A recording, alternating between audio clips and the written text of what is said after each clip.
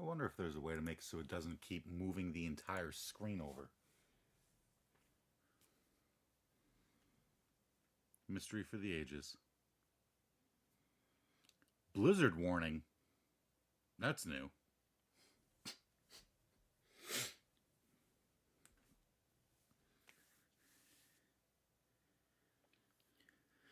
Blizzard warning in effect from 7 a.m. to 10 p.m. Monday. Blizzard conditions expected. Total snow accumulations between 6 and 9 inches. Wind gusts in excess of 40 miles per hour possible, especially along the immediate coast, which is where I live. Impacts. Whiteout conditions are expected with visibilities below a quarter mile due to falling and blowing snow. The greatest potential of blizzard conditions will exist late morning Monday through the afternoon hours. The hazardous conditions will arrive during the Monday morning commute and will continue through the evening commute. Strong winds will down tree limbs and blow around unsecured objects. A few trees and power lines could be downed. The power outage threat is elevated. Well, then it's a good thing that I do not have work tomorrow. My sister doesn't have work tomorrow. We have gas and a generator. We should hopefully be okay. We have nowhere to go tomorrow.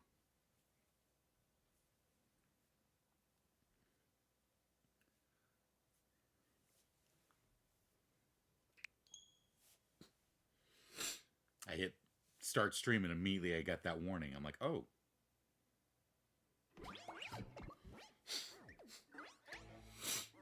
I need Plex.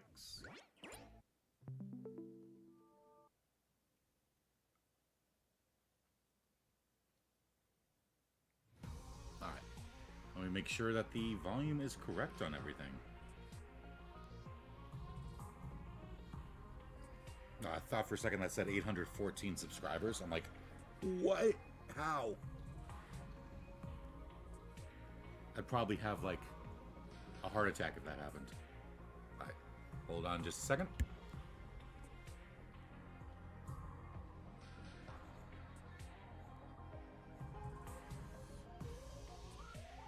Cool. Volume is good.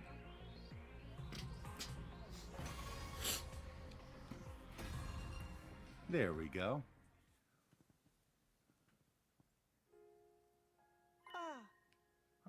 Hello, Hatoshi.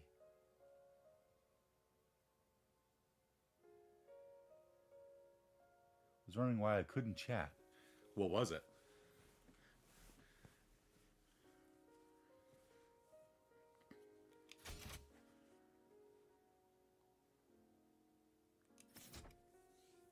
Hello. I've got one warning. Let me make sure. Okay.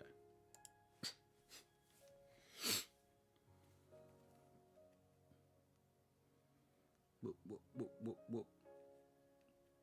Unlock my phone. There we go.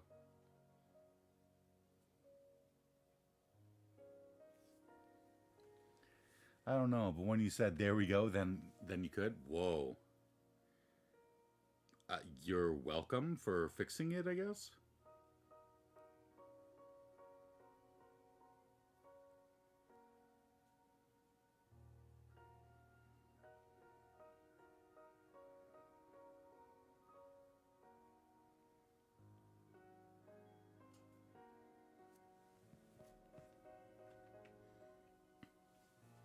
Assuming you did something. Sure, we can go with that. Why not? And there. I finally get the fire started, everyone. I cast fire. We lit a bonfire in the schoolyard as a memorial for all of our friends who had lost their lives in the invader hunt. Closing our eyes, we observed a moment of silence and mourning. Kyoshika, Moko, Kurata, Ava, our fight against the sponsor is finally over. Mother, may you rest in peace. Have no fear. My sister and I will be fine by ourselves. Sorry for making you ingest that poison, Kyoshika. Hope this fire can ease some of your pain. Hello, Koi, and also Claire de Lune. Yeah. It's always Claire de Lune. You kidding? Like, if you got the soundtrack for this game, every other song is Claire de Lune. Thank you for protecting us, Mr. Yakishiji. We're only alive because of you. Thank you for sacrificing yourself to save us too, Shoma. Mistress Hiriko, thanks for deigning to hang out with someone like me. Thanks for being my friend. Hiriko, we did it. You protected us all. If Hiriko hadn't set up the anti-sponsor alliance, we'd all have perished in the invader hunt. Not just her. Everyone else who died after her became lights of hope that guided the 8 of us to where we were now. We mourned the souls of those who had died in this game for many hours. We knew we couldn't mourn forever. We still had a war to fight. Might not stay for long, though. I have a lot of writing to edit. Oh, I bet. Well, you only had like 4 lines that you had to change a little bit. All right, everyone. It's time to dry our tears and discuss what to do for the next battle. Press through the pain and look to the future. Everyone wiped their tears away at my rallying call and looked up. Rip, I'm only listening while queuing up Overwatch. Wow. Ouch. I'm playing second fiddle to Overwatch? Ugh. We got some food and beverages from the cafeteria and began our war council. It was clear everyone was simply trying to put on a brave front at first, but as we ate and drank, we started to cheer up for real. Pretty soon, it was just like old times. The way your festivals are held is truly intriguing. Such a different culture from ours. Dance with me, commune. I'll teach you how we did it back in the Tokyo residential complex. Takumi, we can't let them outshine us. Let's dance till we drop. I'll teach you how to do the lambada. The one with all those sensual hip movements? Yeah. Go dance with yourself. I gotta get my dailies in. Understandable, understandable. Not gonna lie, I've never been to a party like this before. Mostly because I never get invited to cultural festivals or sports meets. With me around, you'll never be shunned like that again. Let's hang out every day and talk about everything under the sun. Brother dearest, I want to play with fireworks. Can we use the Gift-O-Matic to make some? That's my brilliant little sister for you. We'll make the biggest and brightest firework display anyone's ever seen.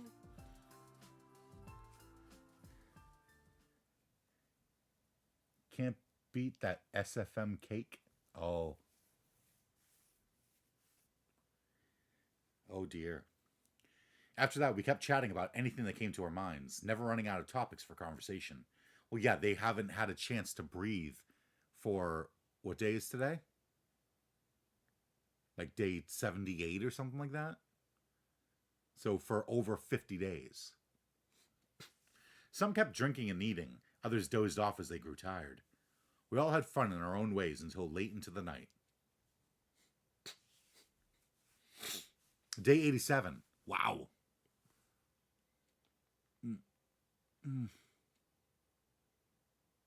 I opened my eyes to a blue sky unfurling in every direction. Oh, that's right. Last night. We talked until it was almost dawn, then decided we wanted to see the sunrise together. It was so nice that I decided to lie down, and apparently ended up dozing off. My foggy brain turned idle thoughts over in my head, and as I got up, I felt a strange presence behind me. Dalsha? I quickly whirled around, only to see something that made me doubt my eyes. What the? Dalsha! Falling asleep all sprawled out in the open like this in the midst of a war. Not the most sensible idea. In the midst of a war. How did Dalsha get into the school? What happened to the alarm? What's going on? I was completely overwhelmed with confusion. Takumi, you're already up? Morning. Oh man. We overslept and missed the sunrise. Huh? Dalsha? Excuse me, but what is with this level of excitement first thing in the morning? Invader! Invader alert! Wake up, everyone! What's going on? How'd you get through without tripping the alarm? Alarm? What are you talking about? As we were debating, the others showed up one by one. How did Dalsha get into the school? Is the alarm down? It's likely he simply walked through the wall of fire. He is invincible by his very nature.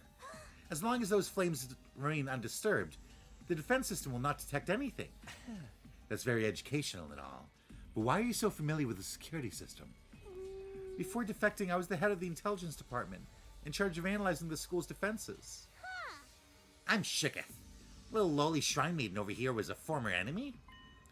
You must be the maiden sage Commune. You have fallen far from the light of God. I suppose you must have your reasons, but know that I will show no mercy to any who makes an enemy of me.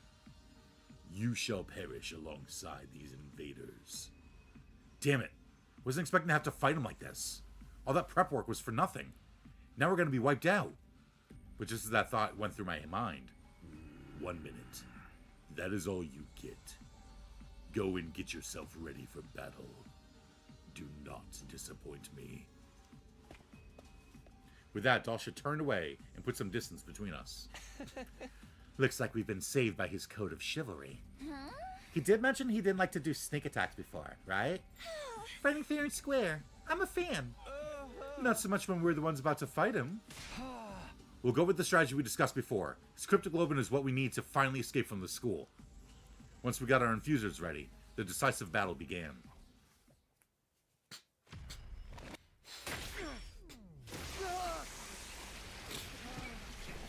Like, how many different variations of this cutscene are there?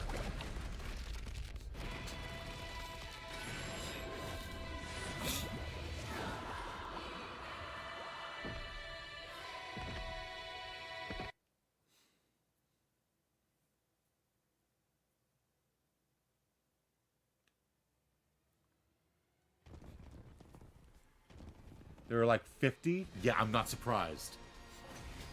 Are they all in the fucking, like, movie gallery? God of the planet. You see all of them from the gallery? Yes! Please lend me thy strength. Blood of my bond, release! Let us begin. Come and prepare to die. I will take care of his invincible defense. The rest of you, stick to the plan.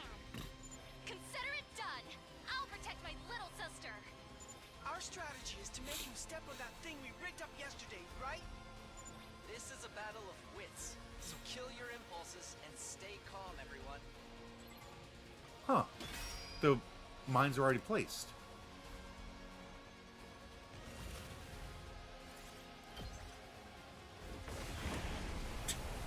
Poison gas.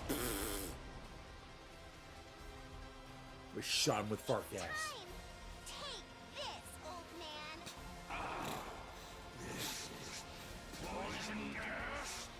The effect of the poison will take some time to set in. Fall back and regroup for now.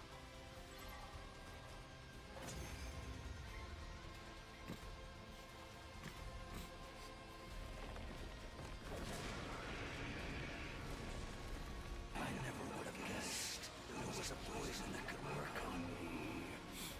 My vaunted defense has come crumbling down. Don't turn tail and run just because your invincibility's gone. We urgently need you to die for us. Now why would I run? I have been waiting to be cornered like this my entire life. I have always fought to die in battle. It would be funny if, like, they don't have any carryover between the different timelines or anything like that. Takumi never... He's always surprised when Dalsha shows up. But it would be funny if the one thing is that Takumi's like, oh yeah, he's super honorable. He's not going to do sneak attacks. He's not going to run away. Like, he is super honorable. He will fight to the death, but he will not try and trick us. Just so we could skip over these conversations every time. It's like the one thing that Takumi remembers between timelines is, oh yeah, Dalsha. Like, he doesn't even remember Dalsha exists. When he sees him, he's like, oh yeah, him. To die? To die on the battlefield is the fate of all true warriors. Do you not also long for the pleasure of an honorable death? Absolutely not. All we want is to live. Life and death are but two sides of the same coin. For you to live, you must put your enemy to death. Now that the time has come, kill me to gain the life you so deeply desire. Yeah, like they didn't even go through the whole thing about the fact that Dalsha is Mervrim's father in this timeline.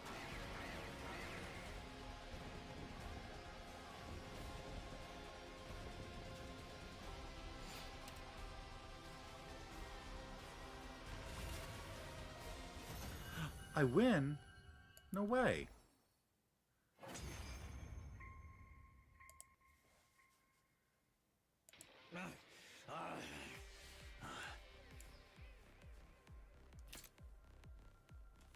So I've lost. The time of my destruction is upon me. But I have no regrets. I die a warrior. I still don't get it. Deep down, doesn't everyone want to keep on living? In this world, sometimes death is more constructive than continuing to live. When I defied that woman, I was ousted from my position as a hero. Imprisoned. I despaired of dying in that emptiness. I am truly grateful you all appeared. Because now I can die on the battlefield as a warrior. Thank you for fighting honorably. You could have massacred us if you'd opted for a sneak attack instead. Yeah. I'm glad you were the last enemy we had to face. It was an honor to have you as my last opponents as well. You are all true warriors. Now, finish me off like the warriors you are, and enjoy your reward of life.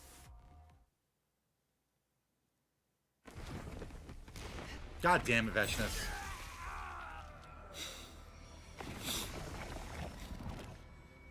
Veshnis.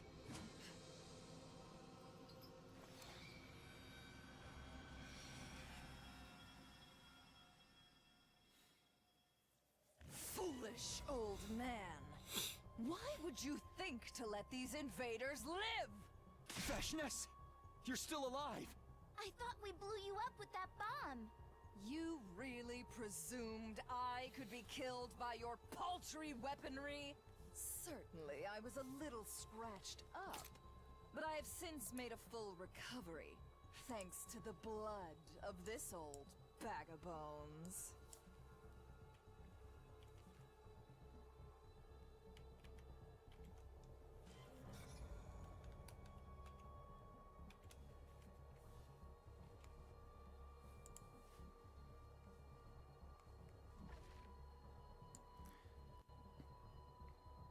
Veshnis spit her words out angrily and crushed Dalsha's remains underfoot.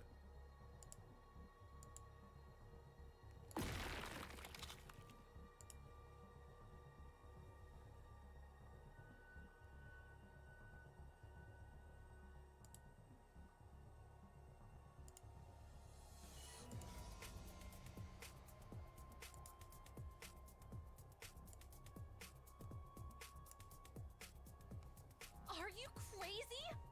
Stepping on your own ally like that?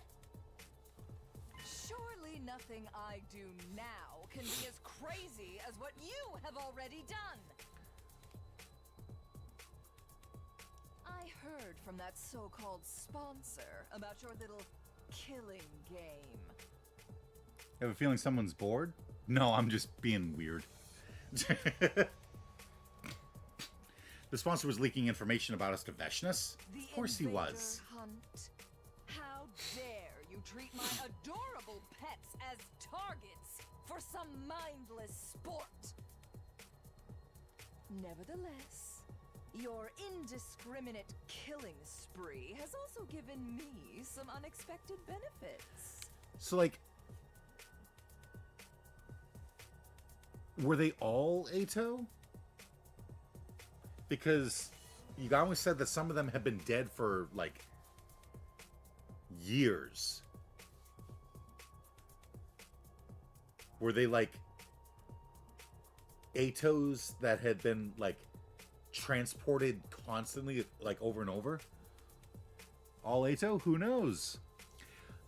I mean, it explained where the bees came from. Like what? Solidarity fostered by hate. You have angered so many people that my army has grown larger and more unified than before. Yeah, I know you know. We are the strongest we've ever been. All of us fueled by an intense hatred for you vile invaders. You, on the other hand, are dwindling in numbers. Our next attack will certainly end in your untimely demise. Just wait. The day will soon come when my army levels this school to the ground. And all of you with it. Wait, so did Ato know about the escape pod? Because in no other timeline has the escape pod been, like, destroyed.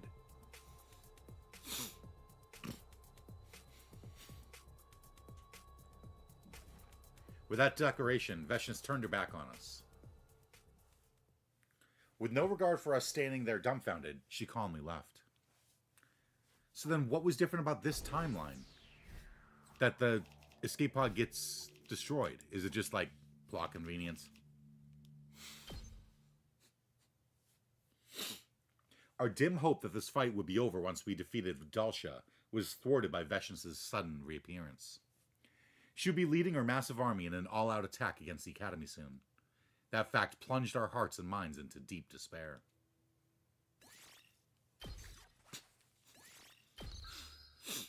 Oh my god, it's gonna be like the third friggin' stream. And I'm finally gonna be able to get past 60 endings. I still can't believe Veshnis survived. Or that her army's grown even stronger. They became serious about taking us out because we were so aggressive during the hunt.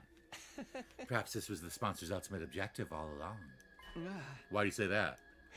They organized a game that made us hunt down every single school invader we saw, knowing all the time that it would foster hatred among the invaders, eventually boiling over and exploding into all-out war. That kind of full-scale fighting is sure to create an astounding number of dead bodies. Aha! So the sponsor gets tons of dead bodies by making both sides take each other out. It's sounding more and more like the first sponsor really was a zombie. We're still playing out the sponsor's script even after they're gone. How big do you think Veshnis' final attack will be? If that side is truly unified, the number of combat organisms would be the likes of which we've never seen before. How can we even defend ourselves against that? And Veshnis is even stronger than Dalsha, right? She did just absorb his cryptoglobin. Yeah, what an impossible game to try and win. Everyone started looking gloomy. Who could blame us? We were all filled with dread. We thought our fight would be over once Dalsha was defeated. But that hope had been turned into utter despair. This couldn't go on. We were being paralyzed by fear. As their leader, I had to do something. Let's talk about our bright future ahead. Well, what's gotten into you all of a sudden? Dwelling on gloomy stuff is only going to make us gloomier. So let's talk about what our dreams for the future are. This is an order from your leader. I'll even start us off. I ignored everybody's confusion and started talking about my dreams. Why is he a better team leader Once we're back on the artificial satellite, I'm going to become roommates with Tsubasa, Yugamu, and Darumi. Why is this the first timeline where Takumi has been like an actually good team leader? And be like, hey, I need to like look out for them and make sure like they're getting gloomy. I gotta cheer them up. We're gonna rent a cheap but big house and live together in abject poverty. Becoming penniless roommates with my friends. That's my current dream. It's a good dream. Oh, wait a second, Takumi. That was my dream. You can't just poach it like that. It just means you and I have the same dream, Tsubasa. Just like we should. You and I are united in mind and body, in more ways than one. Whoa! I do not remember that happening. Stop. Not in front of all these people. Really not appreciating this sudden unsolicited info dump, guys. Wow. United in mind and body. So suggestive. What is it? What is being united in mind and body suggestive of? Close your eyes, Commune. You're too young for this. Yugamu, you're next. What are you going to do when we get back? Any future plans? Dream jobs? Dream job, you say? Ideally, I'd like to do something medicine-related. I think I've taken enough lives. So now I want to use my knowledge about the human body to save lives instead. Like, this is turning out to be an actually, like, good ending so far. Apart from the fact that everyone's dead. Like, I think you make a great doctor. You've already saved my life plenty of times. How about you, Darmy? What are you gonna do? A stupid question. Infiltrating an Arrogate company, of course. I'll start as a janitor and work my way up to becoming... I'll start as a janitor and work my way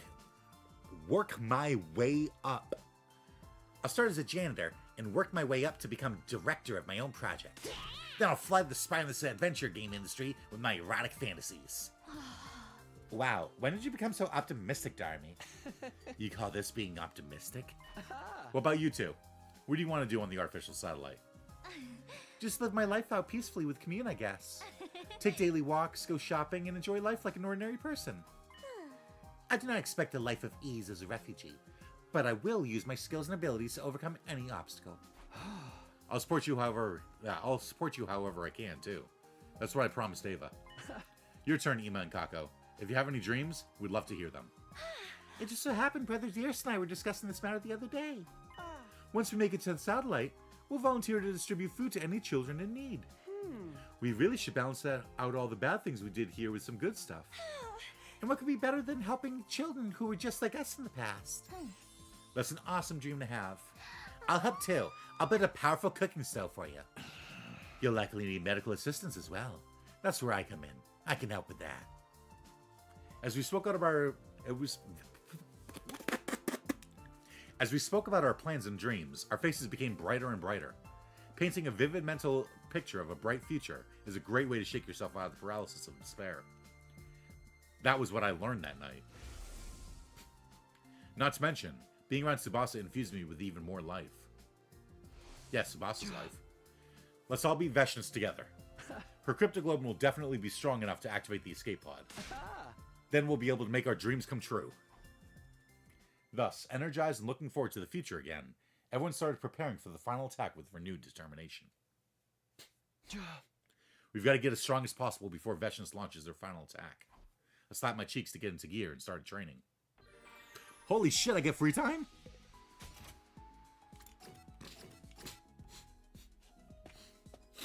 First things first, I want to see which items are left to make.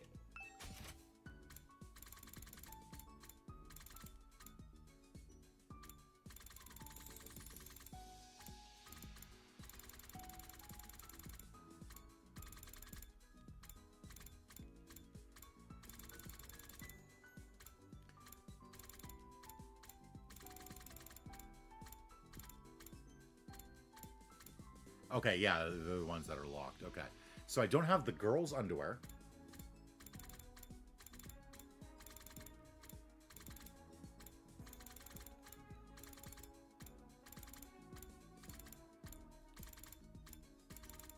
Limousine.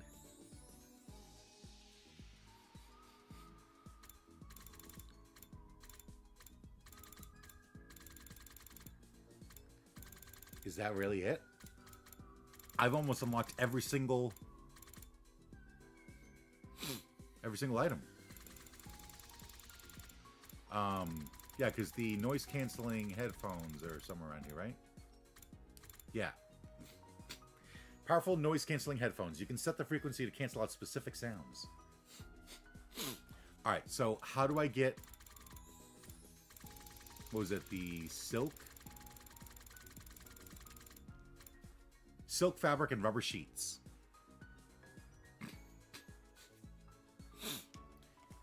Okay, so it has to be in one of these timelines, right?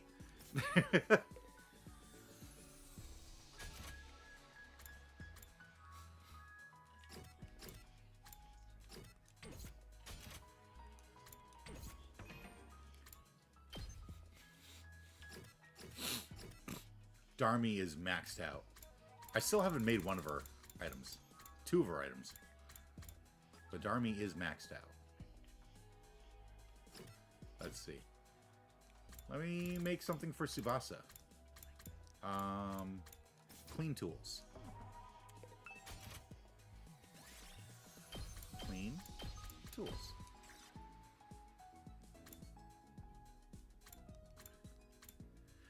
Soothing cream to protect skin from irritation and dirt. A must-have for engineers who work with harsh chemicals. It literally says it's for engineers. Wow! Is this for me? Wow! You have no idea how happy you just made me! Oh, yeah. Did you learn any skills when you were younger, Takumi?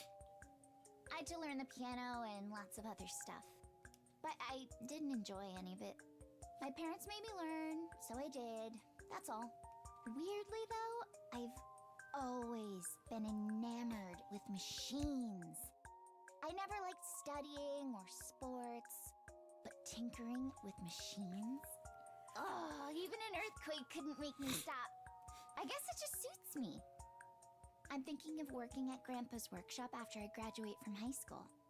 I haven't told my parents yet because I just know they'd be against it. I didn't tell any friends either because they think I was weird. So, I guess you're my first? Don't tell anyone I told you, okay? Shit. Now, Croncy knows.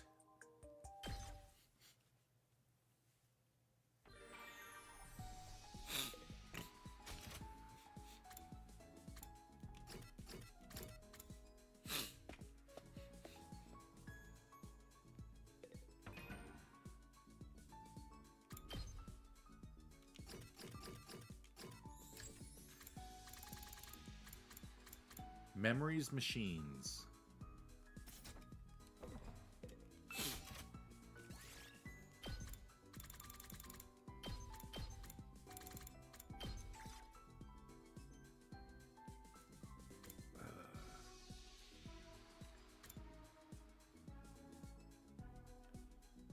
Shit, which one would she want? HD camera? Because then she'd be able to zoom in and take pictures of small parts.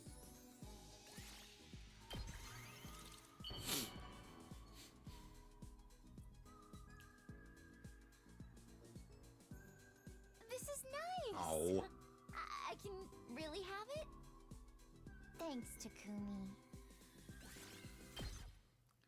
Okay, so she liked it but didn't love it. And she doesn't want more of it. You never know. Well then, good night. Yeah, good night.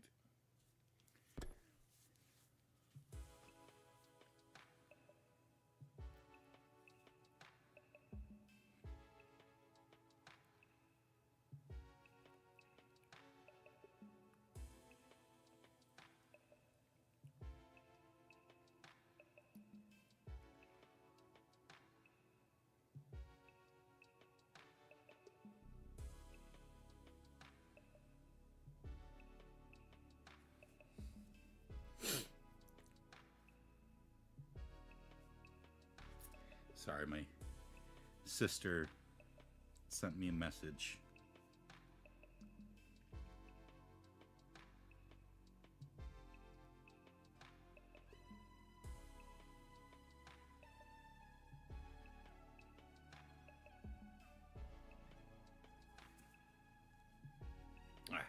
Vestance must be organizing her troops right now. That line delivery sounded like she was trying to be nice, but actually hated. I know.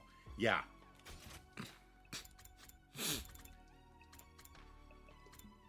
This is nice!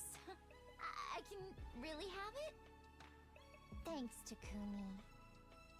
It's like, oh, there. This is nice. It's okay. You really don't need to give it to me. The upcoming final attack was causing me a lot of anxiety. But it's fine. We can beat them. We survived the invader hunt. Vestance has nothing on us. We can do this. We can beat them. I chose to believe in our ultimate victory. After all, we had nothing else to fall back on. So, she probably wants the Polaroid camera?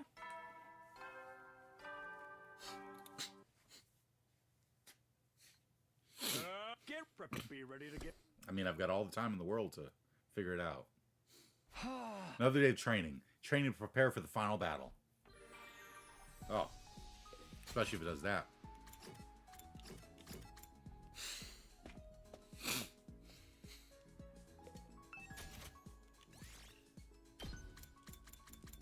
Memories. Machines. Old school retro film camera. Vibe Digital just can't capture. Includes developing stuff for experts. Or a camera that instantly prints out photographs taken, write the date and a brief remark on the printed photo to turn into a unique memory. Okay, no, she does not like that much, so it must be the film camera.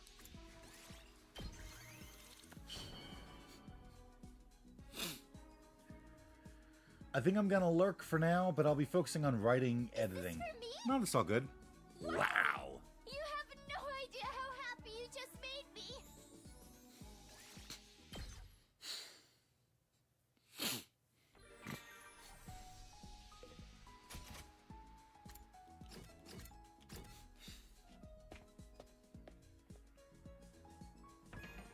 Alright, let's see. What else does she want?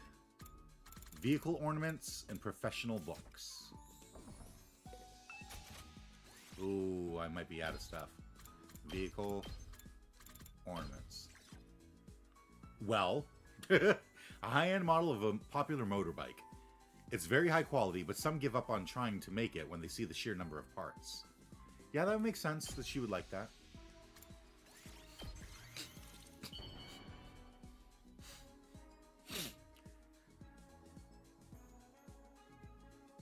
Is this for me? Wow! You have no idea how happy you just made me. I was about to say something too. Oh, I still remember in Route Zero when I was like so worried about, am I going to be able to get my grades up high enough? Am I going to be able to make enough gifts to like make them like me? Like, am I going to be able to get my grades high enough? Am I going to be able to make these items? And I was like, there's times that I sleep because there's nothing to do.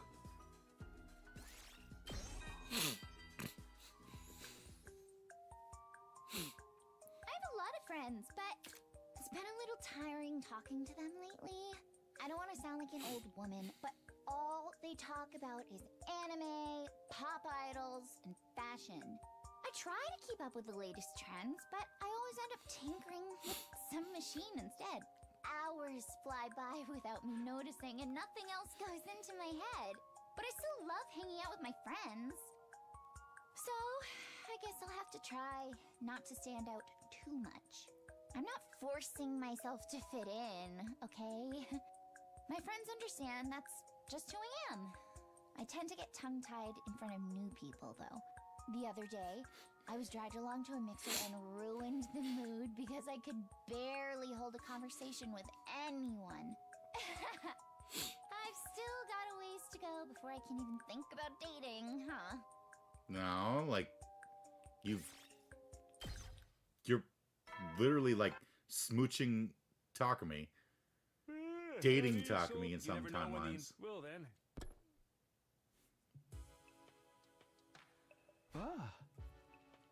Vestness didn't show up today either. Perhaps it's taking her longer than expected to get her troops in order. Well, that's good news for us. The later she and her army show up, the more time we have to prepare. It's okay. It's going to be all right. We can do this. We can beat them. I repeated my mantra to myself over and over as I got into bed. It was all I could do to live each day, clinging to the belief that we'd be victorious in the end.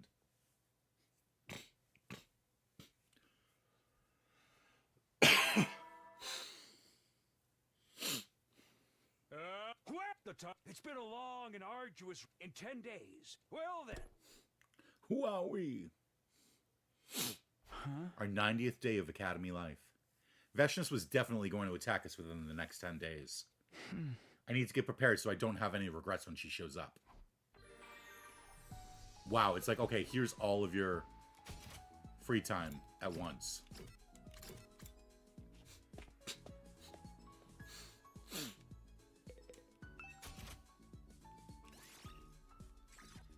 Professional books, that was it.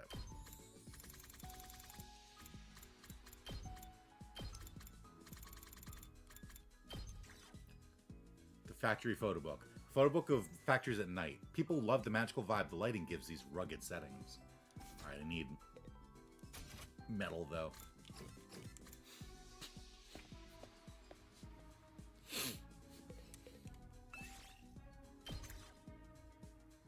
God, that's so sad.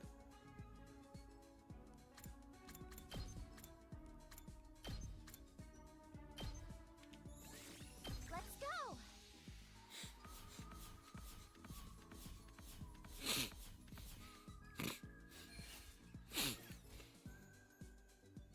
Oh, it gets rid of any boosts if you do a simple exploration. You never will then. Another day with no attack. This must be what the calm before the storm is like. It still doesn't feel like the cusp of a final showdown. Just come on and try it already, Dveshness. You're going to lose.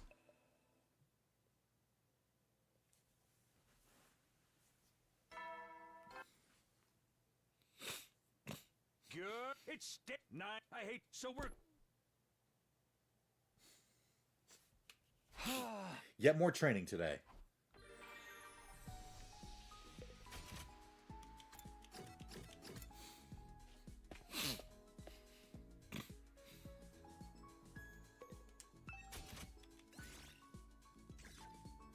Actually, should be here at the bottom, right? Yeah.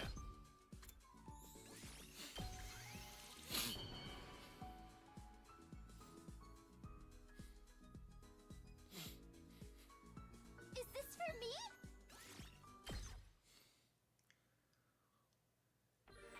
Well, now I just got to give her stuff that she's already gotten.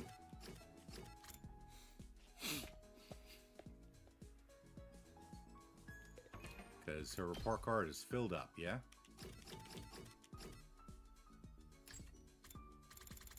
Yep. Alright.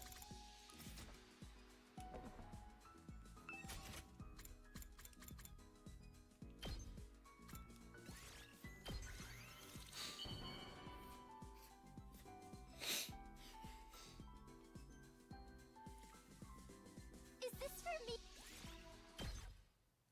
Oh, we get a full 5 affinity. Huh. At ease, soldiers. It's time to hit the hay. You never know when the invaders might attack, so rest up while you still can.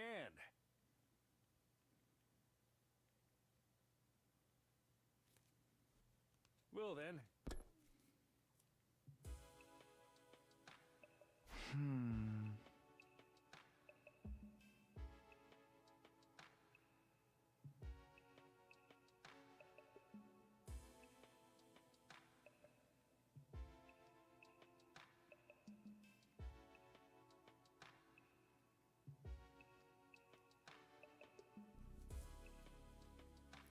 Everyone's gotten a lot stronger in the last few days. If we keep going like this, the invader army will be no match for us. With that thought in mind, I started getting ready for bed. Just then. I thought it was going to be Voix Voix. Who could it be at this hour?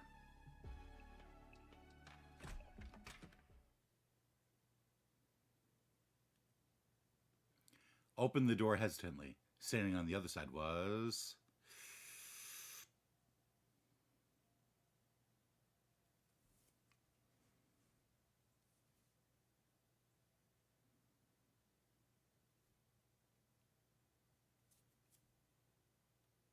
Tsubasa, I think.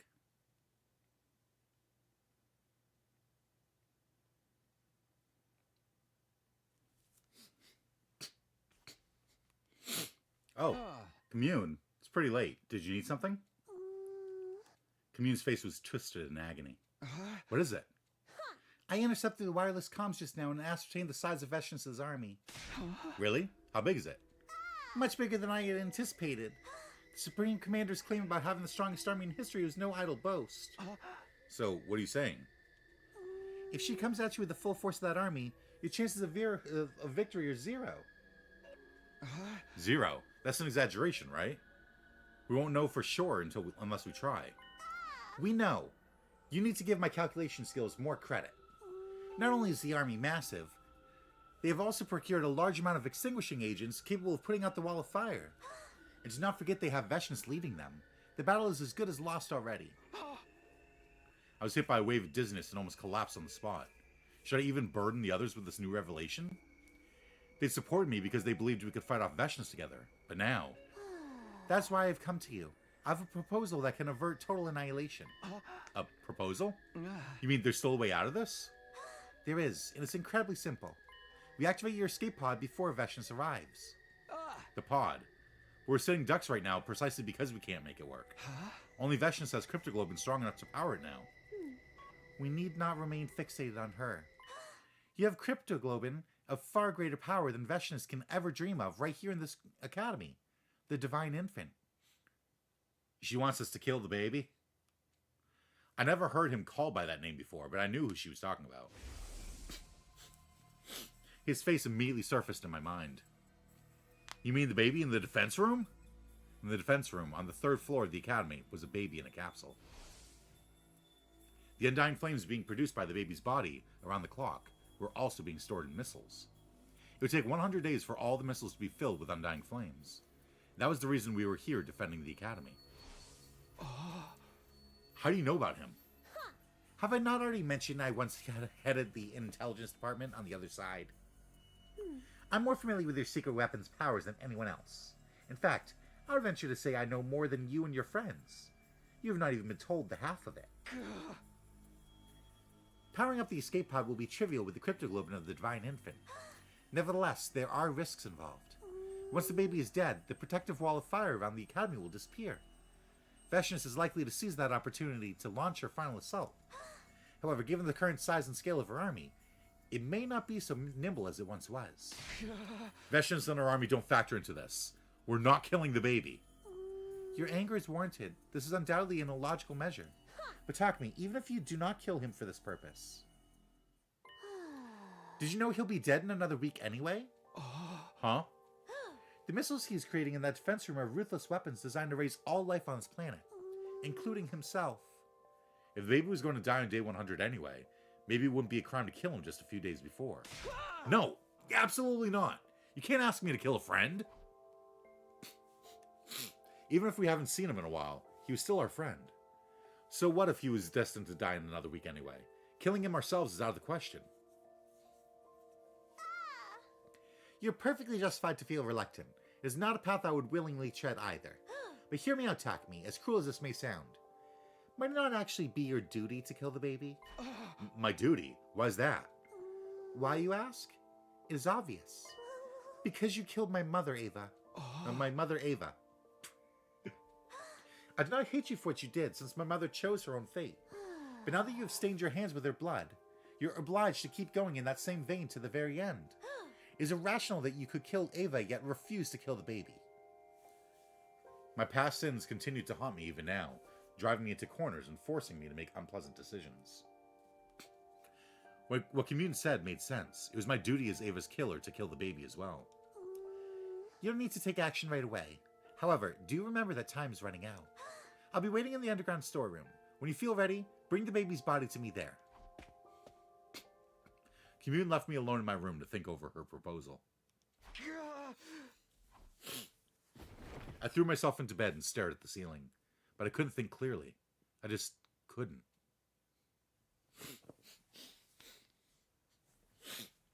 Well, if we do it before the day 100, then we don't have to worry about the defense mode, right? Get prepared, be ready to... I laid awake in bed until morning, unable to sleep. What I needed to do was simple enough. I had to kill the baby. That was it. Go into the defense room, kill the baby there, get his Cryptoglobin. But could I really do that? Morally? We hadn't seen him in a while, but he was still our friend. I felt a sudden, desperate urge to see the others. Imagine this is like a long con by Commune. I got up from bed and started to wander around school in search of my friends.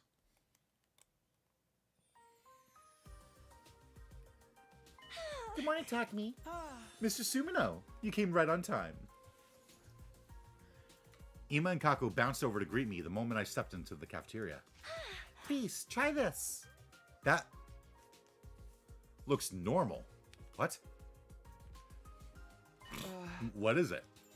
A special kids' lunch my dear sister and I came up with. I want to make something like this for the street kids. Once we get to the artificial satellite. Feeding hungry kids on the streets is going to be our way of atoning for what we've done.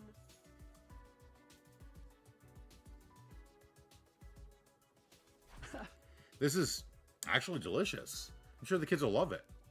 Considering how adventurous the twins had always been with their cuisine, I was surprised that this attempt at a more conventional dish. They were serious about what they said, and were already working toward it.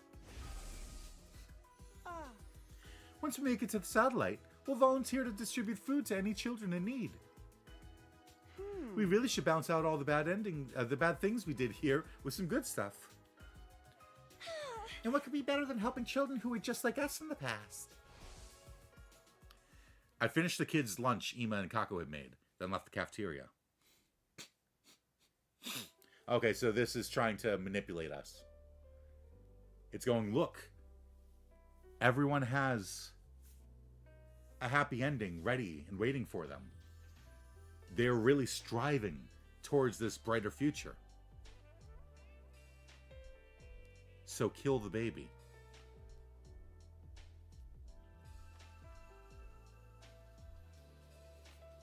I peeked into the library to find Yugamu poring over a stack of books on the table.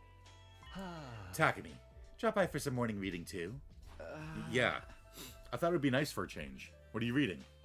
Medical books related to biology. I'm going to relearn everything from the basics. How else can I become a good doctor, right? You weren't joking about the doctor dream, huh? Dream job, you say? Ideally, I'd like to do something medicine related. I think I've taken enough lives. So now I want to use my knowledge about the human body to save lives instead. Yeah, I'm retiring from the assassin business. I'd already resolved to do it the day I made Kyoshika take that poison. Next time, I'll be on the life-saving side. It's the only way I can atone for what I've done. He turned back to the medical book solemnly. Yugamu was already making plans for the future. I didn't want to distract him and headed out of the library. Darmy was typing furiously on a keyboard in the war room. What? Oh, it's just you, Takumi. I'm busy writing. Talk later. Writing what? A novel? A scenario, you silly goose. Remember I said I'd make the best eroge in the world? What a stupid question. Infiltrating an eroge company, of course. I guess it would be eroge, but... I'll start as a janitor and work my way up to become director of my own project. Then I'll flood the spineless adventure game industry with my erotic fantasies. I always thought I'd start working on it after getting back to the artificial satellite, but I can't stop this momentum now. I've been so caught up I've already pulled 2 all-nighters in a row. Darmy's eyes were shining with life. I could hardly believe this was the same girl who was frequently talking about killing herself only a few days ago. I'm glad to see you're so passionate about it, but why the sudden urge to start now? Because this is really the only thing I can do. My whole life's been a steaming pile of crap. Crappier than crap. Then one day it dawned on me. Maybe I can write something that touches the hearts of those whose lives are just as crappy as mine. Maybe my story can even be something that brings comfort to others. Then I'd be just like Mistress Hirako. Darmy. Darmy was trying her best to carry on Hirako's legacy in her own way. Her legacy of saving others. I watched Darmy hammer away at the keyboard for a while longer before leaving.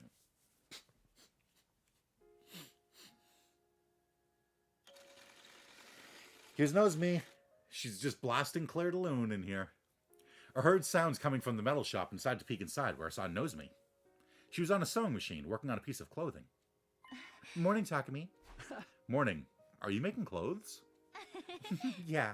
I was thinking of making Commune some street clothes. That priestess dress doesn't look very comfortable. You're really stepping into your big sister role, huh? Nozomi was always so tense before, but now she seemed completely at peace with herself. I intend to do for Commune everything my mom couldn't do for me. I'll cook for her every day. Dress her up in pretty clothes. Go out together. And also... Oh, so many things. I just can't wait to get to the artificial satellite. To Nozomi, Living a peaceful life with family was what happiness meant. I watched her work on the dress for a little while more, before taking my leave.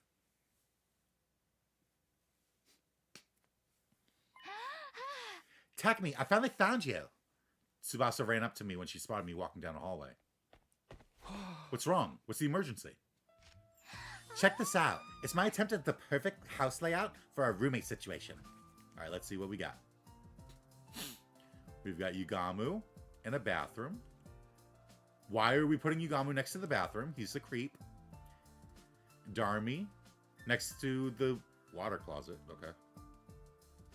The TV and the sofa. The kitchen. Tsubasa's room with a little hallway. And then Takumi's room. Oh.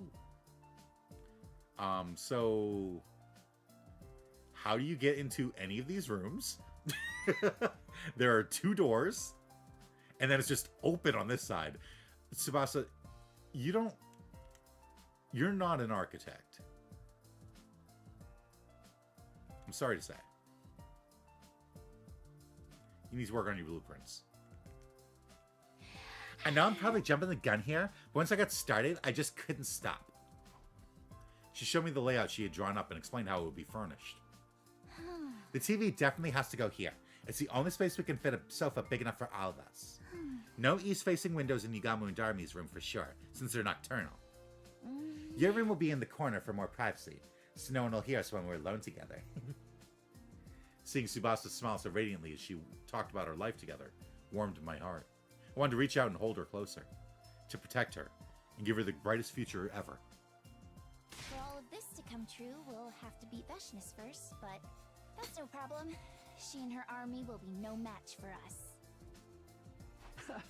Yeah, we'll make it happen, one way or another.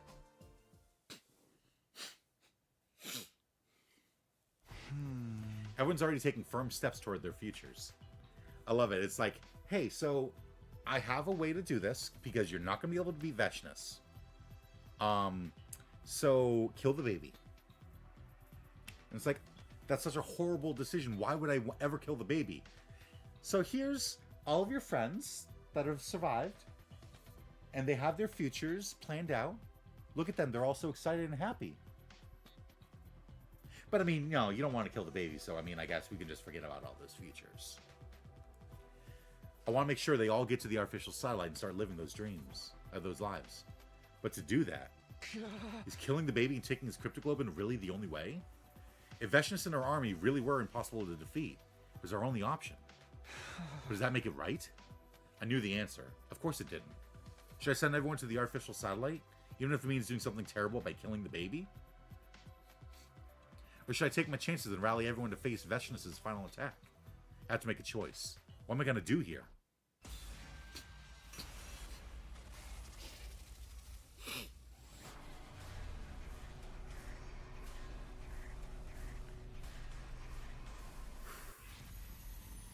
Okay.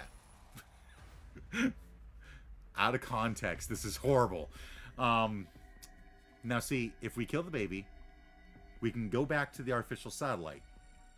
But humanity's going to be pissed at us, because that means that the missiles aren't going to kill all the Futurans. If we don't kill the baby, then the missiles will be filled back up, but we might die and not realize our futures.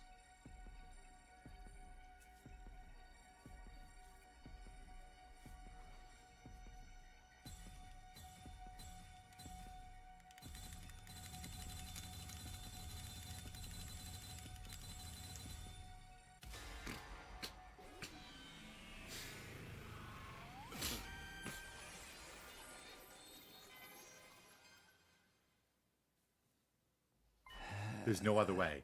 I have to kill the baby. It was my responsibility as leader to ensure everyone made it to the artificial satellite safely. For that to happen, I had to stain my hands with blood one last time. But I can't do it now. Someone was bound to notice me walking into the defense room in broad daylight. I don't want anyone to see me doing this. I decided I would do it secretly in the middle of the night, away from the watchful eyes of others.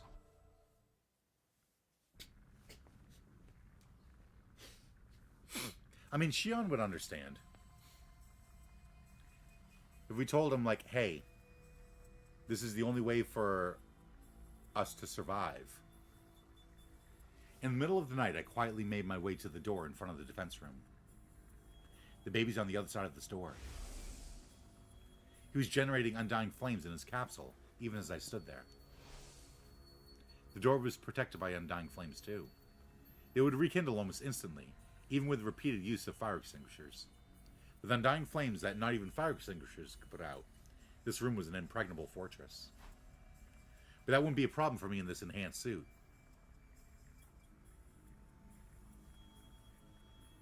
That's true, because the flames are made of hemoanima. So you could walk through those flames anytime as long as you've got this suit. The suit Hiroko retrieved for us at the cost of her life, and the suit Eito left behind. Commune combined the materials of both to create an enhanced suit that could even withstand the heat of undying flames. If the undying flames can't hurt me, this door is no longer unassailable. And this hydraulic hammer should be more than enough to break it down. Guys. Guys, I'm going to get us what we need.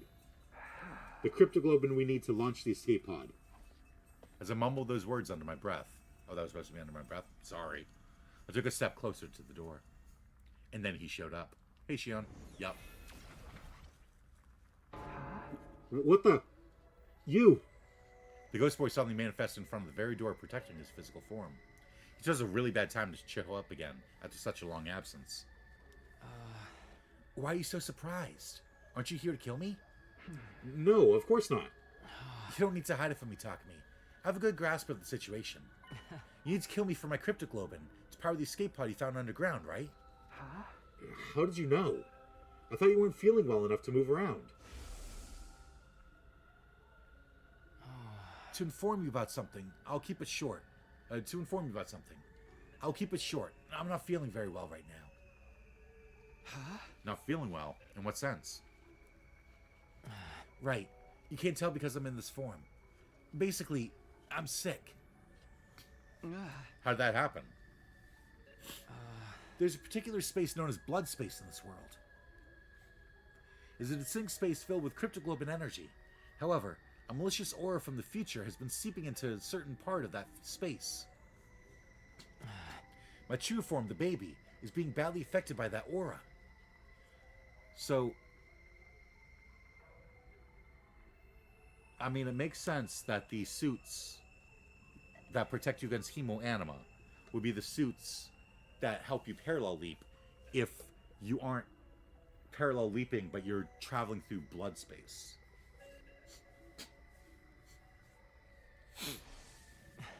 This may sound strange, but the blood space corruption was purified a little while ago, and I suddenly recovered. For the last few days, I've been going around school every night to gather information and figure out the reason for my sudden recovery. That's when I saw you discussing my assassination with a girl I'd never seen before. He heard me talking with Commune? You're talking about whether or not you would kill me. I've been watching you since yesterday to see what decision you'd end up making. And as I expected, you decided to kill me. So, you're here to stop me? I wish I could. After all, who would want to die right after recovering from an illness? Unfortunately, my powers are useless against you. Undying flames have no effect on that strange suit you're wearing. That's why you wore it here, right? Looks like my guess was correct. I'm powerless to stop you from committing this crime. Suddenly something happened to the undying flames protecting the door. They completely vanished. Did you do that? But why? It's pointless to fight back. I decided to accept my death gracefully. Go ahead and kill me, Takumi. It's okay. The escape pod needs my cryptoglobin to fly, right? You're willing to die to help us? All of you have been fighting so hard to defend my body from the invaders, after all. It's only right that I do something for you in return. I was touched to my core by the baby's kind-heartedness. Now we could go to the artificial satellite without fighting Veshnas. But I need you to promise me one thing. What is it? I don't mind you using my cryptoglobin to power the escape pod for the others, but... You can't get on that pod, Takumi. What? Why not? Think about it. Think about everything you've done. You killed Eito before he even did anything on day 2. And now, you're trying to kill a defenseless baby. Oh my god. They're really still trying to guilt us about killing Eito. You're dangerous. Letting you on the satellite could cause trouble for a lot of people. So I want you to die with me, here on this planet. Seemed like the ghost boy had gotten the impression I was some kind of heartless serial killer. But who could blame him? I'd killed a lot of people, and I was trying to do the same to him. If you promise me you won't take the escape pod to the artificial satellite, I'll give you my word. I'll let you use me as fuel without any resistance. Did I want to stay behind on Earth by myself? Of course not. I had my own dreams, and I wanted to see how the others fulfilled theirs as well. I couldn't bear to accept this condition, but... Alright, I promise. I won't get on the escape pod. I'll stay here. I made a promise I didn't intend to keep. The baby would be dead by then, so it wouldn't matter anyway. That's a relief. My life won't have been wasted if I can take you down with me. He sounded truly relieved when he said that. A moment later, he vanished. I just can't seem to get away from the bad guy role. Communicating directly with the person I was about to kill only added to the weight of my guilt. But there was no time for hesitation. It was time to carry out my final murder. Yeah, I kind of felt like this was the wrong choice, but I figured I'd try this first because I'm on day 93. And then I'll go back and I'll actually, like, because we can probably take down Veshnas. It's not that hard. It was time to carry out my final murder. There was no need to stay in the suit now that the Undying Flames were gone. I took it off and transformed into my class armor instead. Then I started breaking down the door. Without the flames to protect it, it didn't stand a chance. Slowly but steadily, the door began to crumble under my attacks. The damage grew heavier and heavier. Until, at long last, it was completely destroyed. I dashed right into the defense room without stopping.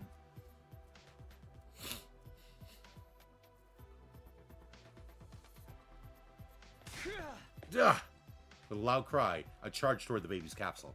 I had a strong feeling my guilt would paralyze me if I hesitated for even a moment. So I just kept running with all my strength. Ah! Don't stay calm. Get agitated. Throw out all your common sense. I kept repeating those words to myself as I raised my sword and, with a racing heart,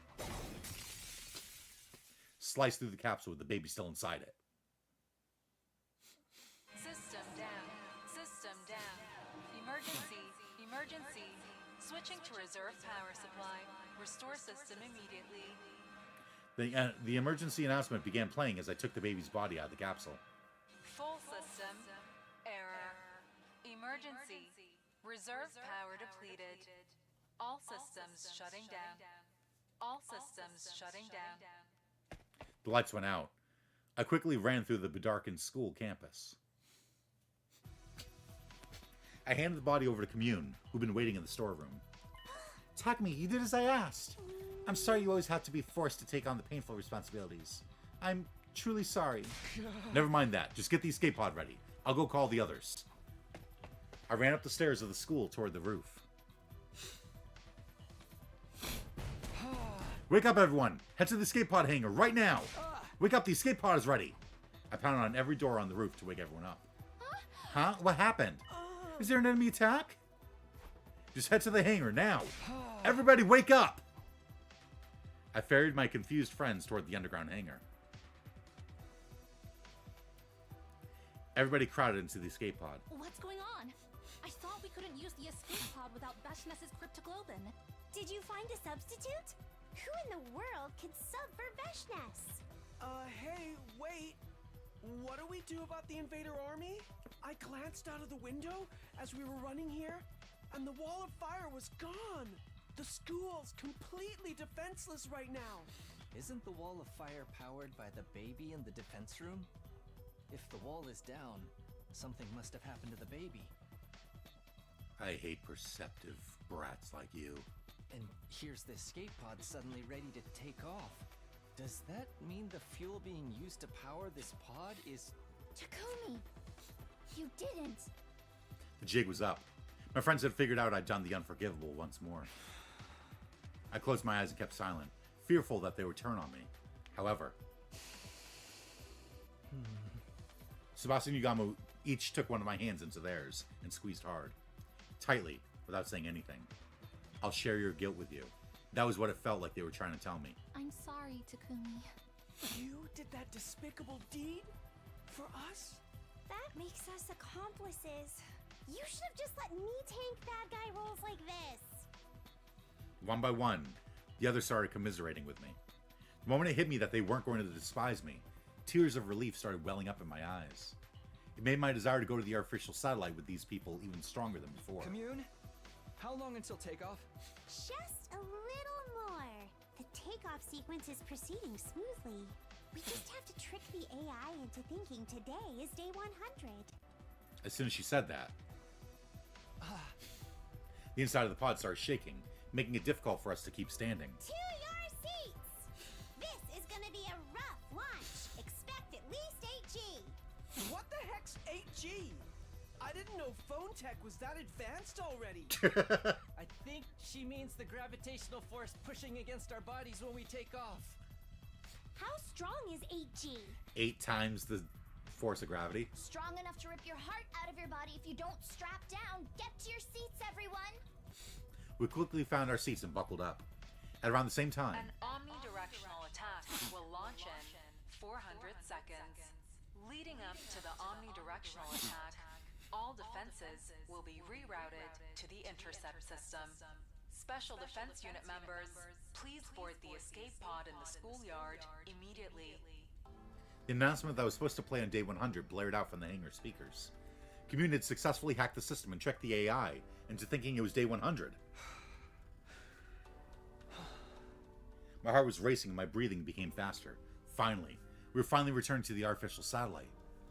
All our dreams were going to come true. I want to make something like this for the street kids once we get to the artificial satellite. Feeding hungry kids on the streets is going to be our way of atoning for what we've done. Next time, I'll be on the life-saving side. It's the only way I can atone for what I've done. Maybe my story can even be something that brings comfort to others. Then I'd be just like Mistress Hideko. Okay, you don't get a voice line. I intend to do for Commune everything my mom couldn't do for me. It felt like so long. Yes, but everything is over now. Once the next announcement plays, this pod will be ejected to the schoolyard. After that, it goes directly to the artificial satellite. An omnidirectional attack will launch in 390 seconds. I just realized, doesn't Takumi have a gi? As the second announcement played, the shaking in the escape pod became even more intense. It's finally time! Let's go! Special Defense Unit members, please board the escape pod in the schoolyard immediately. To outer space we go! Wow! I'm actually starting to get excited! An omnidirectional attack will launch momentarily. It's over, Takumi. Yeah. It feels like it's been a really, really long nightmare. Something's gonna happen. They're dragging this out too long. Please depart immediately after boarding the escape pod. This long and hellish nightmare of ours was finally ending today.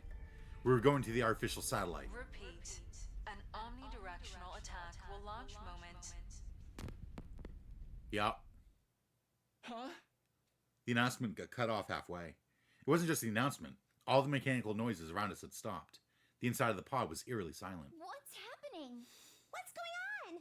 We out of power? Has the takeoff been reset? Commune, what is this? I don't understand. Why was the takeoff aborted at this stage?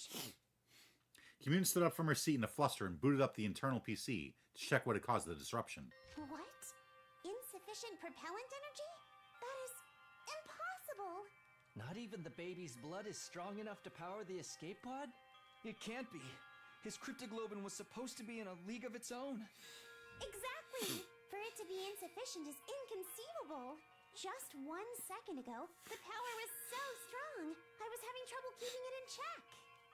Commune kept staring at the screen, completely stunned. The energy in the propellant keeps going down even as we speak. It's almost as if Someone's draining it. it's deliberately refusing to allow us to take flight.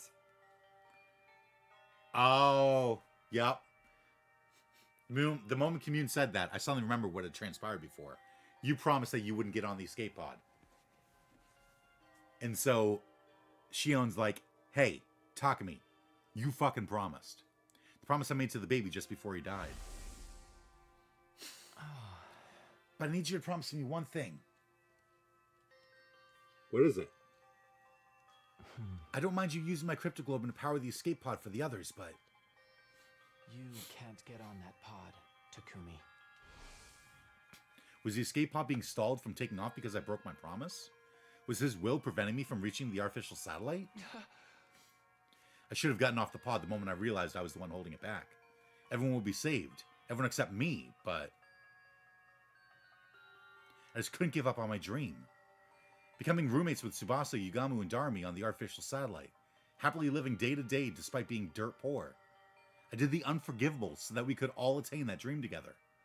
Killing all those people would be for nothing if I died here. I couldn't bear to get off the escape pod.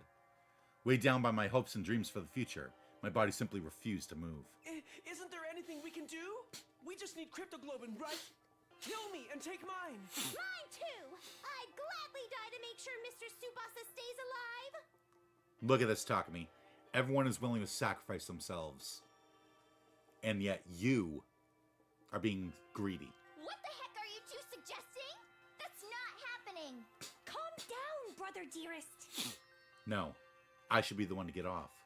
A leader shouldn't cling to life so disgracefully. It was my duty to sacrifice myself and save the others. Get off. Get off, get off, get off, get off, get off! Get off the stupid pod, Takumi! But I still couldn't muster up the resolve. The thought that I'd never see my friends again paralyzed me. Nozomi, Ima, Kako, Darumi, Yugamu, Commune, and... I would never see Tsubasa again either. The announcement alerting us that time was up echoed through the inside of the pod. Intruder alert. Intruder alert. Unauthorized personnel detected on school grounds. Defense mode initiated. All available troops prepare for battle immediately. Veshnius must have mobilized our army to attack the school after noticing the wall of fire had disappeared. There's no time for us to escape anymore. Our big gamble had failed. All because I shamelessly tried to survive alongside the others. We quickly rushed out of the pod to take on Veshnius and her troops. The invader army wasn't as large as I had imagined. Veshnius must have organized her troops in a hurry to seize the window of opportunity while the wall of fire was down. We were more or less evenly matched with their hastily thrown together squad. Invaders came swarming into the school from all directions, and all we could do was kill. Kill, kill, kill, kill.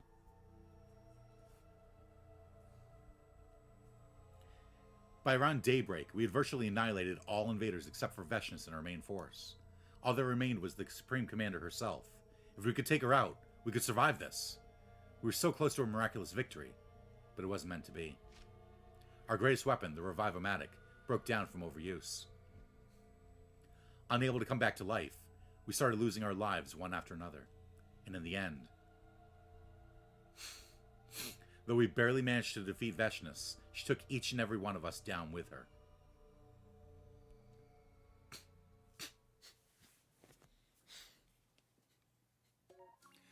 Now see, my choice was to kill the baby, not to be a fucking asshole about it.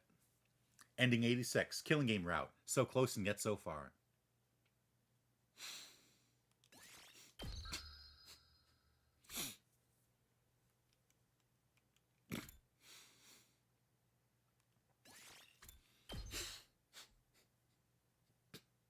Okay.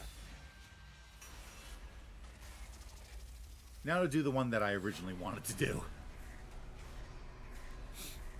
Like, we are fully maxed up. I think we can handle the fight.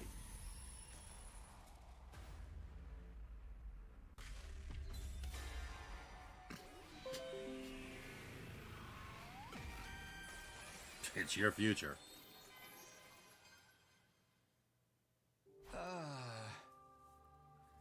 No, I can't kill the baby. Killing him wouldn't lead to anyone's happiness. That was the hard lesson I'd learned during my last 100 days here. I didn't want to make that mistake again. I had to let Commune know my decision. I head to the underground hangar where Commune was waiting. You want to face Veshness head on? You do not know what you're talking about. I've told you, your chance of victory is practically nil. Hey! I know it's going to be ridiculously tough, but I'm still doing it. If it has to end here, I want to at least do it on my terms.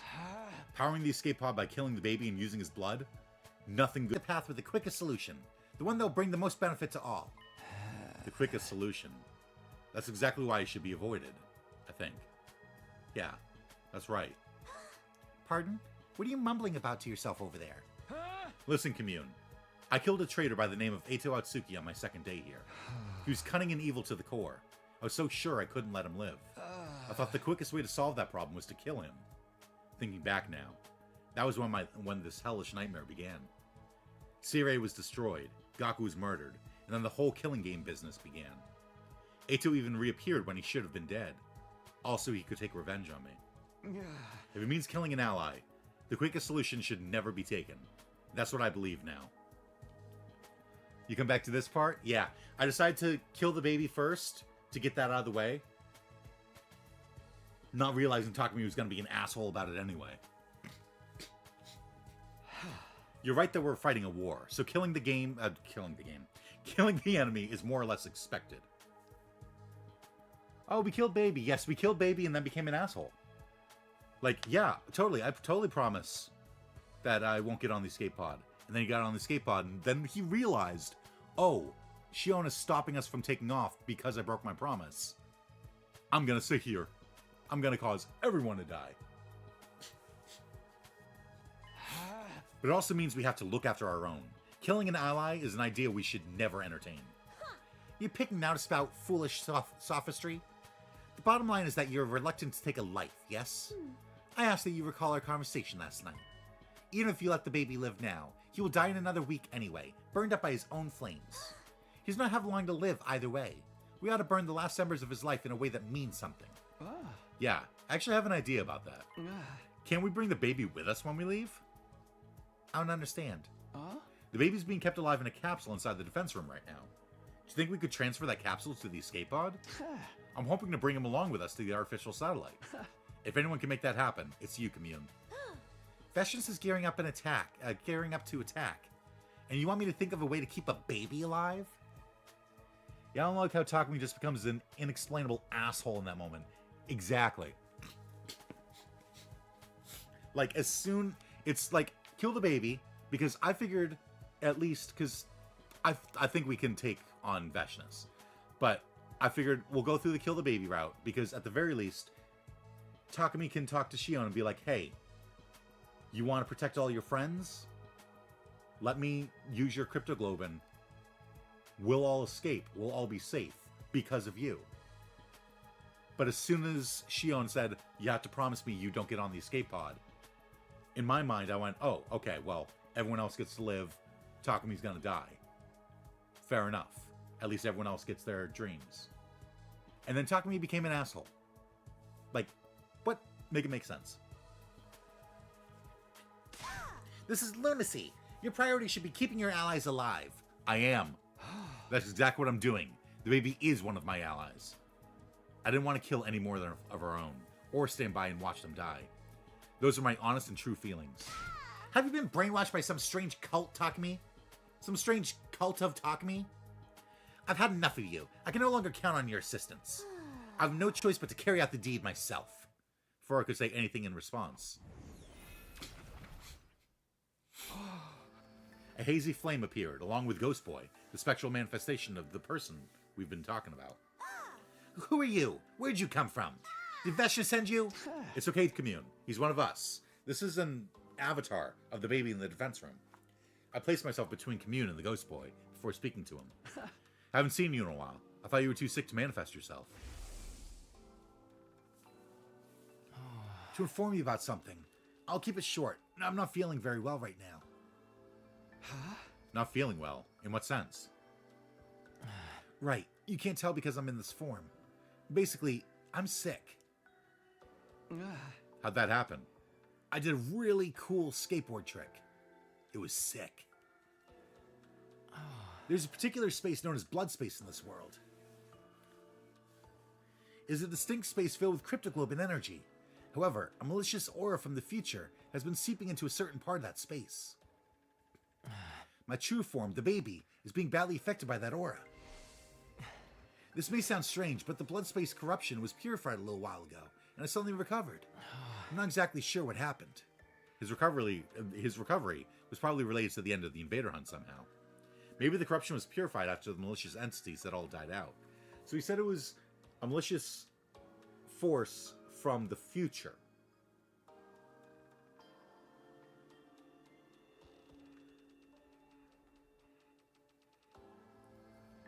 Is Takumi not the only one that can travel back in time? Because that would also explain how some of the bodies have been dead for like a decade. If they were from a decade in the future.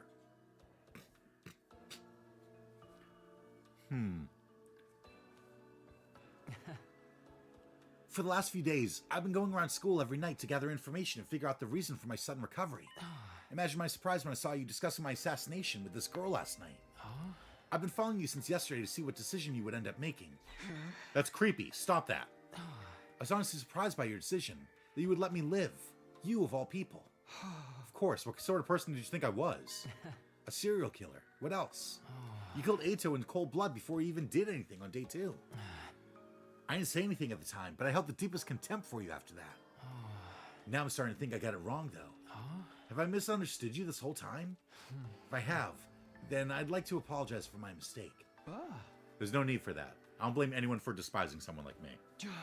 But I think I've grown as a person. I've become more human-like in the last 100 days. Growth. Something a perpetual baby like me will never get to experience. Not yet, maybe, but there's always time for that in the days to come. You can do all the growing you want on the artificial satellite. What? Can I really go with you? I haven't done anything to really contribute to the war effort. It feels too optimistic for me to be recognized as an ally at this stage. Then do something about it. Join us in the final defense battle as a fellow soldier. How about that? The number of invaders we have to deal with is beyond imagination. We won't be able to handle them on our own. Hey, look at that. Shion, for someone to be a serial killer, they have to have killed 3 people. Takumi's just a plain old simple murderer. I mean, he did kill all those, they say they were humans. I still think that they're Futuran, like, refugees. If you join us, our chances of victory will be higher than before, even if it's only by little. Isn't that right, Commune? Do not be absurd. A single soldier won't be enough to make up for the sheer difference in numbers. All they have to do is bulldoze their way in and it's game over for us. There's really that many of them? Any way you look at it, it's a world-ending number. Okay. Then how about this? I increased the strength of the wall of fire to block out as many of them as possible. Huh? You can do that? I've never tried, but it should be possible. The blood space is overflowing with energy right now. When the malicious aura was purified, clean energy took its place. If I infuse that energy into the wall, then just maybe. Commune, if the wall becomes stronger, will that give us an advantage? Yes, the number of enemies that can make it through the flames at any one time will be greatly reduced. If we can split up the army, bottleneck the troops' advance, it will greatly improve our chances of victory. We'd stumbled upon a path to victory completely by accident. The baby had been the final piece of the puzzle. Very well, Ghost Boy, do not delay. Start increasing the strength of the wall right now. If the strategy succeeds, I'll make sure your physical body gets to the artificial satellite if it's the last thing I do. Yes, of course. I'll give it my best shot. I forgot those guys. What, the invaders? Or, oh, the Futurans.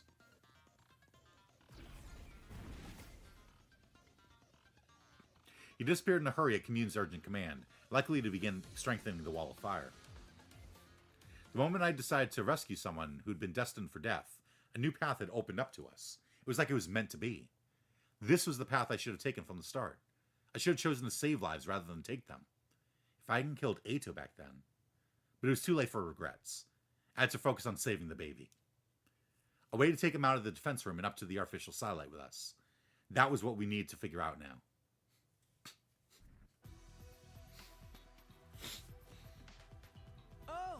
Let me see if I've got this straight.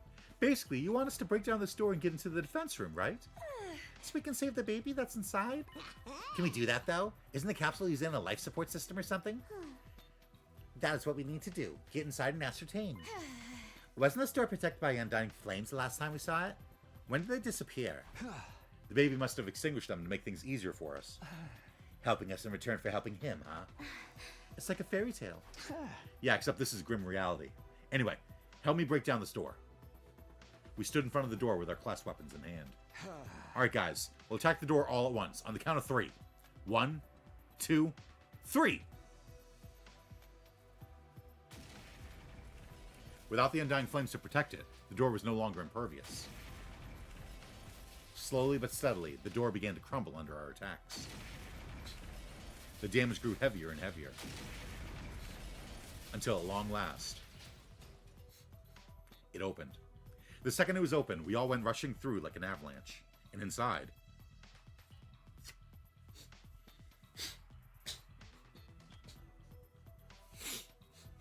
the baby's capsule was in the deepest part of the room. Let me see. Yes, if I modify the capsule to be self-sustaining, we need only take it into the escape pod with us once Veshness is defeated. It'll be a complicated operation, but I can count on everyone's full support. Can I? That day, all of us joined in the effort to modify the capsule so that we could keep our promise to take the baby along with us.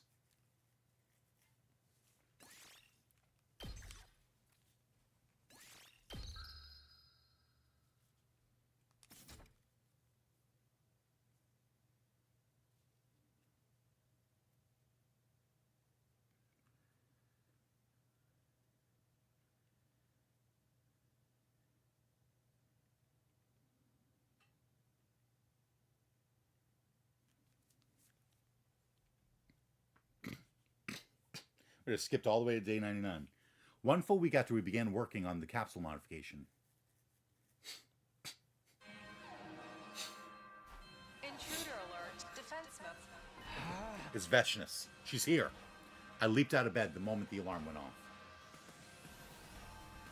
The big moment was finally here. Veshness had led her massive army here with the goal of completely wiping us out. I ran over to the war room at full speed.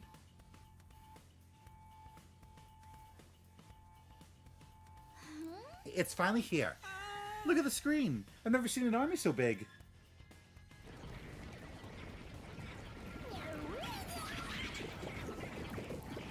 That's the same size army as usual. Even so, this is not as large as I had anticipated. Strengthening the wall of fire worked. The baby has kept his promise to us. Modifying his capsule together was worth the effort. I don't see Veshness yet, though. Probably hanging behind, leaving all the dirty work to her soldiers. Classic final boss move. That works for us. We'll take out as many invaders as we can before she shows up. We should get going. Take care of things while we're gone, Commune. Be sure to return safely. Defeat is not an option today. Shh, don't call out the cutscene for not having changed. They changed the fucking, like, infuser scene for any possible change. Like, why would they not just add a couple more models in there? Someone like that can't possibly beat us. We'll be back, and we'll make our dreams come true together. Here we go. For the final time. Special Defense Unit, move out!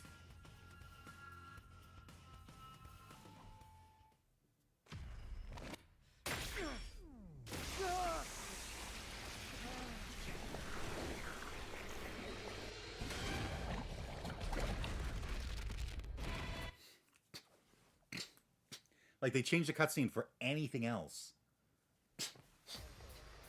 Like, how many different... Oh, we just have the gold guards here, huh?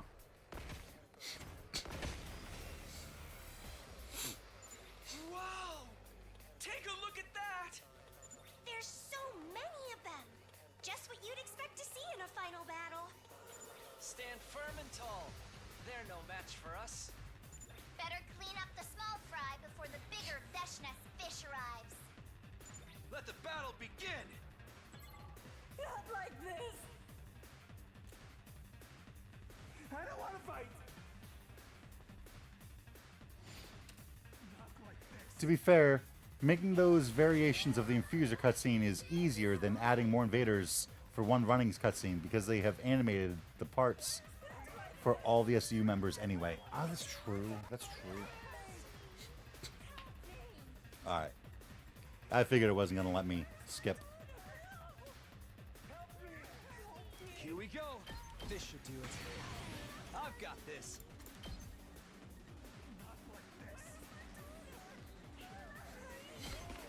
Take this! All right, my turn.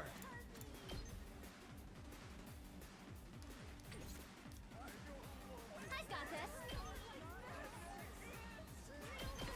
All good. Oh, good. Let's go.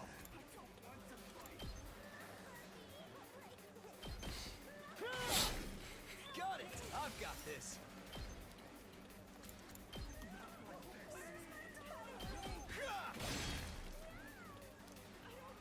I'm prepped and bred and good to go.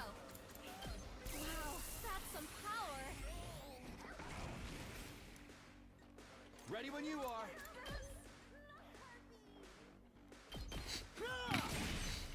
All right. It's just matching them together and changing the final scene's layout. Yeah.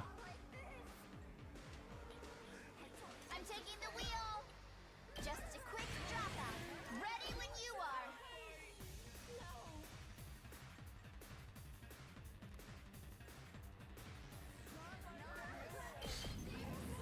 How's this? Leave it to me. Watch out. I'm taking the wheel. Take this. We did it. Good to go. Here. Got it.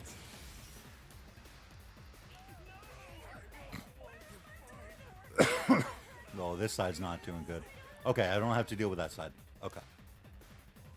Right, because I only have like 7 people left. I'm good to go. I can't wait.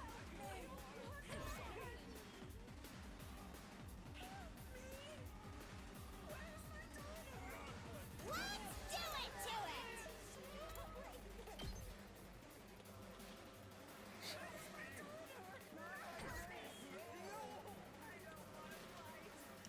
Here we go.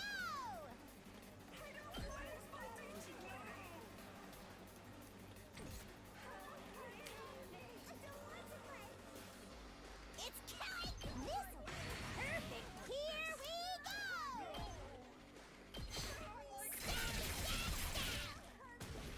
Fine. I don't want to fight. I don't want to fight.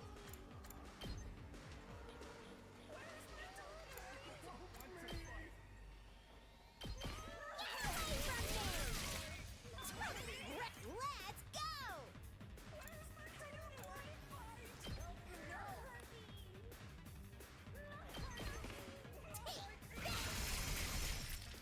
Piece of cake.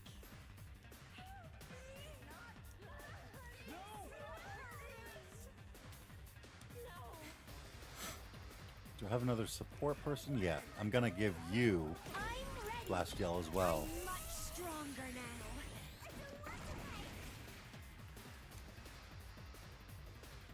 I'm good to go.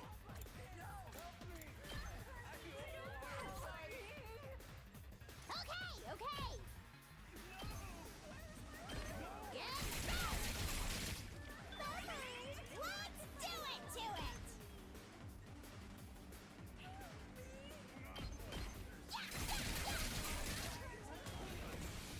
Seriously depressing. Lightning Road. Wrecked. It's killing game time.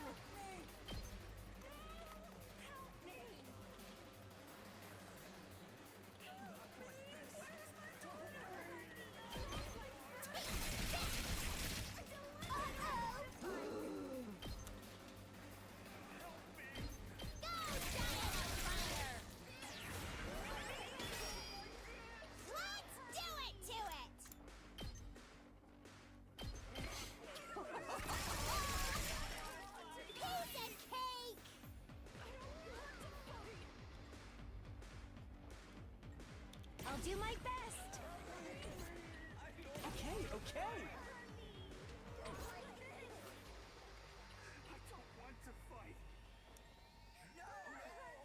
Let's go. Gotta push it. All good.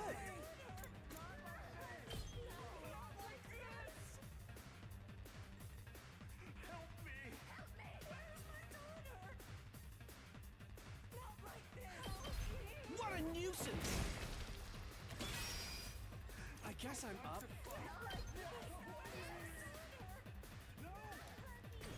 I should have used. Here goes.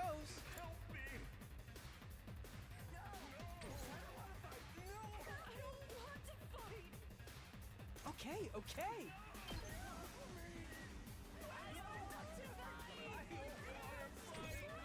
I'll do my best.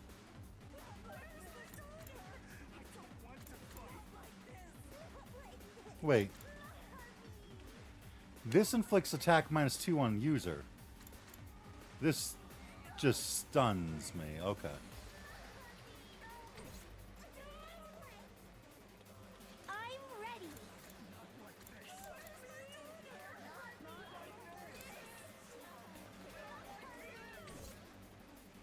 I'll do my best.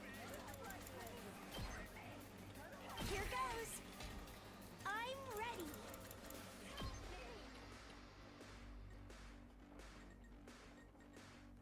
I'll set it up. Here goes.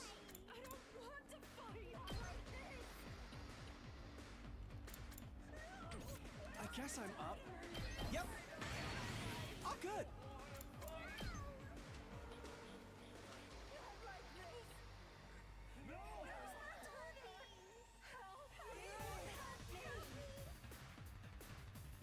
Out of the way, pest.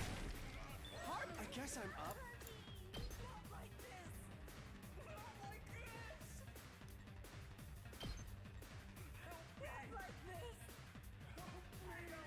What a nuisance! Oh, good. I'll blow you away. I guess I'm up. Keep at it. I can do this! What a nuisance! Hardly a challenge. Leave it to me.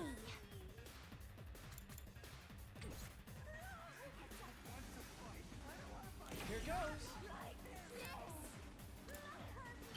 I've got this.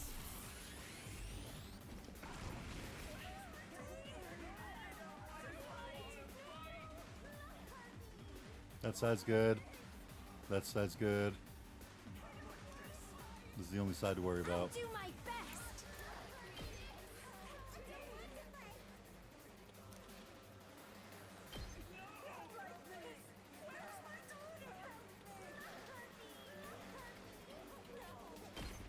You got Keep that. at it, champ. Okay, I'll give it my best. Try and dodge this. I'm ready.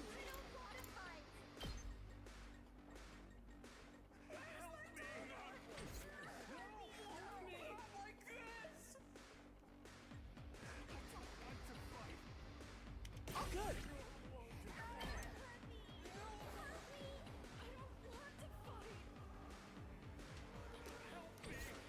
Okay, okay.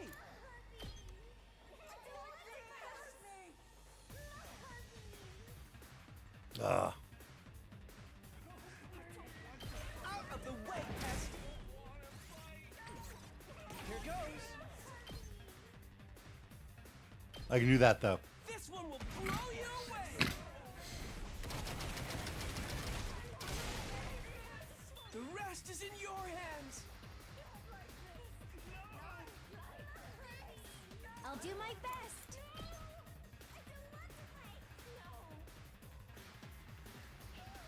Here goes. You'll have to take it from here.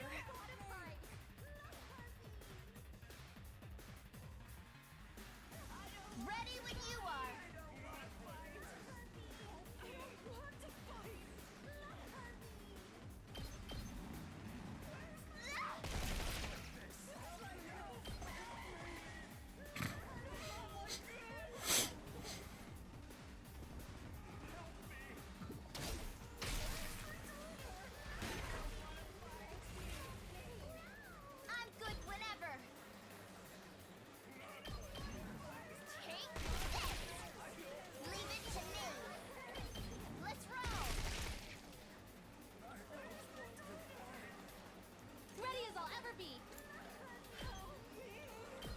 Can't believe I went through like 30 routes before I realized that she does have a move that attacks.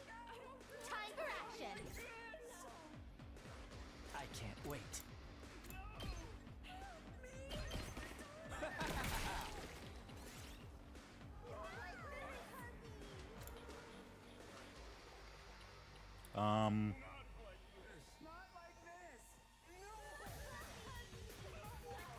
No. Let me Ready when you are. give you Counter Strike first. Oop. Now end my turn.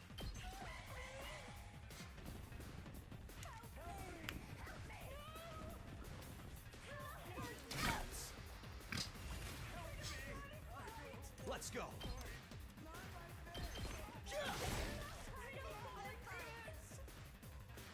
Time for me to move. Here we go! Hi-ya! I'm good to go. This hurts. I'm good whenever. Was this intentional that it made them slightly further away? You are. Okay, okay. Locked and loaded. Don't try to stop me. Leave it to me. Out of the way. Locked and loaded.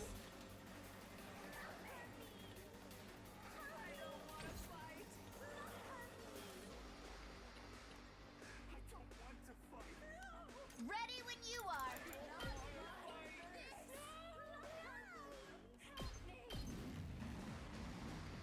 I'm good whenever. Keep at it, champ. I'm on it. How's this?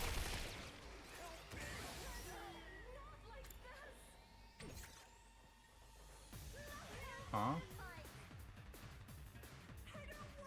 There's no more enemies. Alright. Ready when you are. Gonna give you an attack boost there, Subasa. Sure, end my turn. Give me more enemies.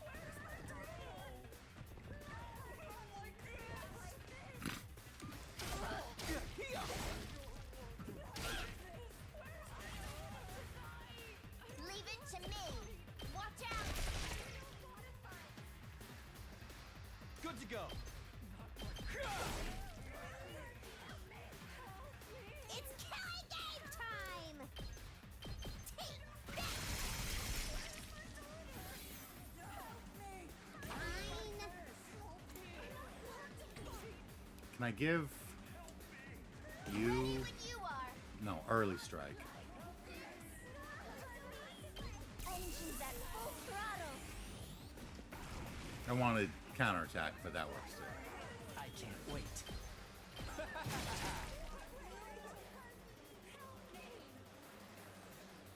Here goes. I'll blow you away. I guess I'm up.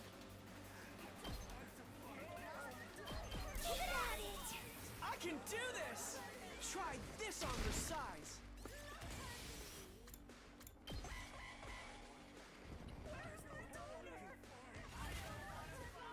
Oh, good.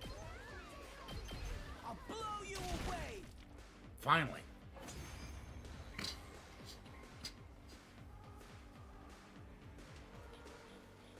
They're talking like humans again. Well, they were human once. But remember what Commune told us. A person who's been transformed into a school invader can never go back to being human. Then a quick death is the best mercy we can grant them. That's right. We're the good guys here. Glossing over the situation with pretty words didn't change the fact that we were murdering other people. But this would be the last time. Once this was over, we'd flee to a place where no one would kill or be killed. We're just one step away from the artificial satellite. Let's break out of this hellscape together.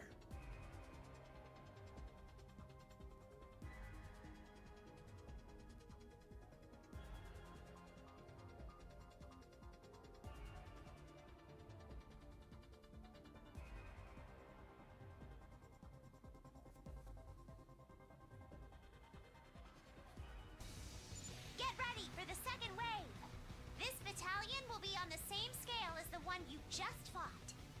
How many more of them are there?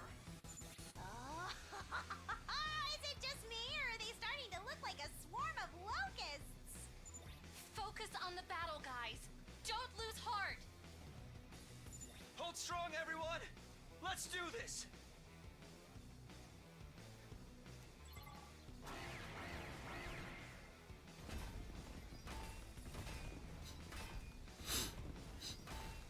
Not like this. Not like this.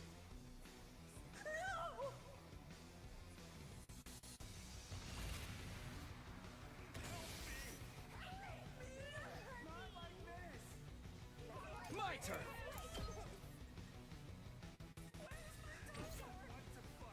Wait, did I not give him... No, I did. Okay. Ready when you are. I've got this. Time to use it. My turn!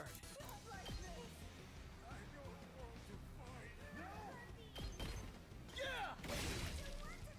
Good to go. Take this! All right.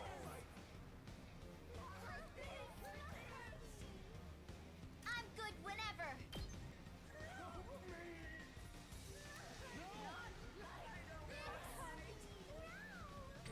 I'm taking the wheel. Locked and loaded.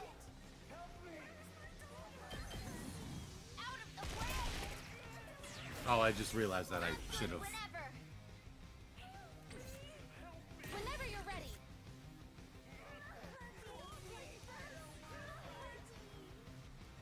Let's go! Nice! Time for me to move. I like how this feels. Locked and loaded.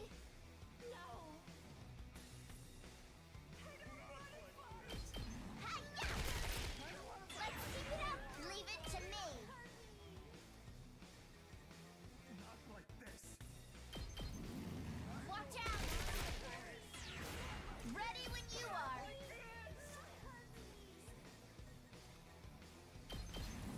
Let's roll. We do. Leave it to me.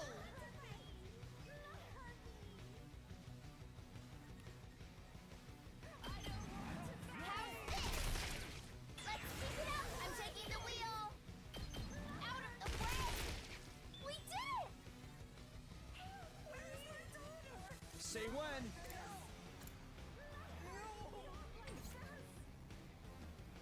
Ready when you are.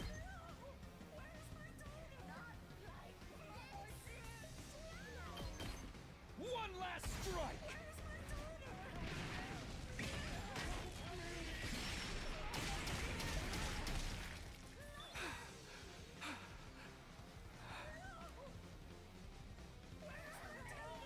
It's killing game time!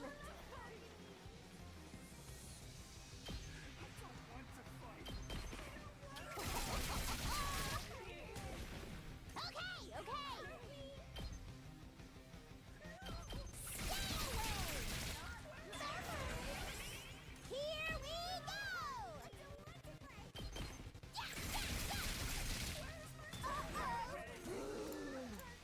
Owl stun.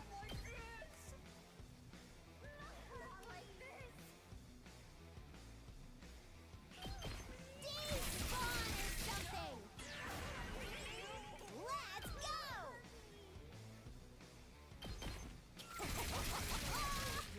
Piece of cake! Been good hearing from you again, but I'm off to ZZZ so I can shovel a spot for my sister when she gets out of work tonight.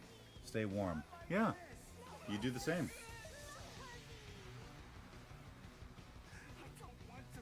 Okay, okay! Oh, nice! Fine! Get away from me! Here we go!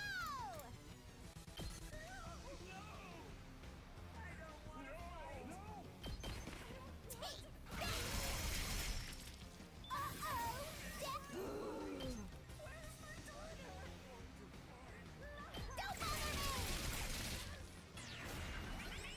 I haven't been doing anything on this side, have I? Nope. Okay. All right. It's killing game time!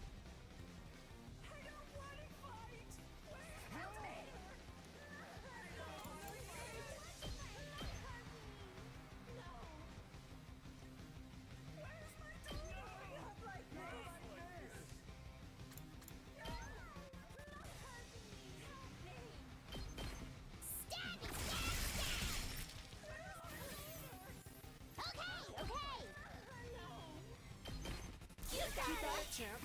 Go for it, I guess.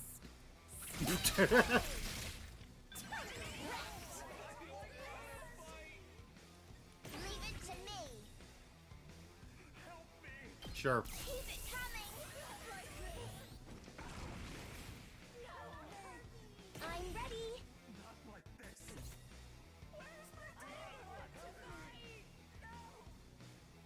Here goes.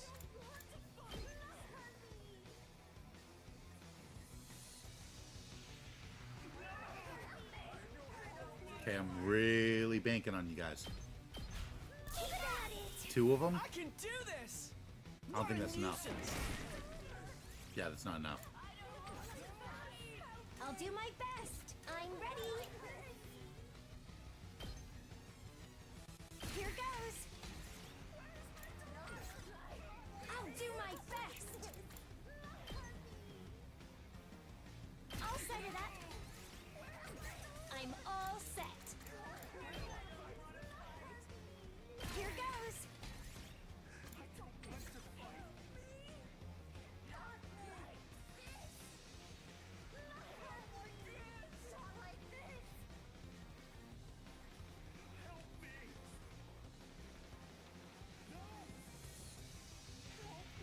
I might as well. Okay. This is more like it.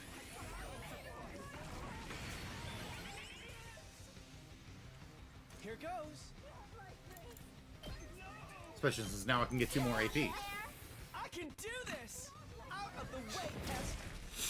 Hard. Okay, okay. Help me. I'll blow you away. Here goes.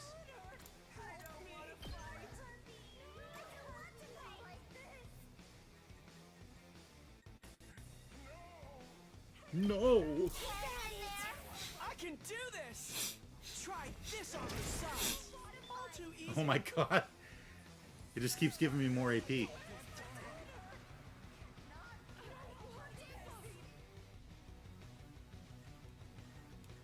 I'll do my best.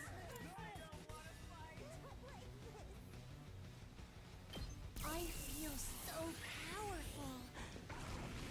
I'm all set.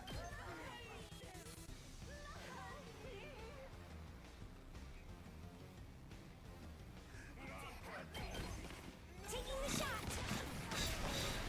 I can't move. Alright, now end my turn.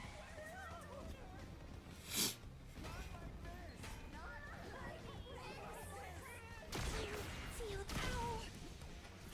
Holy shit!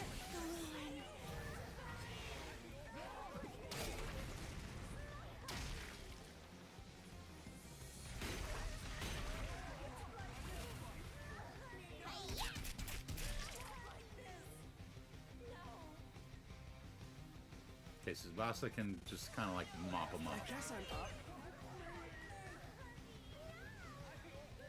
Make it. Yeah, but do it that way. Out of the way, pest. Oh, good.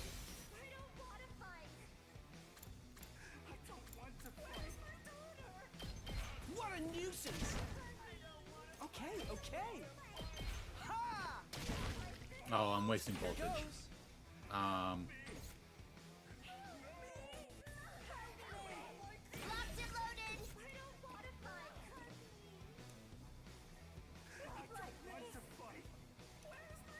I'm good to go. You've got me all excited. Time for me to move. Does this do it for you? Wow!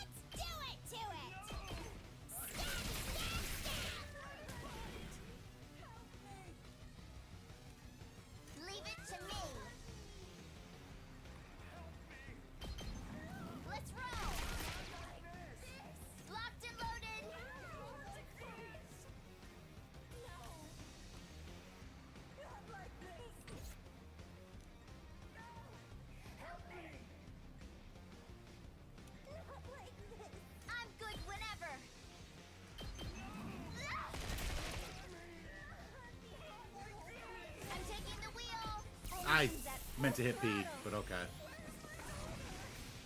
I'm prepped and ready. Gotcha. Not yet. Is there anyone I can give counterattack? Ready when you are. Whenever you're ready. I'm good to go. Seriously impressive. Okay. I've got this. Alright, now end my turn.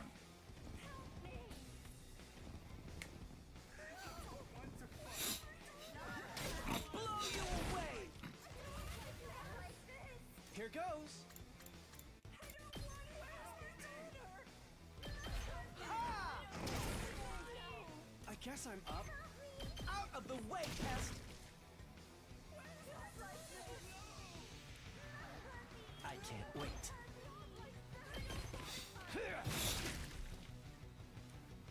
It's Kelly game time!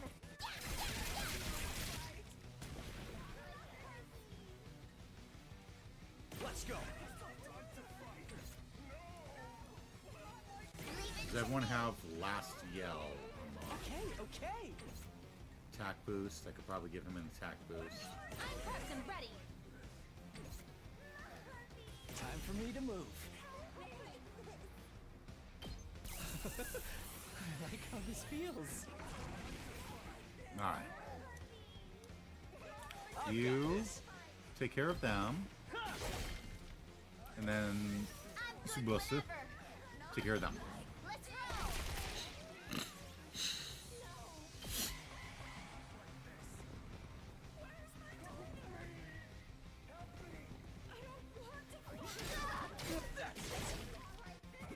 Try this on for size.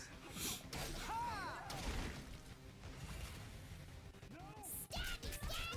Ah, yes, early strike. Early strike.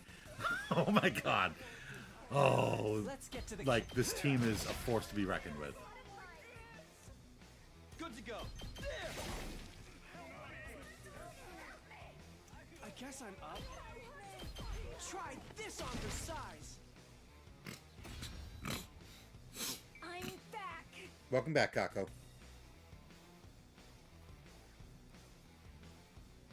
Time for the final wave.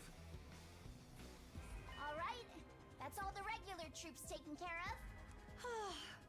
I'm dead tired. Is that because you died?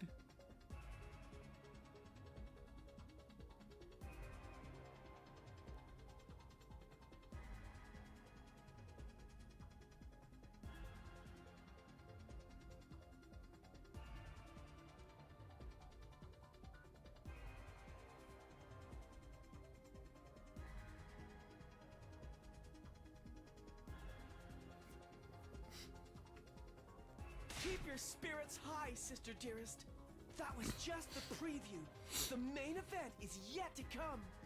I sense a strong presence approaching. It has to be her. She's finally here. There she is! Veshness herself! Darmu's right. The Supreme Commander appeared and slowly started making her way toward us. At last, she stood in place, looking us up and down before speaking. I'll admit, I did not foresee you lasting this long. Or destroying all of my battle pets. You thought we'd be pushovers, huh? Well, that's too bad. We're not losing to you today. Yeah!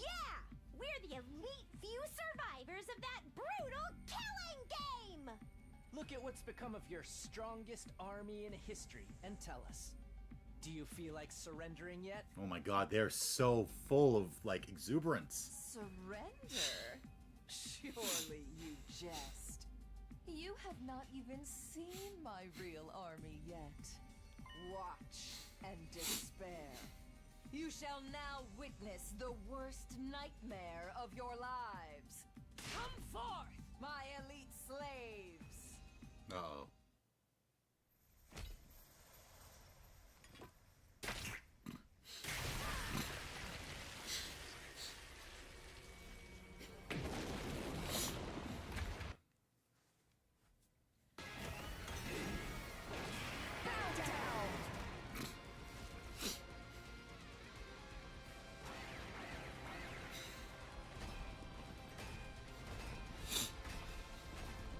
I just have to kill Veshnus, right? I don't want to fight. She still had this many invaders up her sleeve? She wasn't bluffing when she said her army was bigger than ever. These troops must be her trump card. If she's desperate enough to pull them out now, she can't be having a good time. This is our chance to take down Veshnus and her goons all at once. This is the real final showdown. Do you think Veshnus has goons? Ah, of course she's got goons.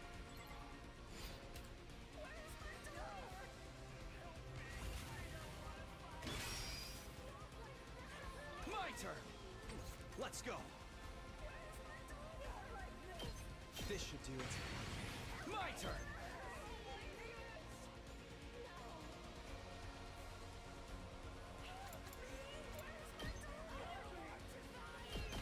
Take this. Let's go. Yeah. All right, here we go. Ha! I've got this. I should just done that. Ha! Go. Let's do this. Ha! All right. I've got this.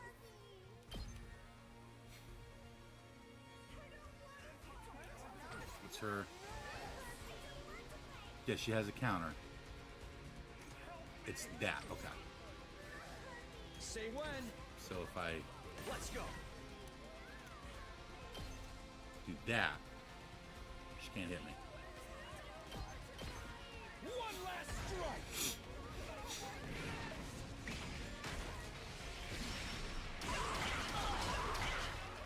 Take care of Leave the it to me. rest. I'll help. Thanks. Thanks for the help. My turn.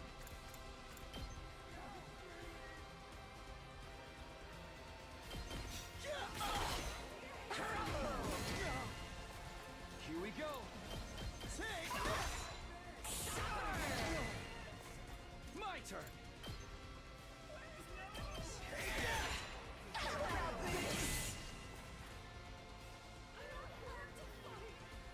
Let's do this.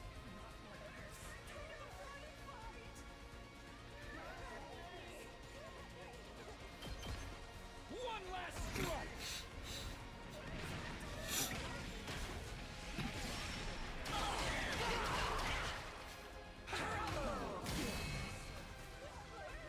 Whenever you're ready. Is that all you got? I'll hang in there. I'll patch you up. Say when. One last strike.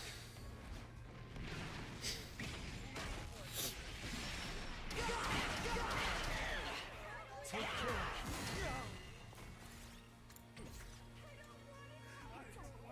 I'm prepped and ready.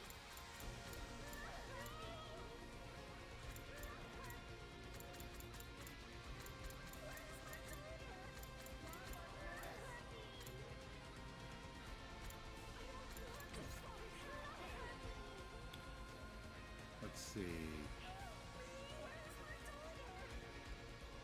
Okay. I will.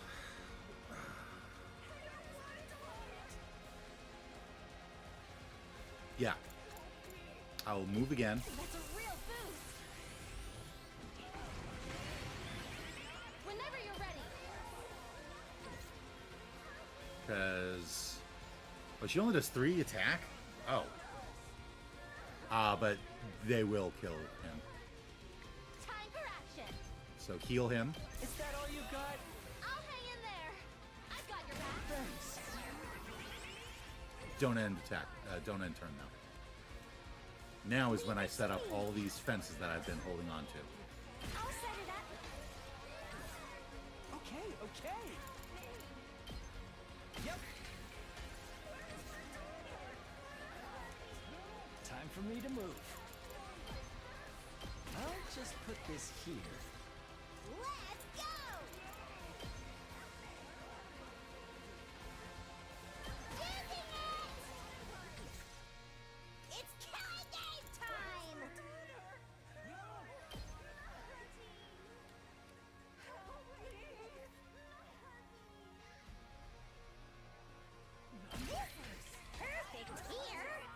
I'm good to go. This'll do.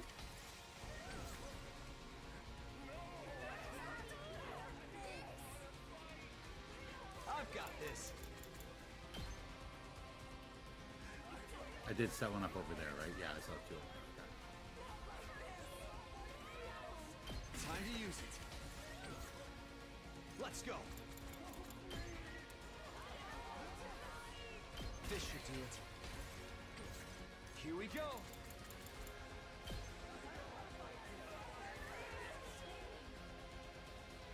Time to use it. Let's get to the killing. I'll just put this here. Oh, you got flight. You're gonna fly right over. But Here goes. I'll leave them a little something. I'm ready. Here goes. Say when. This should do it. this should do it. Oh shit! That's right. She can teleport.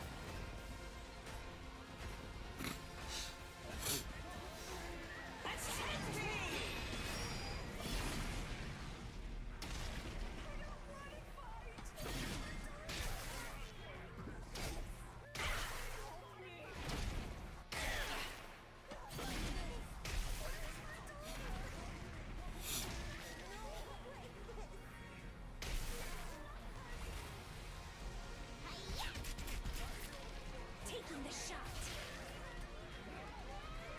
All right.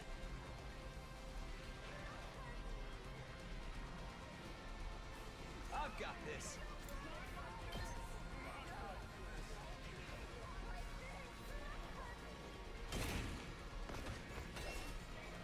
Okay. Leave it to me. Ready when you are. This should slow them down. Leave it to me. Let's roll. I'm taking the wheel. Don't try to stop me. Let's keep it up. All right. Over 100. Leave it to me.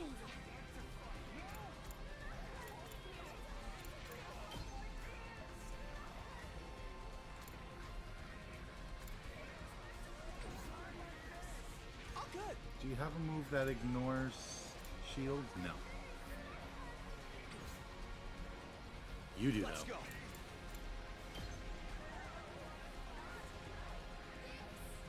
Oh. Null piercing. Okay. Good to go.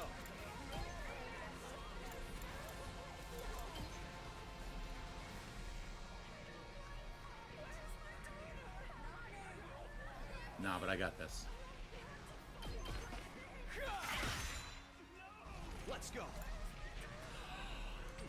She can't do her counter. Because she's charging up a move, she can't do her counter. Here we go. Oh, Veshness.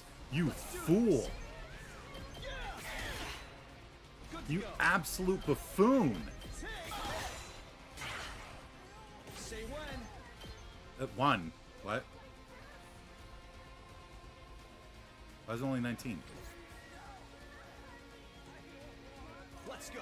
Okay, well. Time to use it. Let's do this. One last stroke. Yeah, bosses pretty universally have null piercing. Yeah.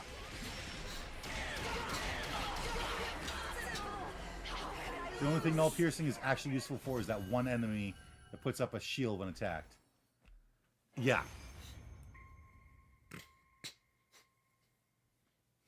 Why? Why? An army led by a living god should have trampled over mere mortals like you. Veshness. You transformed every single soldier of yours into a combat organism.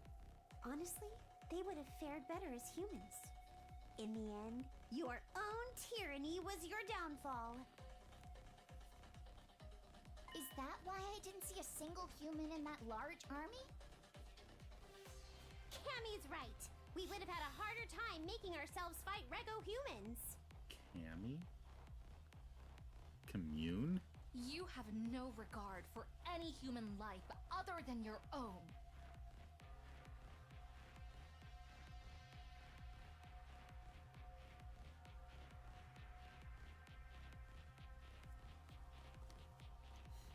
That arrogant refusal to believe in anyone was the reason for your defeat, Veshness. Arrogance befits my station as God! It is only right I should decide what my people become! This old hag is irredeemable. She truly believes she's a god now. Veshness, if you really want to get closer to God, I'll help you by sending your soul to the heavens. Oh! Your cryptoglobin will come all the way to the artificial satellite with us. That's where we will live in undisturbed peace, never needing to kill another person again. I grip my sword and walk toward Veshness. The final murder should be carried out by the leader, by me. Step away! What are you doing? Oh my god, I just realized this is the first time that she's not going to fucking blow herself up. I raise my sword. No! And I dealt the finishing blow to Veshness, ending the war once and for all. I guess this truly wasn't the worst of all bad endings.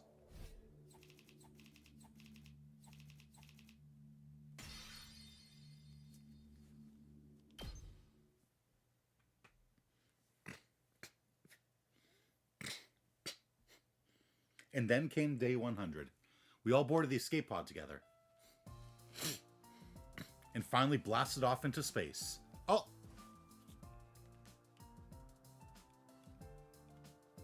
There he is. Our big brother. Look! Up ahead! It's the artificial satellite! Whoa, we're almost to the new world, Sister Dearest. What do you feel like having when we land on it? Did you hear that, infant? We will be reaching the artificial satellite soon. We'll take you out of the capsule once we arrive, alright? Don't worry. As your older sister, I'll be sure to raise you into a fine young man. Wait. What? You're going to raise the infant? Does that make him my little brother? I can't wait to start my new life up there. I've never had roommates before. We gotta go house hunting right away. We'll need to find a place and sign the lease like today. I don't know. Wouldn't tomorrow be better? I'd really rather just rest for today. House hunting is a battle of its own. The good ones will get snapped up if we don't act quickly. You're not being serious enough about this, Takumi. Okay. Sorry. We know who wears the pants in this relationship, at least. If the henpecking ever gets too tedious for you, the door to my room is always open. Don't forget, I'll be in the same house too, Takumi. I won't let you have your naughty way with Mistress Tsubasa. I'll be glaring at you every step of the way. I was her first kiss, and I'll never let you forget that. I still love how Takumi became like completely human for a second. He was like, no, Darmi, you have to be the one to be blown up. Because you stole my girlfriend's first kiss. Fuck you. Darumi, you and I will have to settle this between us one day. As we bantered, the artificial satellite slowly drew close. We knew our life there wouldn't always be sunshine and rainbows, of course.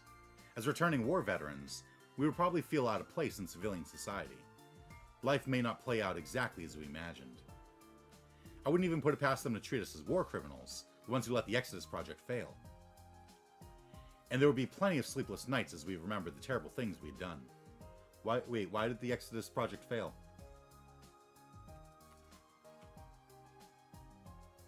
Shion was in there until day 100, so how did they not get enough Undying Flames?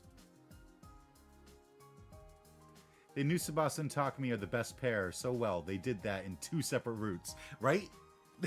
By different writers. We had seen and experienced too much death to ever live in complete peace. X's project failed because the missiles didn't shoot out. Right! I forgot that... Wait. Why didn't they shoot out?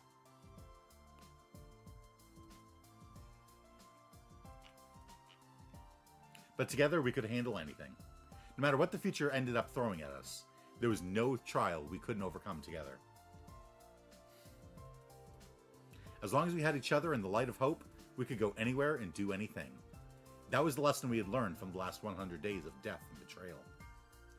We would never lose sight of that ray of hope we fought so hard to grasp. That was the promise I made to myself as we finally set foot on the artificial satellite.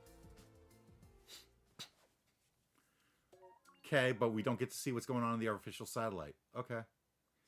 Ending 87, Killing Game route. Hope from despair.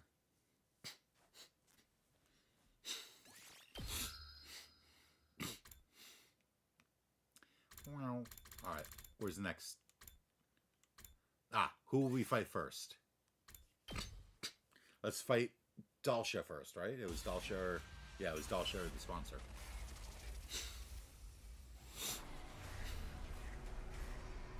Yeah, why didn't the missiles shoot out? Like, we left Shion in the tube, the capsule, until the very end. So they should have had enough Undying Flames for the missiles.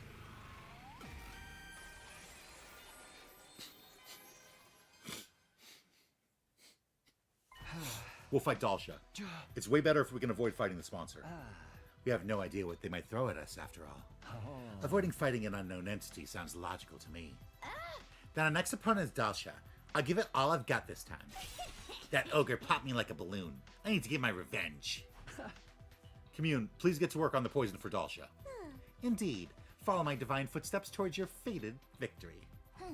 Commune, I'll help you. I've had a bit of medical knowledge. I have a bit of medical knowledge. If I recall, Dalsha said something after we fought him last time. He said he'd come to the school. We will start anew. Next time, it will be at your school. If he says he's gonna come to us, then we'll let him. We'll set up poison traps around the school grounds and be ready and waiting to engage. We'll intercept him. It was settled. We wouldn't participate in round 4. Instead, we made steady preparations for whenever Dalsha eventually showed up.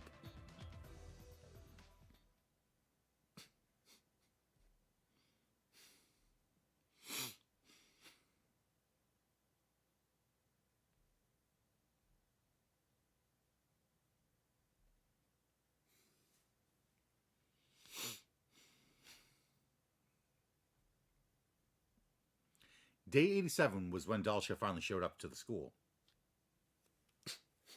But his entrance completely defied our expectations, in more ways than one. Dalsha just walked right onto school grounds. After finding him standing out there, we rushed out of the school and over to where he was standing. When did you get here? What happened to the alarm? Why didn't it go off? Alarm? What are you talking about? Is this a commander? Yeah, his name is Dalsha. He's incredibly strong, so look out. I was watching from the roof. He just walked through the wall of fire like it was nothing. This old timer has to be basically invincible if Undying Flames can't even touch him. Damn it, this wasn't in the plan. The fight wasn't supposed to start like this. It was also sudden that we were thrown off. It was going to be hard for us to even fight properly now. I'll give you 1 minute. Calm your minds and prepare to battle. With that, Dalsha turned away and put some distance between us. He's waiting? He did mention he didn't like to do sneak attacks or something before, right? Looks like we've been saved by his code of chivalry. Yeah, we were about to get completely wiped out before we could even get started. We calmed ourselves during the minute we were given. And then we began our battle against the practically invincible commander.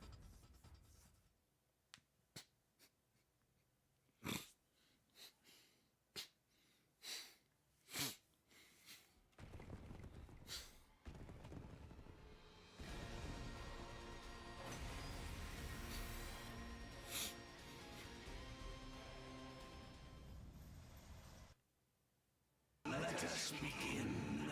Come and prepare to die. This is our last fight.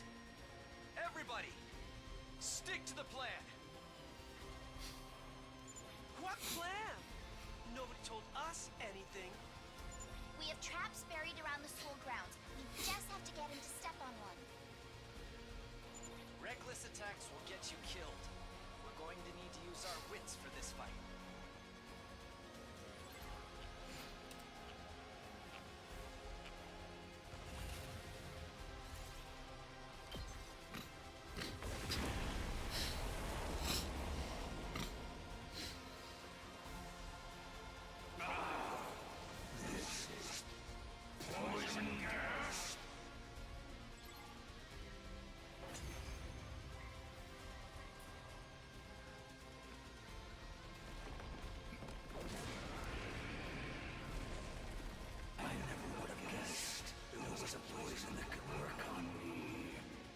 Don't turn tail and run just because your invincibility's gone!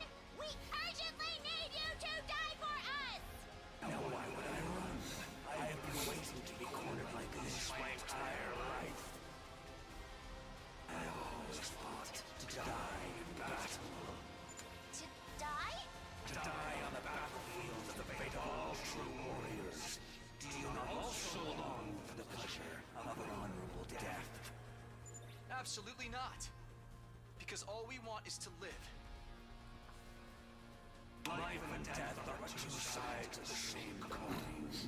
For you to live, you must put your enemy to death.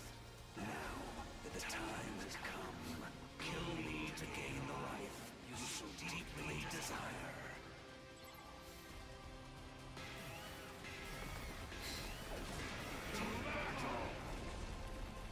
I have come.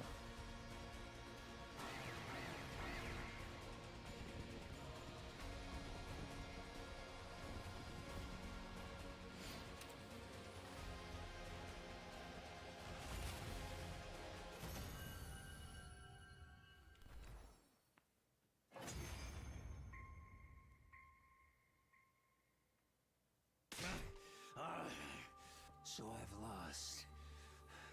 The time of my destruction is upon me. But I have no regrets. I die a warrior. I still don't get it. Deep down, doesn't everyone want to keep on living? In this world, sometimes death is more constructive than continuing to live. When I defied that woman, I was ousted from my position as a hero, imprisoned. I despaired of dying in that emptiness. I am truly grateful you all appeared. Because now I can die on the battlefield as a warrior. Thank you for fighting honorably. You could have massacred us if you'd opted for a sneak attack instead. Yeah. I'm glad you were the last enemy we had to face. It was an honor to have you as my last opponents as well. Aw. You are all true warriors.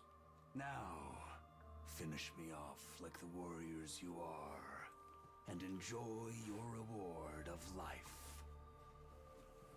If we could get Dalsh's cryptoglobin, we could take the escape pod to the artificial satellite. I held my sword over my head, ready to end Dalsh's life. But before I could say anything in response...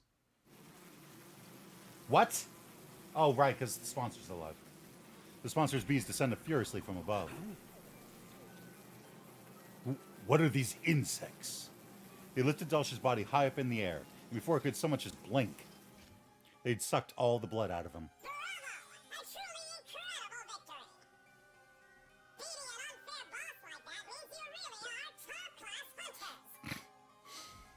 Suddenly appearing out of nowhere, the sponsor took control of the scene. Oh, great.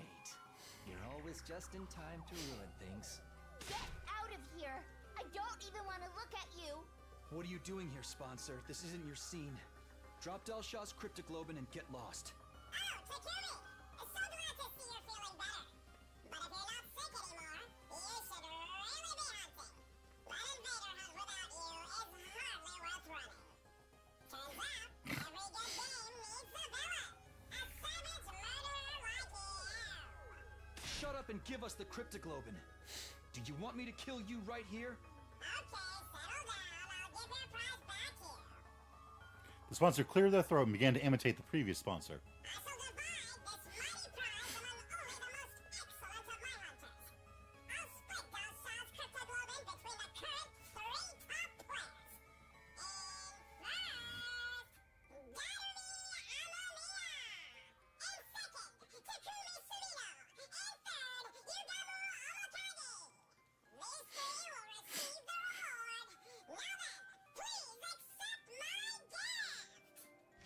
The sponsor used the bees to distribute syringes filled with Dalsha's Cryptoglobin to the top 3 hunters. All of Dalsha's Cryptoglobin ended up in the hands of our team. In other words, we'd be able to launch the escape pod. I desperately fought to keep the smile off my face. I was so happy on the inside that I wanted to dance, but I couldn't show my emotions in front of the sponsor. I needed to tread carefully until we launched the escape pod. With joy in our hearts knowing we'd outwitted the sponsor, our team left the schoolyard.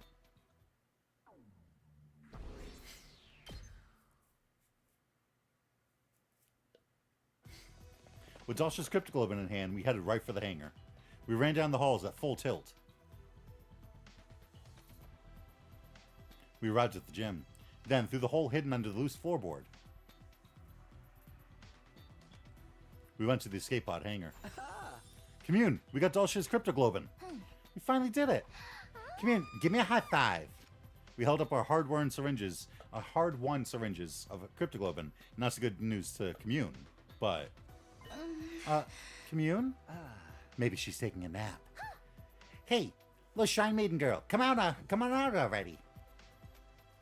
We called out, but Commune didn't come. She must be focused on her work inside the pod. I checked inside, but there's no sign of her in the escape pod either. Why? Why isn't she here? I told her it was dangerous, so she needed to stay put. Maybe she noticed we were fighting Dalsha and went to see how it was going. She was really worried about whether we'd be able to win. Let's look for her. We can't let the twins find her. She's more than likely a target of the invader hunt. If the twins find her, they might go after her in hopes of getting her points, like what happened with Ava. We sprinted out of the storeroom and looked all over the school. I forgot that we're not all on the same team at this point. In every classroom. The infirmary. The war room. The rec room. But no matter where we looked, there was no sign of her. We regrouped in the gym and had our hydration reminder.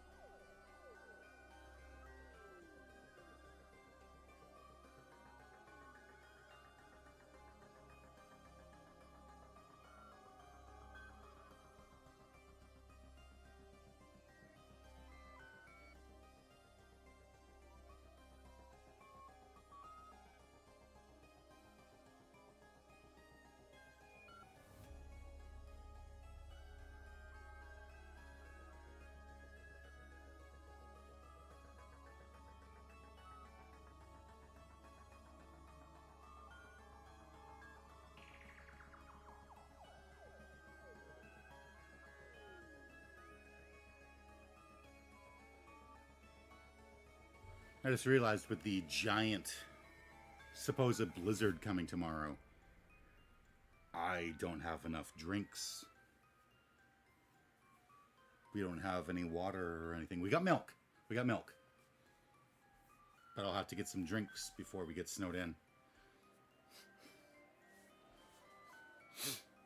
But we regrilled. Oh? Oh, what? We regrouped in the gym. She's not here. We can't find her anywhere. Come in, where did you go? Stay calm, Nozmi. It's okay. We're gonna find her. But if we still haven't found her, it's possible someone took her. What? If it was Ima or Kako, they might have already taken her outside of the school. Since there's no points if you don't hunt them outside. Then we need to hurry. We should all search outside. We ran through the entrance into the schoolyard in search of Commune. We found someone blocking our way. The sponsor. Yep. The sponsor. Yeah. Where's the... There it is. What's the rush? Is it track and field day? Move. We don't have time for you right now. We squeezed past the sponsor and started to run for the wall of fire. Are you perhaps looking for someone? I skid to a halt in the dirt and whirled around to face the sponsor. Don't tell me. Did you take Commune? Commune? You mean that shrine maiden looking girl? How? Of all the people to find her, why the sponsor? Where are you hiding her? Give her back. Give her back right now. No, Nozmi, if you attack them, you'll be breaking the rules. Sebastian just barely managed to restrain Nozmi from grabbing the sponsor. Sponsor, you abducted her, didn't you? Oh my god, you snatched the little girl, you big freak? You better give her back. Make it quick and I won't tell everyone you're a sick pedo. Can we leave words like abducted and pedo out of this? I was just doing your job of capturing a stray invader loitering on school property. You should be thanking me. I knew it. She must have realized we were fighting and gone to check on us. Unfortunately, she must have run into the sponsor. Hi, Venom. Give her back! Give Commune back! Please! Give me back my sister! The sponsor silently stared at Nozmi as she screamed. They must have found it amusing. They love toying with people's emotions. What do you want, sponsor? What do we have to do to get you to give her back? Tell us what you want right now.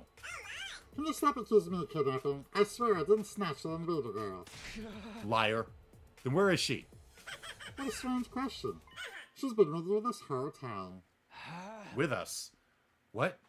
What are you even saying? She's the hemoglobin.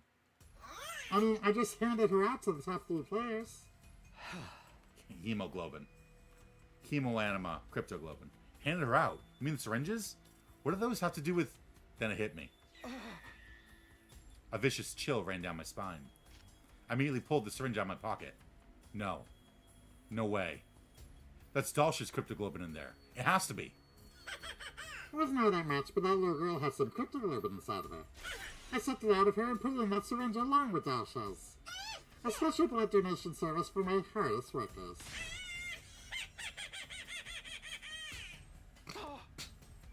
The sponsor's laughter echoed across the school grounds. My head spun and I nearly collapsed on the spot. That means, while we were fighting Dalsha, Commune was already... No, you're lying. You have to be lying. Yeah, I don't believe it. You're messing with us. If that's what you think, then take a look. Maybe I'll at least manage to find your body. Commune, where are you?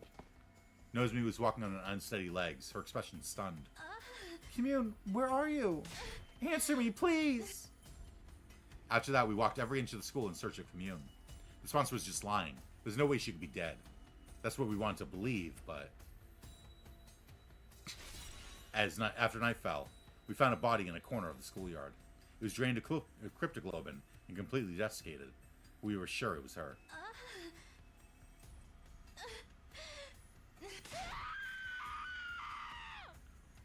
Oh my god, did they murder the voice actress's actual sister? Wait, Nozmi! I couldn't stop her. She was mad with grief knowing her little sister had been killed. Driven by pure loathing, she charged at the sponsor. Nozmi's attack didn't even graze them through the protection of the bees. And as punishment for violating the rules, she was executed.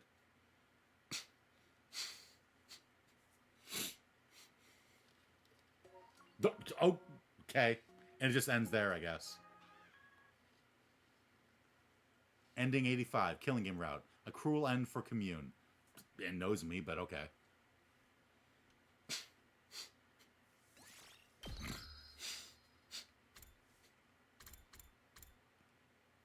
Ooh, this looks like it's gonna end fast too.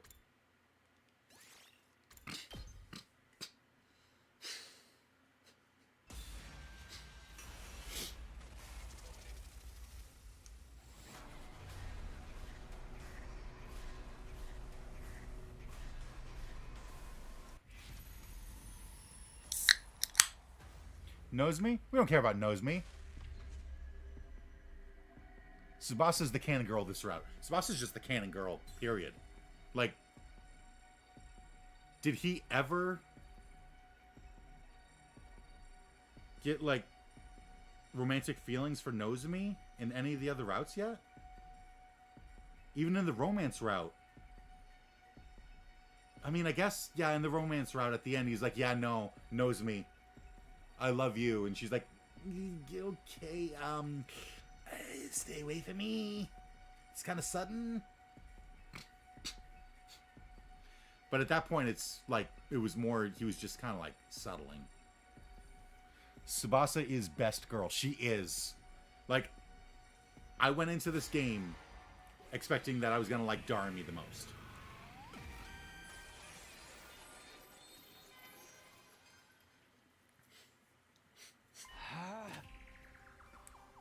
Romance route constantly alluded to it. Coming of age route.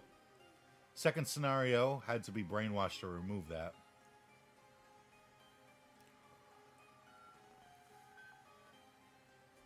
Coming of age route. That was the one where Nozomi and Kurata fought on the beach, right?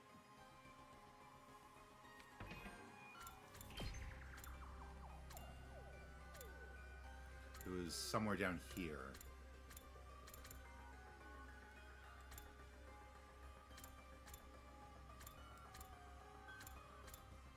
This one, okay. Let me go through the choices and see if I can remember.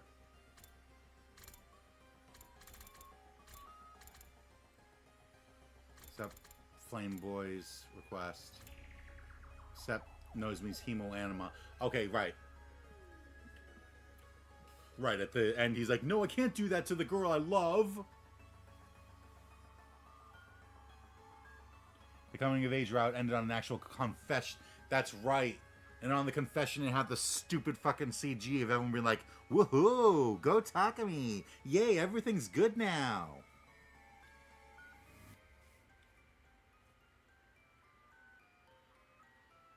Yeah, not much Nozomi romance. But yeah, Tsubasa's the best girl.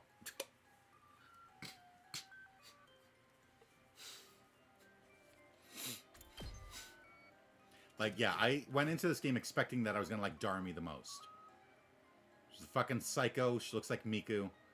She just like just based on designs, I figured I'm like, okay, I'm going to like her because she seems crazy and reminiscent of like Ibuki Miyota.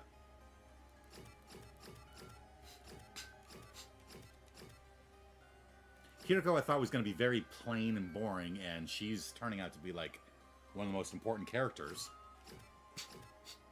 Tsubasa I never even gave like a second thought to.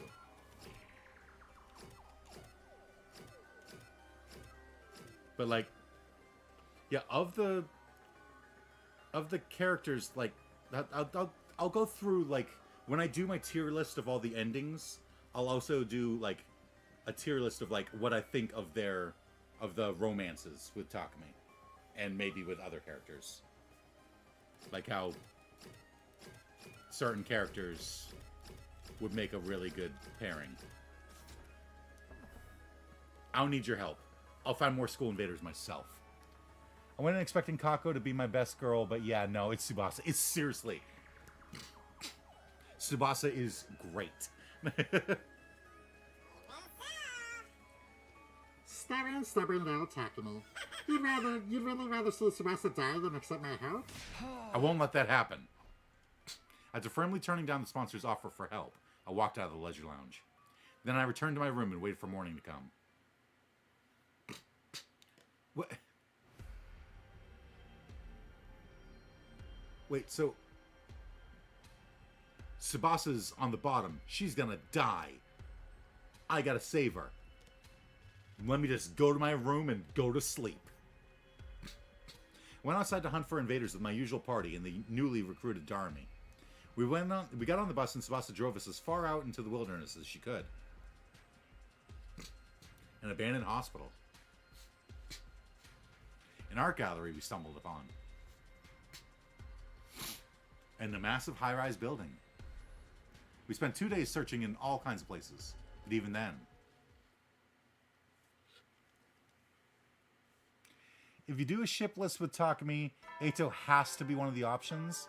Like, if there's one relationship this game really cares about, it's our toxic Eitaku. soldiers. Yes, Eito will be on the list, don't worry. You never know when the... Well, then. Even if it might drop a couple points because of the Cult of Takumi. On the night of day 77, we still hadn't found any invaders, let alone killed them. Damn it. Why aren't there any invaders anywhere? The enemy must have recalled all their troops still loitering around in the vicinity of the school. Probably so we can't hunt them anymore. What do we do now? Mr. Tsubasa's in last place. I don't want her to die. Just kill me for the points now, please. I already said no to that. What's the point of you dying to keep me alive? Make me sad like that one more time, and I'll never take a bath with you again. They're bathing together? No, wait, don't be distracted by that. Tomorrow's the last day of the third round. If we can't earn enough points by tomorrow, Tsubasa will be executed at midnight. I guess having a rematch with Dalsha is the only way out now. Yagamo had quietly made the suggestion. That's super strong, Commander. I didn't even have time to move during that. I didn't even have time to move during that last fight with him. Yeah, but beating him seems like the only way for us to save Tsubasa. I figure we should give it a shot. I have a feeling we might bump into him somewhere in the desert. Taking our chances with a ridiculously powerful enemy, rather than sit around doing nothing, was just the kind of reckless plan Yagamo would come up with. I suddenly remembered something the sponsor had said before. I don't care about Eitaku myself, but the ship got huge. Oh yeah, I'm not surprised.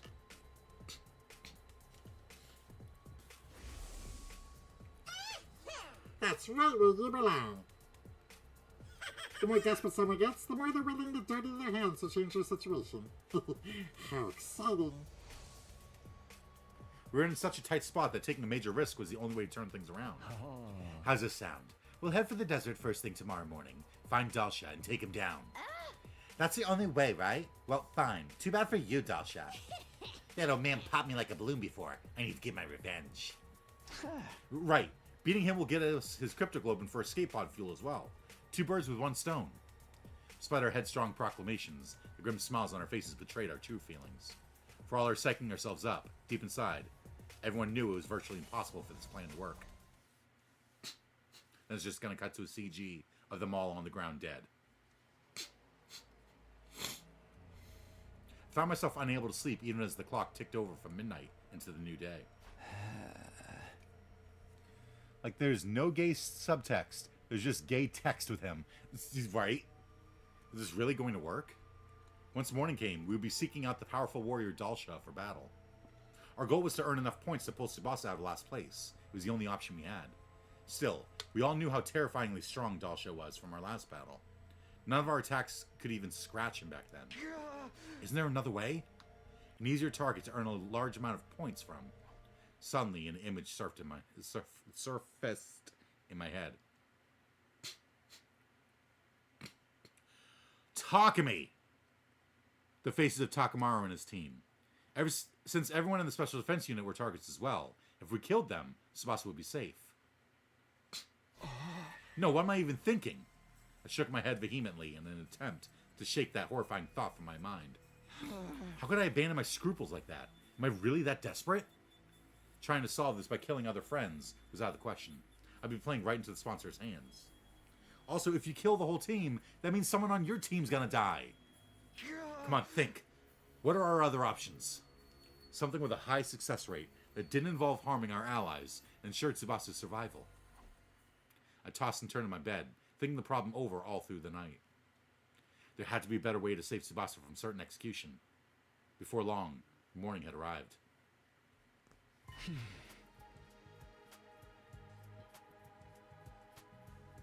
Wait, that's it! As the morning sun lit up my room, a light bulb lit up in my head. I'd found a way to save Tsubasa. Not just that, this method would prevent all future deaths in the game as well. I quickly went about getting things ready for my newly hatched plan. Once I was done,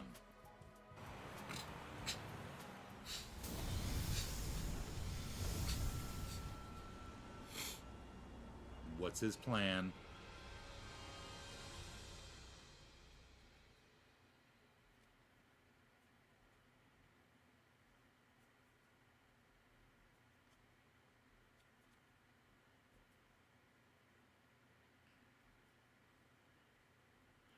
Tsubasa and I took the school bus out of the academy together.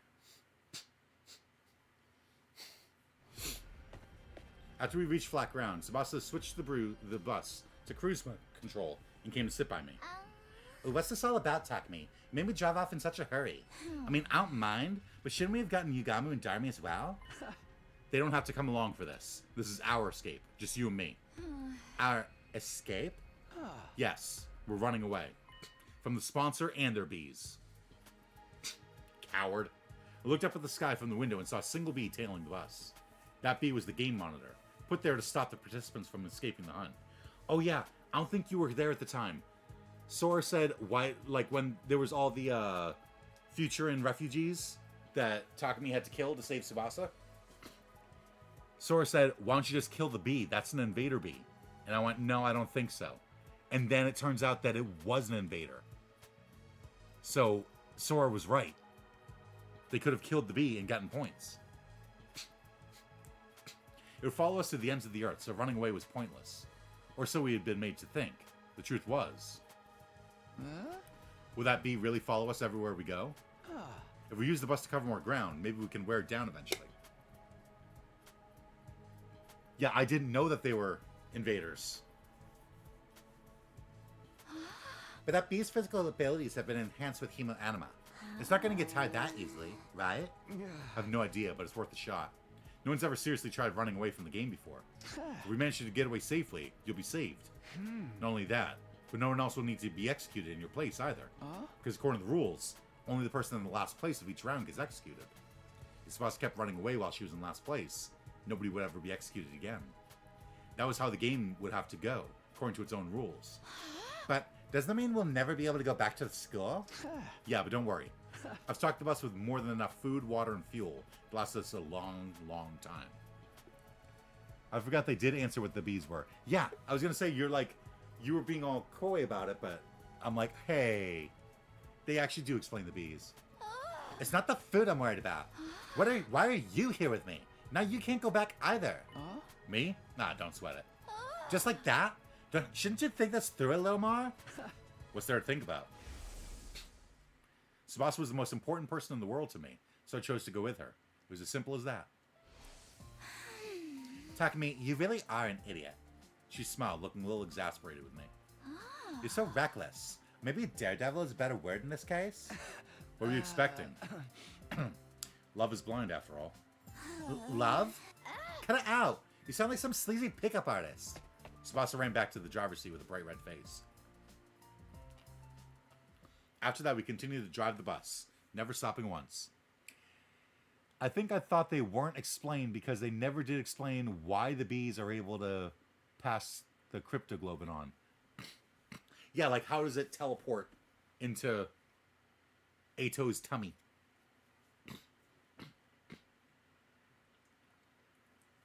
Tsubasa taught me how to drive so I could take over on roads with fewer obstacles. A few hours after driving around in shifts, I looked out of the window and realized something. It's gone. It's gone. The bee that's been following us is gone. Really? It finally gave up?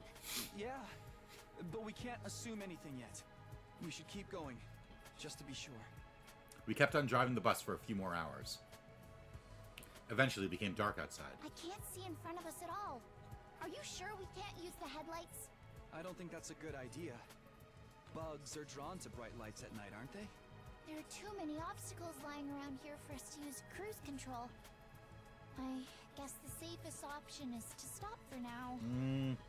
Which means it's going to become midnight, so if the bee is there, it's going to kill her. Yeah.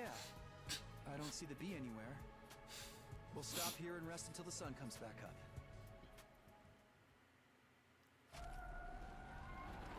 We found a spot behind some ruins where we could park the bus and nap until morning. We huddled together under the same blanket, just like the last time. Our great escapade went pretty well. The sponsor must be panicking. Now they can't execute you for being in last place. The execution had been scheduled to take place at midnight, but it was already long past that time. We had successfully escaped from the invader hunt. Oh boy, this is honestly a huge relief. I don't think we could ever have beaten Dal Shah. I was so sure today would be my last day on Earth. I couldn't sleep a wink last night. You're so silly. I promised I wouldn't let you die, remember? I'll always be there to protect you. Tomorrow, too? Yes. And the day after, and the day after that. Always. Isn't this the same thing that he told Takarawa? I kept whispering to Tsubasa that I would protect her forever. That must have made her feel safe, because a few minutes later... She closed her eyes and her breathing started to even out. She was probably tired from the stress and driving all day. I leaned my body against hers and decided to turn in for the night as well. And that was how I fell asleep, with the comforting feel of Tsubasa's warmth next to me. Maybe that was why I had the most beautiful dream that night. A dream I was having a nice peaceful breakfast back home in the Tokyo residential complex. Mom was smiling happily. Karawa and I were smiling happily. It was a scene of a time when I was still ignorant, of a place I held dear in my heart. I had a burning desire to take Tsubasa there. I promised to do that for her before. If I showed up at home with a girl, even one who wasn't Karawa, I bet Mom would literally start jumping for joy. She cooked enough to feed an entire village, so much Tsubasa would feel bad she couldn't eat it all. I would eat surrounded by those I loved. How I longed for that day to come. That was my dream now. I wanted to introduce Tsubasa to my family. We could make it come true. I was sure of it, now that we had safely escaped from the killing game. I no longer had to live in fear that my loved ones might die. Tsubasa and I would always be together. I would always be there to protect her. Today, tomorrow, and forever until the end of time.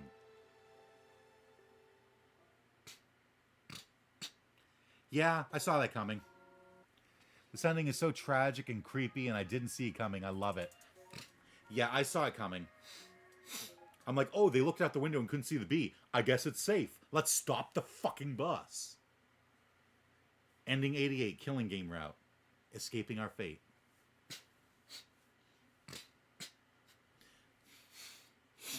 But it is tragic. And creepy.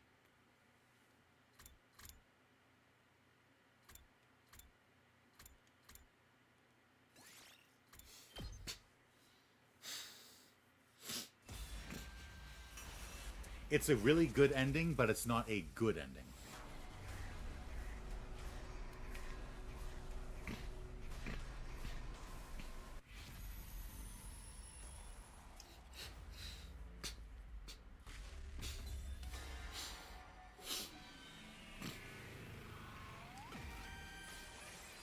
And yeah, that is a really creepy CG. When he's like, yep, I'm gonna protect her forever and ever. And he's just like cuddling her fucking desiccated corpse.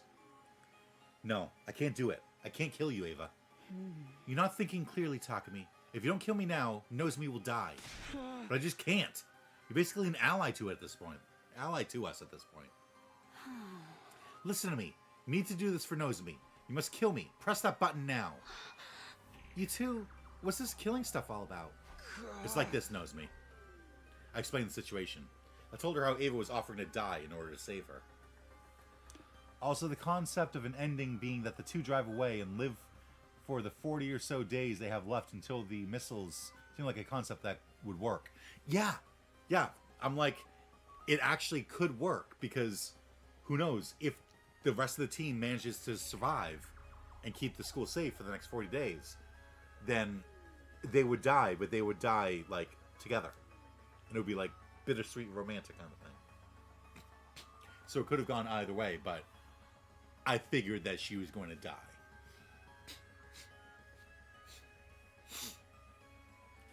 You can't be serious, Ava. I would never kill you to keep myself alive. Just being able to see you again was good enough for me. I'm ready to die now. Do not speak of death so easily. A kind-hearted child like you deserves to keep on living. I'll say it again. Kill me now. Quick, before it's too late. Ava kept yelling at Nozomi to kill her, but Nozomi wouldn't give in. You have to do it. You have to kill me. Why won't you listen to me? Her loud shouts slowly softened to anguished cries. Please, Nozomi. Please, Nozomi! Please, kill me! Her desperate pleading was suddenly interrupted by another voice. You want to die so much, Ava? Don't mind if I kill you myself, then. It's Takamaru. Didn't think Ava would be here, too. We get to hunt 2 commanders at once. Lucky us. The squad 4 commander's already dead. Killing Ava, too, will put us in a safe spot for a long time to come. Damn it, I forgot about them. Should have known these point grubbers might find Ava as well. Sorry, Takamaru, but if it's Ava you want, you'll have to get through me first. You bet. I've been wanting to get revenge for what you did anyway. You're not getting away this time, Ava. Takamaru, please, you can't kill Ava. She has a daughter. Do you really want to make that innocent girl an orphan? Nozomi made a last-ditch attempt to appeal to Takamaru's compassion, but to no avail. Basically, it would have been that one Ava ending, but better. Oh, yeah, where they just fucking run into the desert. Come get some Takumi! Ah! Yeah! A fierce fight against our allies broke out over Ava's fate. Takumi? Takumi? Nozomi! Halfway through, Tsubasa and Yugamu spotted us and joined the battle, making it even more intense than before. Nozomi! When Nozomi got injured, Ava lost her cool and transformed, throwing everything into greater confusion. You dare hurt my daughter? Duh? You're no mother, just a freaky school invader. We kept fighting each other, to the point that we became unable to clearly discern who was on whose side. Finally, in this enemy base far away from the academy, the special defense unit was completely annihilated. Not by the enemy, but by each other.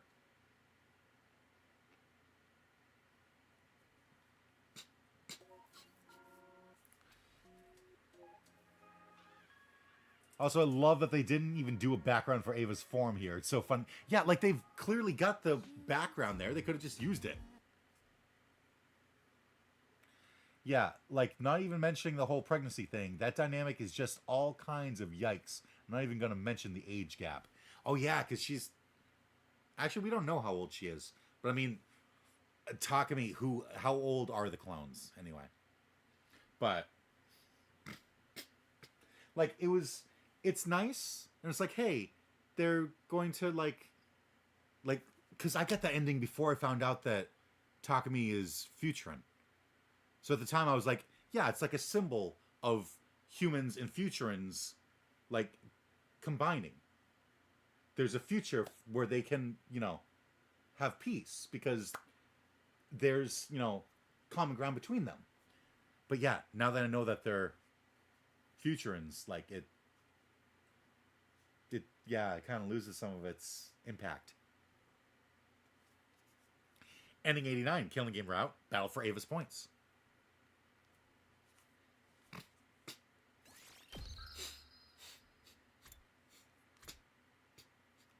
Is this the Leave Moko? Yeah.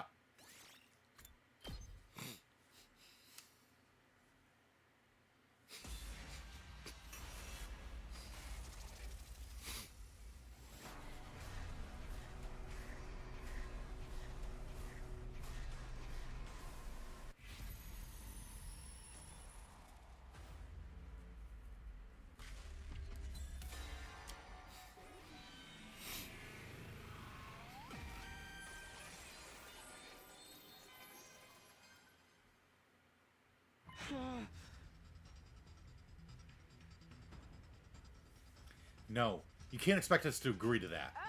Forsooth, Lady Moko, it's all for one and one for all. Don't be a pig-headed numbskull and Takumi. You just don't get it. I told you, I made a promise to Karada. I promised her I'd protect the girls. But you're a girl too.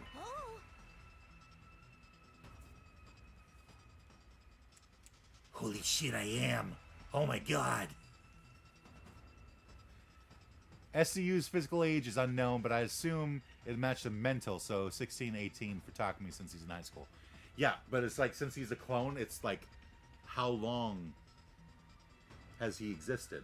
Because with a clone, they could have cloned him to be a teenager. Actually, that doesn't matter. It's my duty to protect every member of the Alliance. That means Nozomi will... How about we continue this conversation after we meet the commander?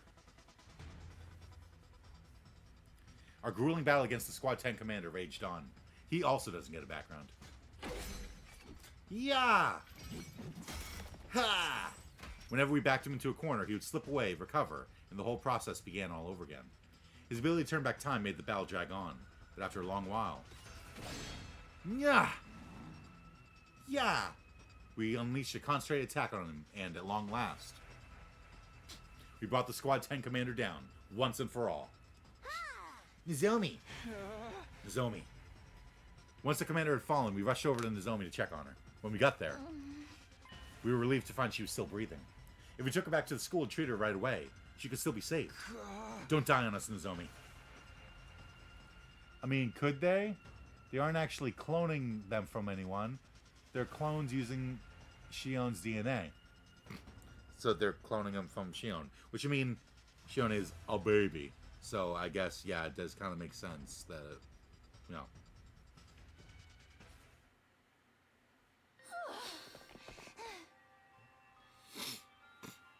We ran back to the academy as quickly as we could, carrying Nozomi the whole way.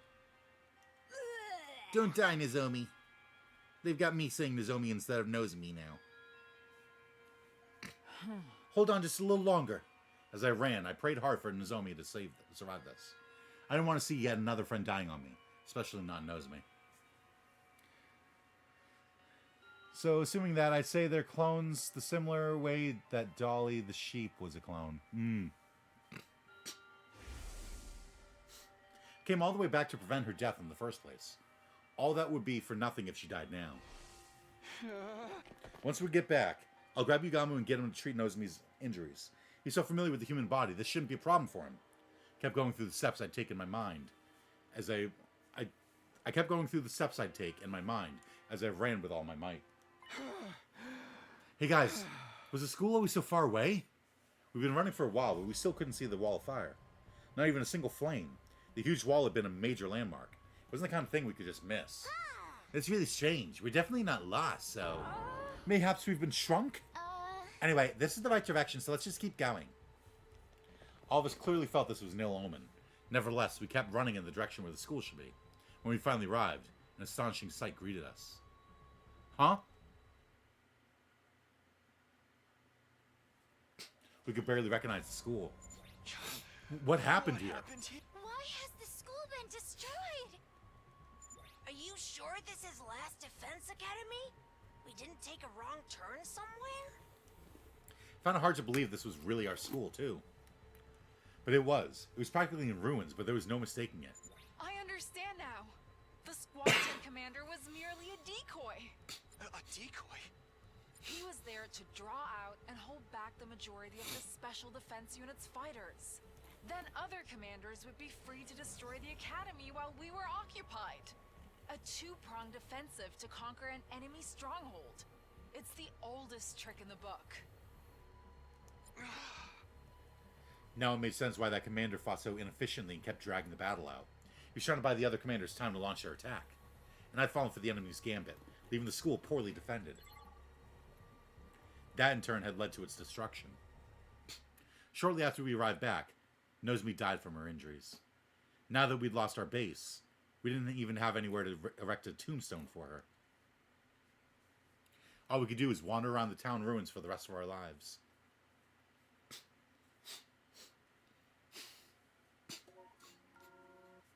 Okay, we couldn't try and find some invaders and like... Okay. Ending 90, killing game route. The Academy falls. Why are these endings backwards? Like, this is ending 90. and this is ending 89. Did it want me to play the game backwards like this? The way that I do?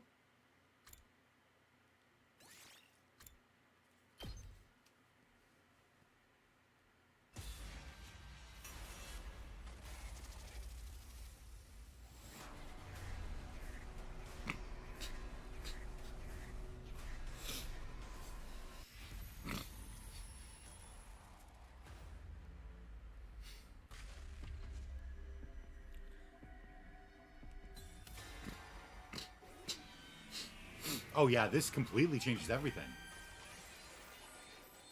Because then Darmy doesn't kill Hiriko. They've always gone backwards? No, they haven't.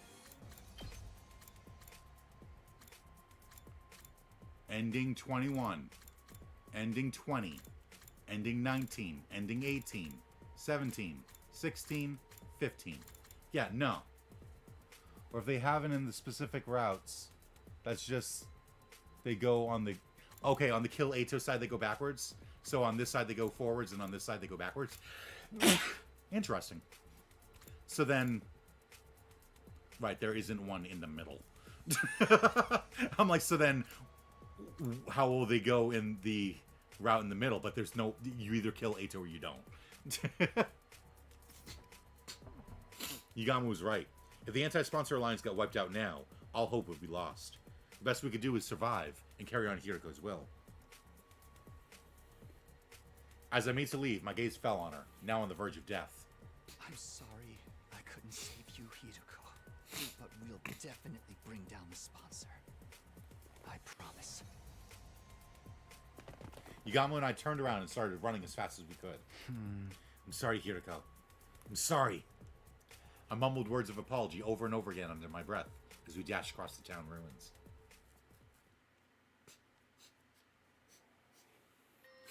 We made it back to school by the skin of our teeth. I threw myself onto the bed once I was in my room, exhausted from the non-stop fighting since morning. But my heart couldn't rest. The weight of my regret grew heavier with each passing moment. Hiroko. Darmy. I could have saved them if I'd stepped in. I mean, technically they go backwards on the spare side too, with the ending 1 and 2 being at the very tippy top, and the other branches going off of it having 3 and then 4 and 5, I think, and so on. Huh. Like, see, I figured it was going to be like, let me go back to the beginning. I figured it was going to be like ending 1, ending 2, ending 3, ending 4, ending 5. But I didn't realize that there's going to be multiple days where there's more than one ending. Apart from, obviously,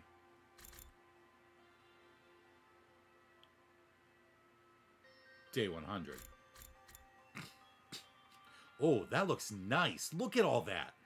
Oh, that's beautiful. And then there's a nice big gap in the middle here for the locked route.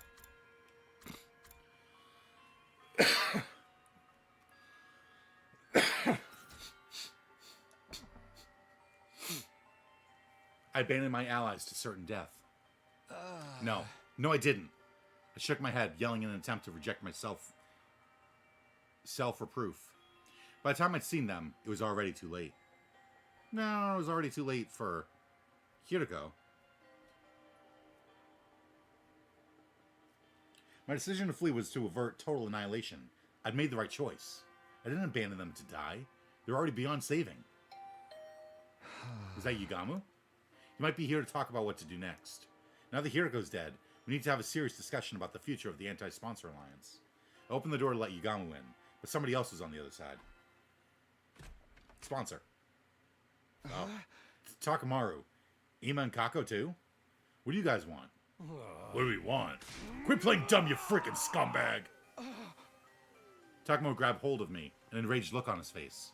What's this about? Why are you so angry?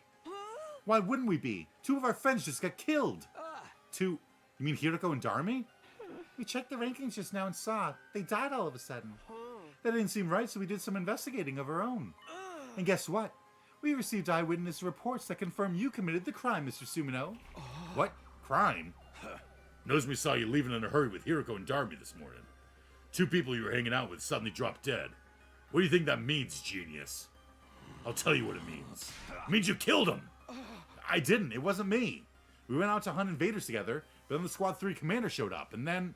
I explained what had happened without going into too much detail. We're gonna beat you to death, right? Why do you think we're here? Remember what happened in the cult of Takumi to Nozomi? Yeah, that's gonna be your face!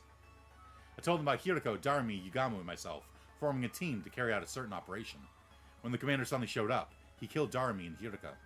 Yugamu and I had no choice but to escape. That's a lie if I've ever heard one. It makes a lot more sense to think you're the one who killed Miss Amamiya and Miss Shizahara. Why? Those 2 occupied the top positions in the rankings. You must have set them up so you could take their place. Who would kill another person for that? And also, why would I care about being in the top ranking? As long as I'm not in the bottom. I get it, you don't trust me. But you can check with Yugamu, can't you? He can attest to the fact that I wasn't the one who killed him. I don't believe a single word that perverted clown says. Besides, you might just be colluding with each other. Therefore, I'm afraid we've found you guilty on the basis of a long string of circumstantial evidence. And now, you're under arrest. Enjoy your stay in the courtyard cage. Don't forget to make friends with Ava. No, stop! Let me go! Let go of me! Calm down and stop resisting. They caught and restrained me before I could say anything more.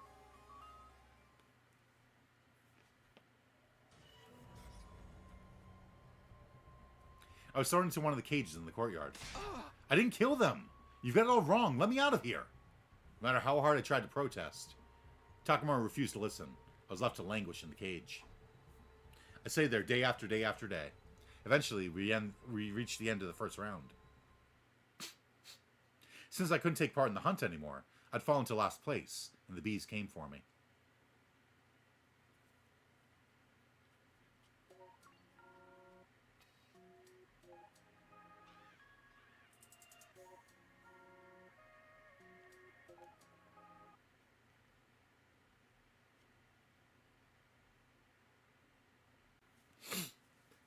Ending 91, killing game route. Round 1 loser.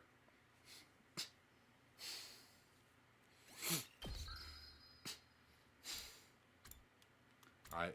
What happens if I don't team up with Yugamu?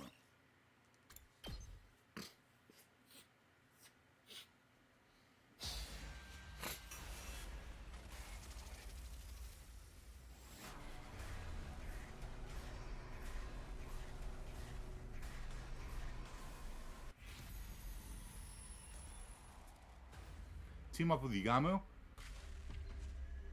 With that perverted clown? No way.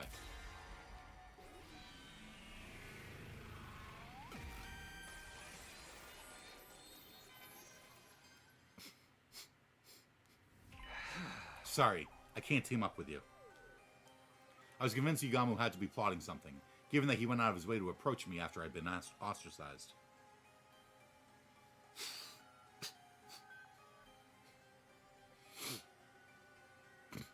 The things he usually talked about already made me uneasy. He probably just wanted to torment me for his own amusement.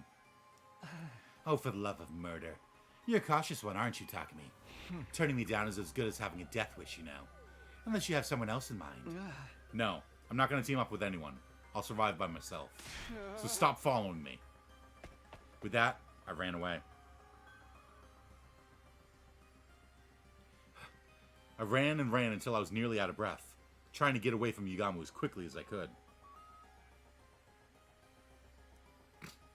The thought that he might be trying to kill me struck fear into my heart.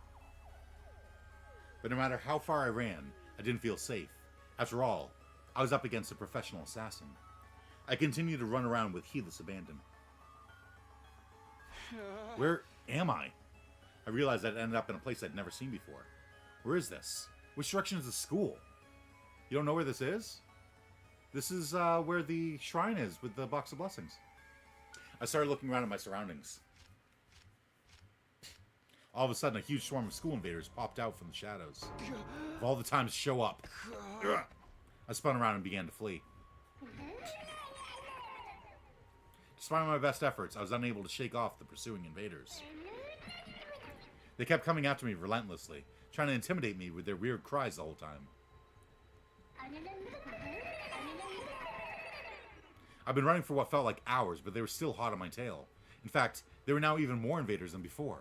And then it finally happened. I tripped. The invaders managed to completely surround me. I saw no way out. The only thing I can do now is fight. But I can't possibly beat this many invaders by myself. Somebody, help me! Of course, it was pointless to call for help. Yugamu, are you out there somewhere? He wouldn't come to help me now.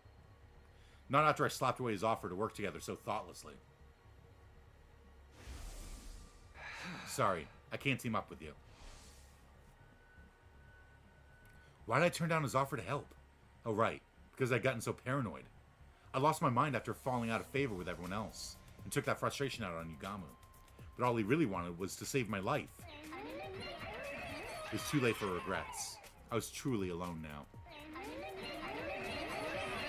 The invaders were getting more and more excited, like animals licking their lips before a big meal. They found me isolated from the others, and now they couldn't wait to start tearing me apart. Slowly and steadily, they inched closer.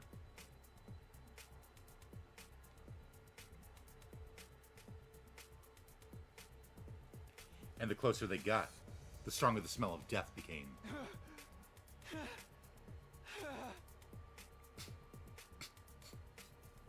My breathing quickened. My body was trembling. I instinctively understood that this was the end.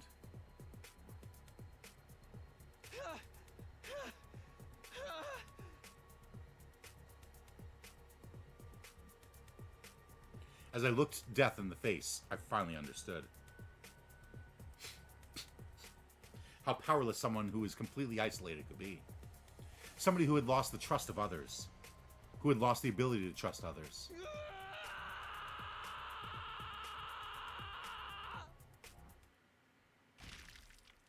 Somebody like that was already as good as dead.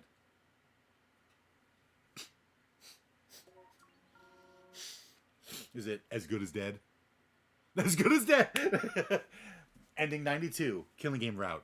As good as dead.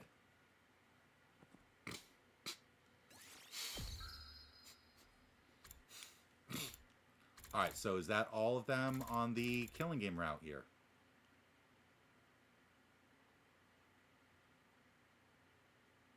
Yep. Okay.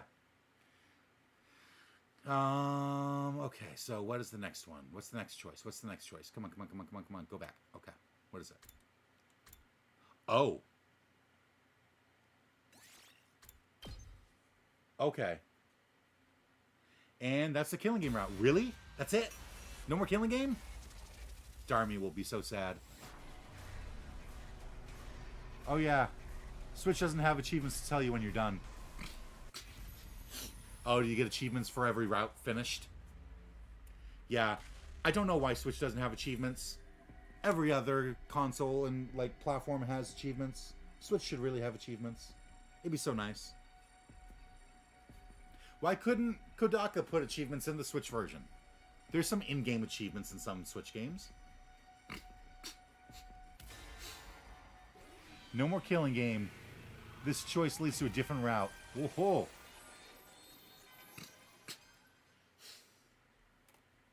Guys, here's what I think. I'm not going to join this invader hunt thing.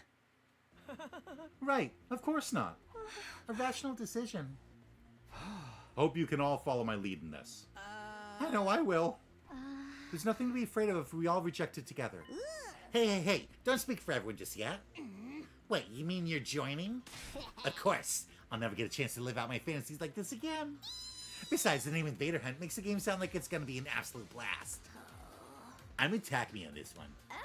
You'll find me playing that game over my dead body. This Invader Hunt is just the couple trying to trick us into believing it'll be fun. But it's clearly stated on the blackboard that this is a killing game. The recording said as much, too.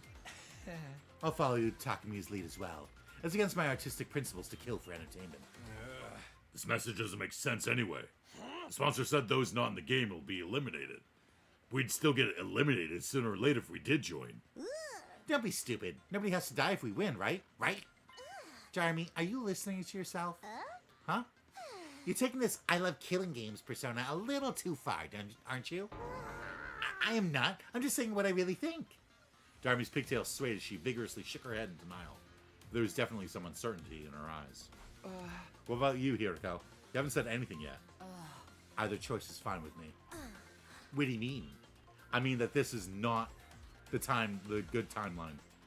I'm not interested in this game at all. I am, however, interested in finding out the sponsor's identity. They'll make their move eventually, whether we join the silly game or not. That's when we'll swoop in and bring that sicko down, right? That's more or less what I was thinking. Then we have an answer. Yes, we're not going to join the Invader Hunt. Dharma, you don't mind, do you? I do mind, but it's not like I can play a killing game by myself. Fine. Fine, I'll go with the majority.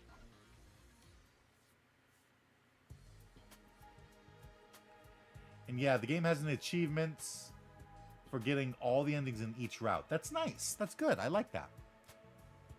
By the way, on Steam, only 7.7% of players have gotten all endings. Oh my god. After that, we decided to stay together until the stipulated time. We didn't know what might happen, and there was always the possibility the sponsor was actually one of us. Staying together meant we could prevent the sponsor from trying anything. I didn't tell anyone about that second reason, though. They all seemed convinced the sponsor was an outsider who had infiltrated the school. Well, they were acting like they thought that anyway. The sky turned dark as we whiled our time away. Finally, it was 7 p.m., the time mentioned on the voice recorder. That was when I threw the door to the leisure lounge open.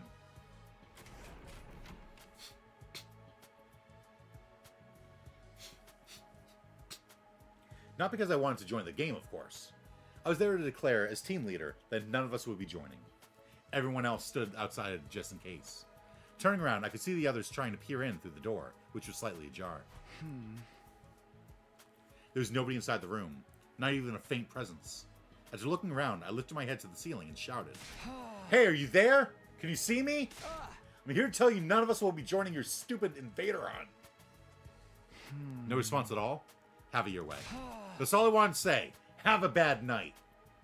After that cold farewell, I turned around and stepped out of the leisure lounge.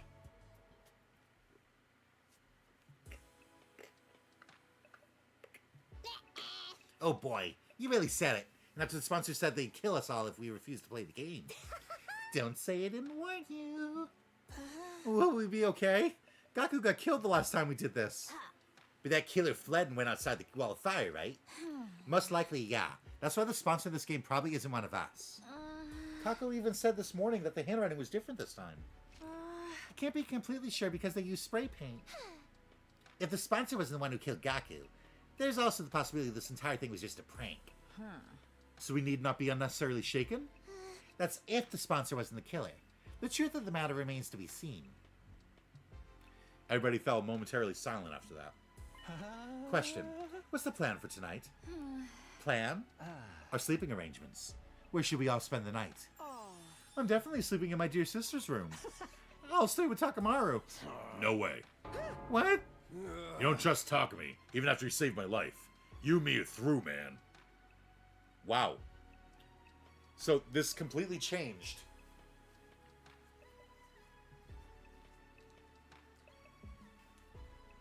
All because Takumi said, "Yeah, no, we're not doing the killing game."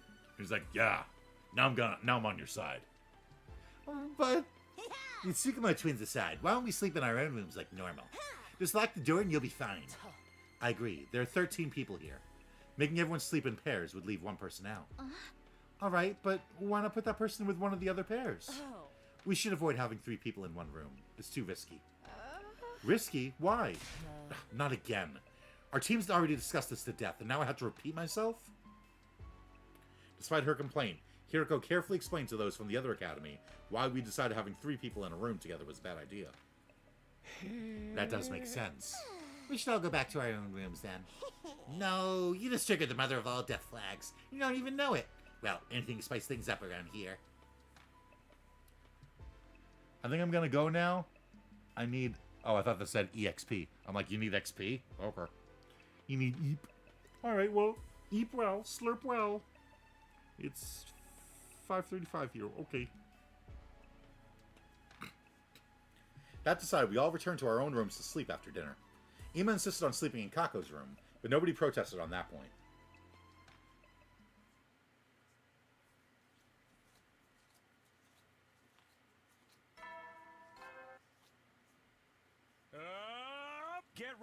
prepare. Just be ready to give your life.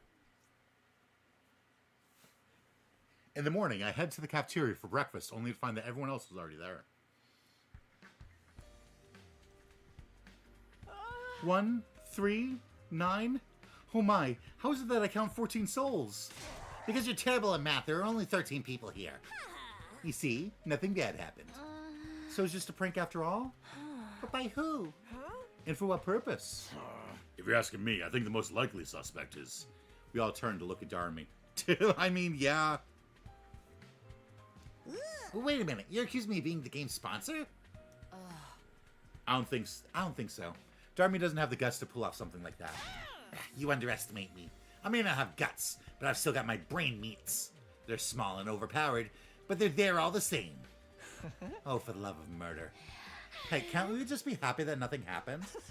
Please excuse me for exposing you to my foul-smelling dumpster breath, but why don't we all have breakfast together? After breakfast, we all headed off to do our own things, relieved that nothing bad had happened after all. As for me, I went back to my room. Almost immediately, a visitor came knocking. I opened the door to find Tsubasa standing outside.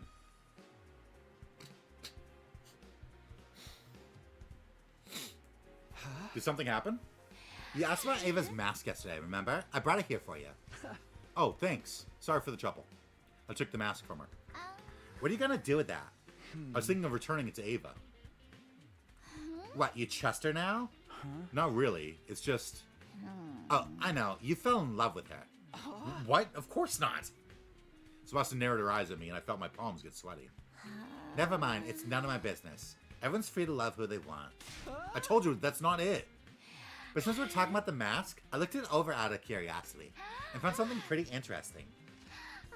That mask isn't an ordinary accessory. It actually comes inside with a bunch of high-tech features. Infrared night vision, zoom functions, organic life detection. There's even a miniature air tank inside that allows it to turn into a gas mask. Using that air tank, the wearer can survive completely shut off from the outside world for as long as 30 minutes. That's amazing. It almost sounds like it'd be a waste to give it back to Ava. You wouldn't be able to use it, Takumi. It's custom made to fit a specific shape. Ava's the only one who can wear it. Guess I might as well give it back after all. Even with the best technology in the world, she can't possibly harm any of us from inside that cage, right? Tsubasa thought about it for a while before nodding in agreement. By the way, when's she gonna give us more information about the enemy? She did promise to be useful if we spared her life. I should think it'd be best if we could get her to join us as an ally. An ally? Yeah, so that she can fight in defensive battles along with us. We'd need some kind of safety measure before allowing her to cut loose, of course. Like a collar with a bomb, maybe. That should put everyone at ease, right? If she tries to run or do anything funny, all we have to do is stop her is press a button to activate the bomb. A bulb lit up in my mind as Tsubasa was speaking. Tsubasa, let's say there was already a self-destruction device in Ava's body.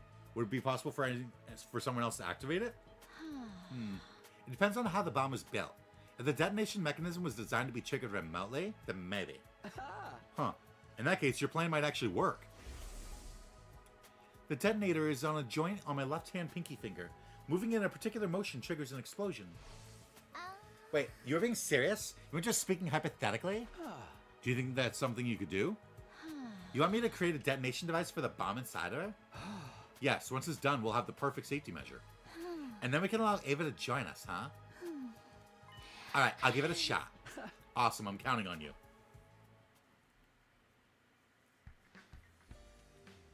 After Tsubasa left, I went to look for Hiriko to get the key from her. The key that would open Ava's cage. I walked into the courtyard, her mask in hand.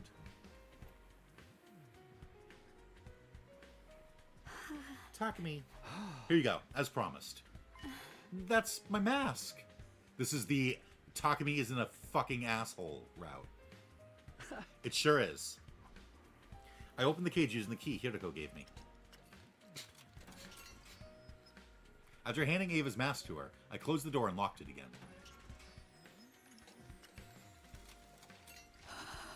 Thank you, Takumi. I don't know what to say.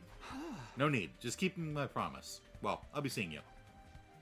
I turned around, giving a casual wave as I walked away.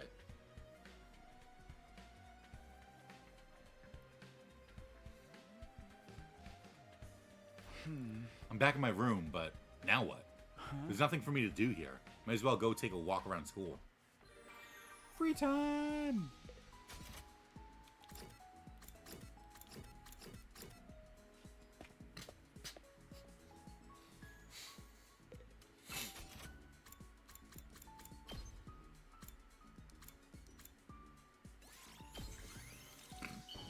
Sebastian's gonna have so many fucking factory photo books. Wow. Is this for me? Wow!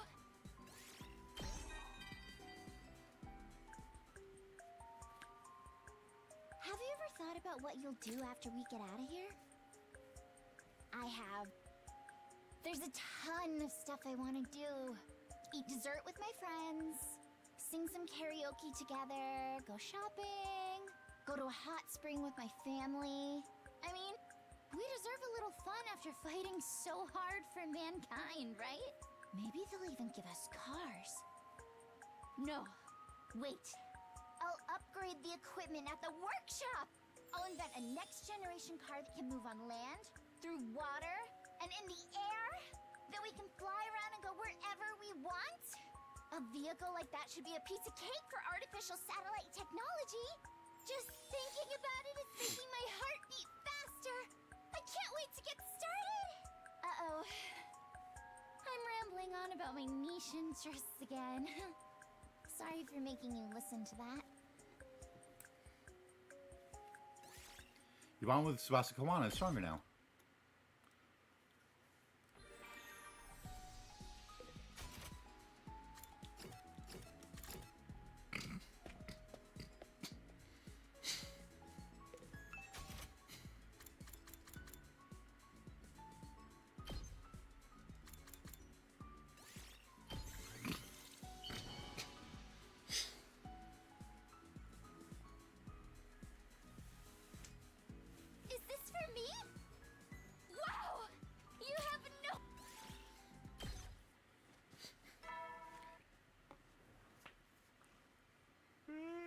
You never will then. I went to bed after an uneventful day. No, it only seemed uneventful. Something may have been brewing behind the scenes without me noticing. Since I had no way of ascertaining that, I decided to simply go to bed and embrace sleep for the night.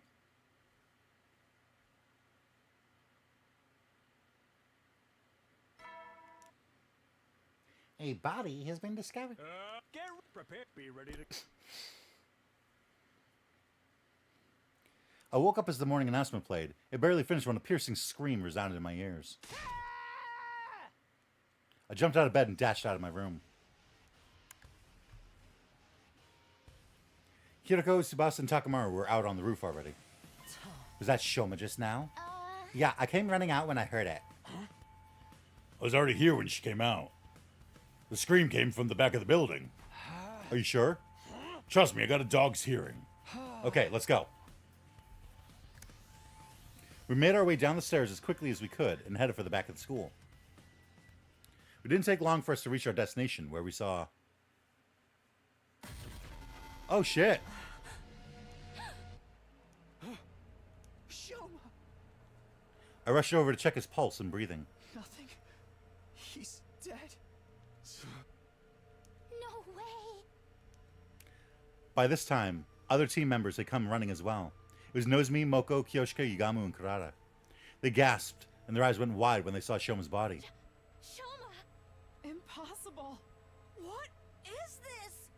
Is he breathing? No, unfortunately. Get your act together. It's too early to give up. Seriously. We just heard him screaming. He can't have been dead longer than 10 minutes. Right. We can use the Revive-O-Matic to bring him back. Let's get him to the infirmary! Yes, but just one moment. The hell? Sir Ima, Lady Kako, and Lady Darumi have not shown up yet. Okay. Hey, you're right. Maybe they woke up early and went to the cafeteria first? Even so, they should have heard the scream. Weird that they didn't come running like the rest of us. This isn't the time to discuss that. Get Shoma to the infirmary now. Seriously. Yeah, I'll carry him there on my back. I I don't know how to work the Revivomatic, though. I'll come with you. The rest of you can go look for Ima, Kako, and Darumi. Got it.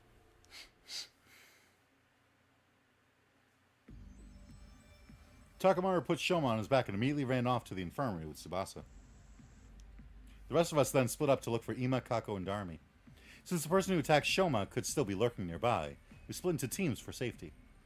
I partnered up with Hiriko. We decided to start with the cafeteria. We made our way there as soon as we could, but there was nobody else inside. Ima, Kako, Darumi, anybody there? No response. Looks like they're not here. Yes, let's try somewhere else. Turning around, we dashed down the hallway toward the gym. But when we got there,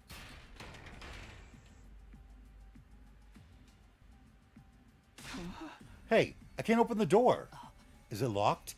I peer through the small opening in the slightly ajar door. There's a latch. Someone latched the door from inside. Hiriko and I looked at each other nervously, neither daring to breathe. We're going to have to break the door down. You're right. On 3. 1, 2, 3. One more time.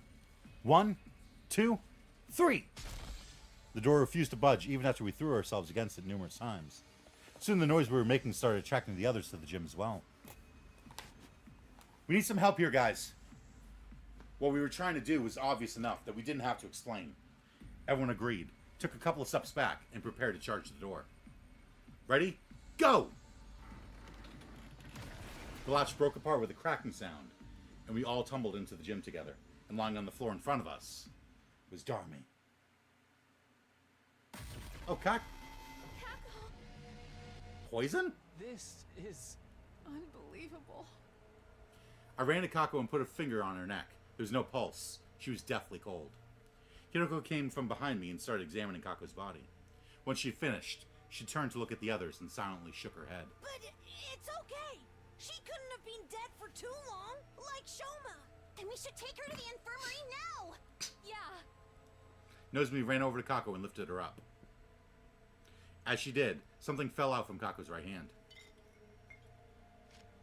What's this? A medicine bottle? By the time I noticed it, Nozomi had already run out of the gym, carrying Kako's body. As the rest of us started to leave, Hiriko suddenly spoke up. Wait, Yugamu, you go with Nozomi. Moko, Kyoshika, Karada, continue looking for Ima and Darumi. And Takumi, you stay here. What? Why? Just do as I say for now. I'll explain later. Alright. Let us be off at once.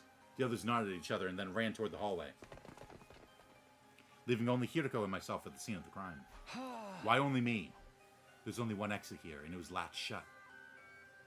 I turned to look at the exit. Lying on the floor nearby was a mop that had been broken into 3 pieces. The mop handle had been used as a makeshift latch. It would be impossible for someone to latch the door like that from outside, which means this incident happened in a locked room. Assuming this is true, there are 2 possibilities I can think of. Can you guess what they are? I answered hesitatingly. Either she killed herself, or the killer's still in here. First possibility is that, as much as I hate to say it, Kako killed herself, right? Oh. Yes, look at the bottle that dropped from her hand. What's the label say?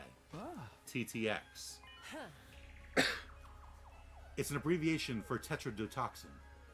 It's extremely poisonous. Swallowing just 1 or 2 milligrams is fatal. Are you saying Kako drank this? I don't know. We'll have time to think about that later. The other possibility is the more pressing one. Because if Kako didn't take the poison herself, it didn't take me long to make the connection. The killer's still hiding somewhere in the gym? Yes, if there is a killer, that is. That's why I told you to stay behind. Alright, let's look around. Hiriko and I searched the gym as cautiously as we could. What if the killer is down in the secret escape pod base? Despite leaving no stone unturned, we didn't find anyone hiding anywhere. This makes it clear that Kako took her own life. Does it, though? Shoma was found sliced up at the back of the building around the same time. Don't you find it strange that somebody killed him while Kako killed herself? No, there's nothing strange about that if Kako had been the one to kill Shoma. After stabbing him to death, she ran to the gym, blocked the door with the mop handle, and ingested the poison to kill herself. I decided to say my opinion objectively. even though I really didn't want to say those words out loud. Maybe, but that wouldn't make sense if Kako died before Shoma. Remember how Kako felt when you touched her body? Yes, she'd already gone completely cold. I noticed it too. It's probably been several hours since she died. So Kako killed herself sometime last night, and then somebody killed Shoma sometime this morning? Or Kako was also murdered. That's a possibility as well. How's that possible when the door was latched from the inside? Wait, there's something more important here. If Kako had already been dead for a few hours... Yes, I'm afraid it's already too late for her. Oh no.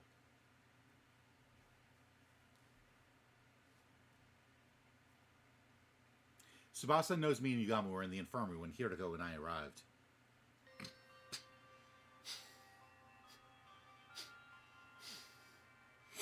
They were standing around with grave looks on their faces. How are Shoma and Kako? Well, we managed to successfully revive Shoma. That's great. Yes, what a relief. But he's still unconscious. His physical body has been restored to full health, but it seems he hasn't recovered mentally from the attack yet. Where is he? Sleeping in his room. Takamaru's taking care of him. And what about Kako? We did put her body in the Revive-O-Matic, but alas. Hiroko and I went behind the Revive-O-Matic to look at the monitor. What was written on the screen made our hearts sink. Cause of death. Respiratory paralysis-induced asphyxiation. Estimated time of death. Day 27, between 1 and 4 a.m. Respiratory paralysis-induced asphyxiation. Does tetrodotoxin do that?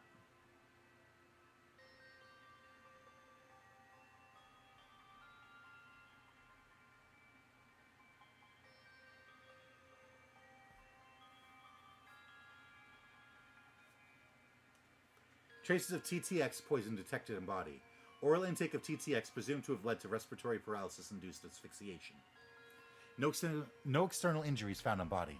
Too much time has passed since death. Impossible to revive.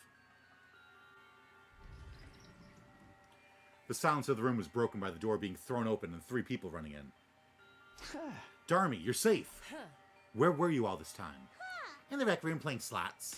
You were doing what? You can't blame me. I was up this morning and didn't see anyone in the cafeteria. I assumed everybody was off doing their own thing.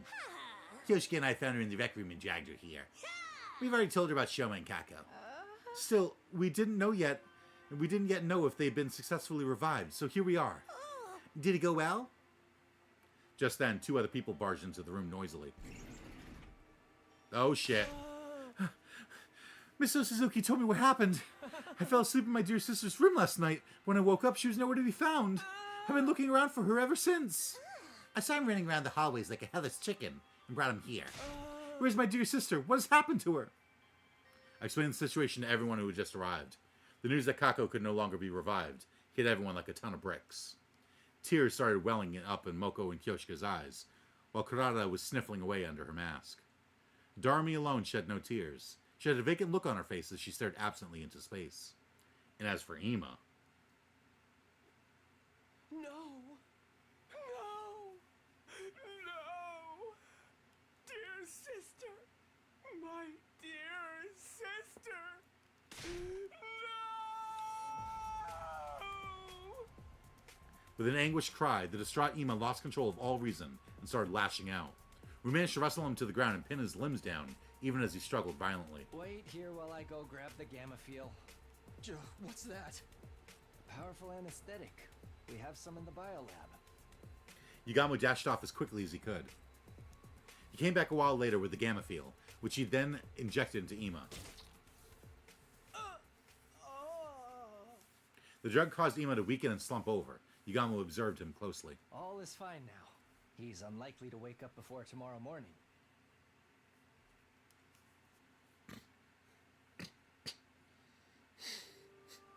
We moved the unconscious Ima to his room and assigned Moko to watch over him. After that, we took Kako's body to the morgue. There were now 3 bodies lying on tables in the morgue. Kako's body was the smallest. I kept staring at her. When I closed my eyes, I could still see her innocent smile. I couldn't believe the girl I had thought of like my own little sister was now gone. An indescribable ache spread through my chest at that sight. Unable to stand the pain, I forced myself to look away.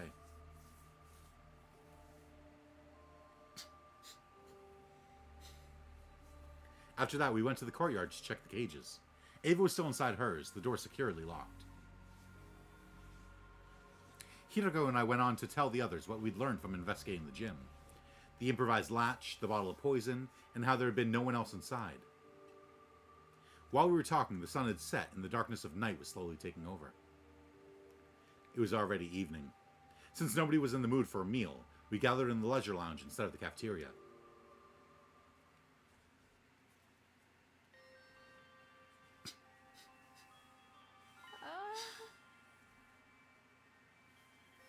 Sir Takamaru, were you not supposed to be attending to Sir Shoma? Yama took over. Shoma's still out cold, but he's physically fine now. I just don't understand why Kako would kill herself. As I've already explained, we don't know for sure that it was suicide.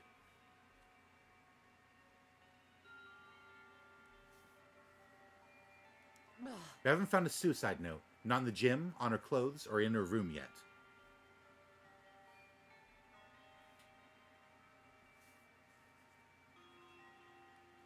But the gym door was latched shut from the inside. And you didn't find anyone else in there, correct? Yes, but I found it hard to accept Kako had killed herself, when Shoma was clearly killed by someone else.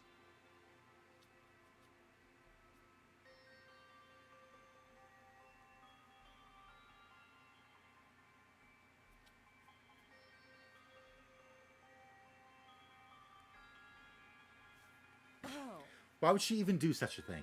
I won't be fully convinced until a clear reason surfaces. I think she was murdered too, by that sponsor who was trying to get us to join the invader hunt. They did warn us this would happen. We all heard what that recording said, remember? All who refuse to join the game will be eliminated. All who refuse? That means the rest of us are targets too. You telling us that sponsor wants to kill us all? The first message, the first threatening message said something about everyone dying too. It sure did. The first and second threats. We assumed they were written by different people because of the handwriting. But I'm starting to think it was the same person after all. We went against the first note. We ignored their demand to leave the academy and chose to stay behind instead. That gave the culprit an idea. I'll hold a killing game and force the guys to murder each other. But when we went against the second request as well, they decided they were going to have to do it themselves. And by it, you mean killing us? Yep, it all makes sense when you think of it this way, doesn't it? That would mean the perpetrator has already murdered 4 people. 4? Sir Gaku, Lady Kako, Sire, and Sir Shoma. Though Sir Shoma was lucky enough to escape the jaws of death. So we're up against a ruthless serial killer here. Serial killer route! Can't just let someone butcher our friends and get away scot-free. But how do we find them? Haven't I mentioned this before? The killer may well be one of us. Everyone tensed up at Hiroko's words and started exchanging suspicious glances. Not everyone is a suspect, though. It would have been impossible for Takumi, Tsubasa, Takamaru, or me to have done this. How can you be so sure?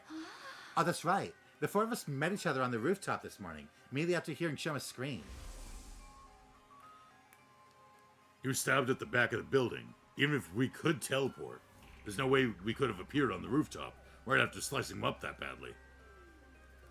He wasn't thrown down from the rooftop after being stabbed either. His body hadn't taken any fall damage.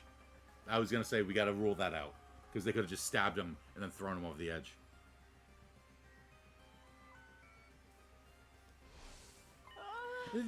Just a moment. What if all 4 of you are working together? Yes, it would definitely seem possible from your point of view. That would also mean 1 in 3 of our team are killers. I don't think the SDU would be worth much then. That line of reasoning isn't strong enough to prove your innocence.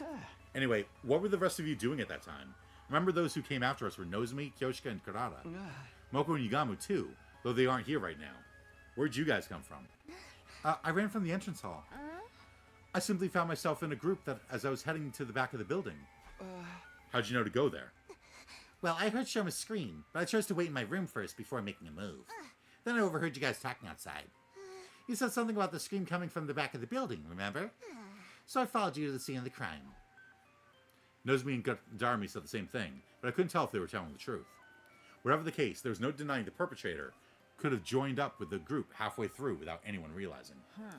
Your suspicions are misplaced, especially when there is a much likelier suspect to cast aspersions on. Yes, someone who didn't even show up at the crime scene. Huh? Wait, you mean me? You're totally trying to get us all to join that stupid killing game. So when we faced the cave after the second threat, you decided to... It wasn't me! I had nothing to do with that threat. I overslept, that's all. We all shot Darmi deeply suspicious looks. Her dismay and bewilderment were palpable. Beads of sweat rolled down her face, making her makeup run. Hey, can I say something? I think it's counterproductive for us to be doubting each other like this. How are we going to handle future battles if we can't even stay united? Let's calm down and think about things rationally. Under normal circumstances, the probability of the killer being an outsider is a lot higher than the alternative. But would an outsider be able to slip in without triggering the alarm? Well, that's... Maybe it was Ava? Impossible. We checked the cage just now, remember?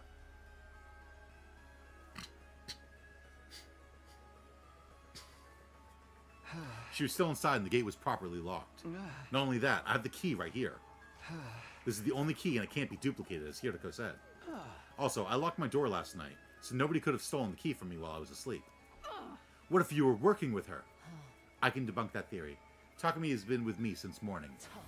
Even if he had let Ava out of her cage last night to stab Shoma, he couldn't have locked it back up this morning without my knowledge. You need the key to lock the cage, just as much as you need it to unlock it. That means it's one of us. No, it can't be. There has to be a way for someone to come in without triggering the alarm. There's always the possibility that nobody slipped in at all. What are you saying? I'm saying the killer could have already been hiding in the academy before the first team was dispatched here. That's true. If they were here already, they wouldn't have triggered the alarm. So that person's still hiding somewhere in the school right now? Lying... 16 student. All of a sudden, Tsubasa raised her voice. I know. I can make an organic life detection device. Organic life? Detection device?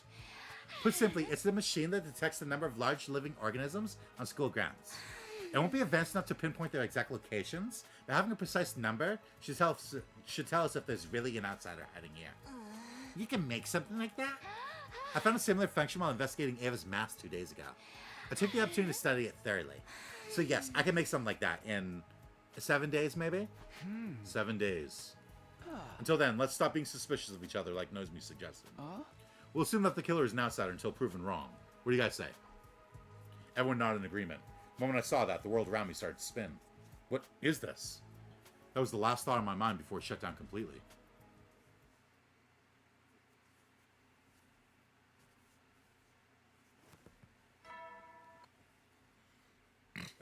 Get ready, prepare, be ready to give your... I woke up to the now all too familiar sight of Nozomi sitting right in front of me. It was deja vu time. She noticed right away that I was awake and leapt to her feet with an ear-piercing scream. She scuttled frantically around the room a few times more than the last before finally coming to a stop. And then she just stood there in a daze, watched the entire scene play out before sitting up. What day is it today? Day 39. I fainted on the night of day 27, so I've been out for 11 days? Yes, we're almost out of emergency feeding drips. Why did I lose consciousness? I didn't get stabbed on day 27. My old wound didn't reopen. Nozomi regarded me with a somber look on her face as I mumbled to myself. Then she gave me the diagnosis.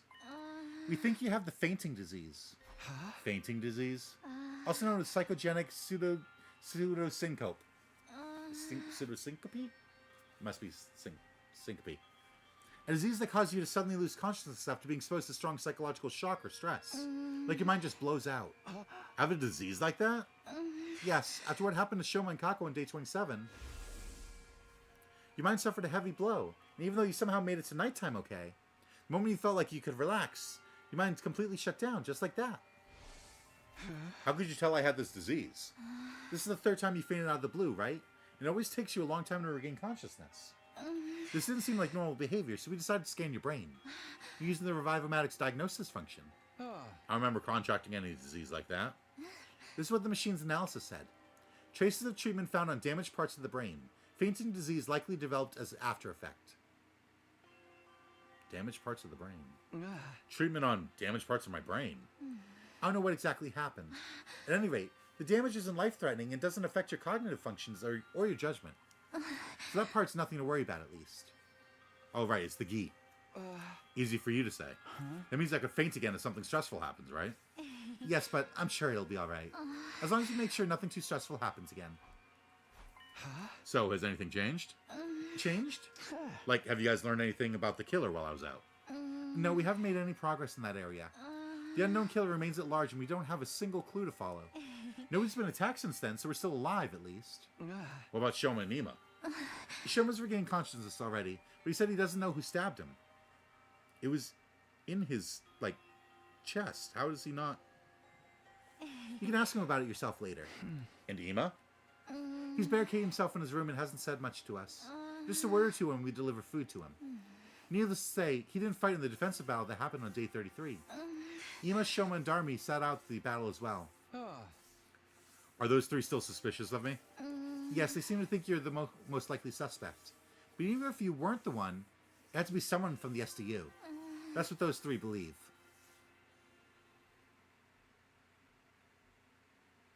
Nozomi and I head to the cafeteria together, where everyone except Ima, Shoma, and Dharmi were gathered.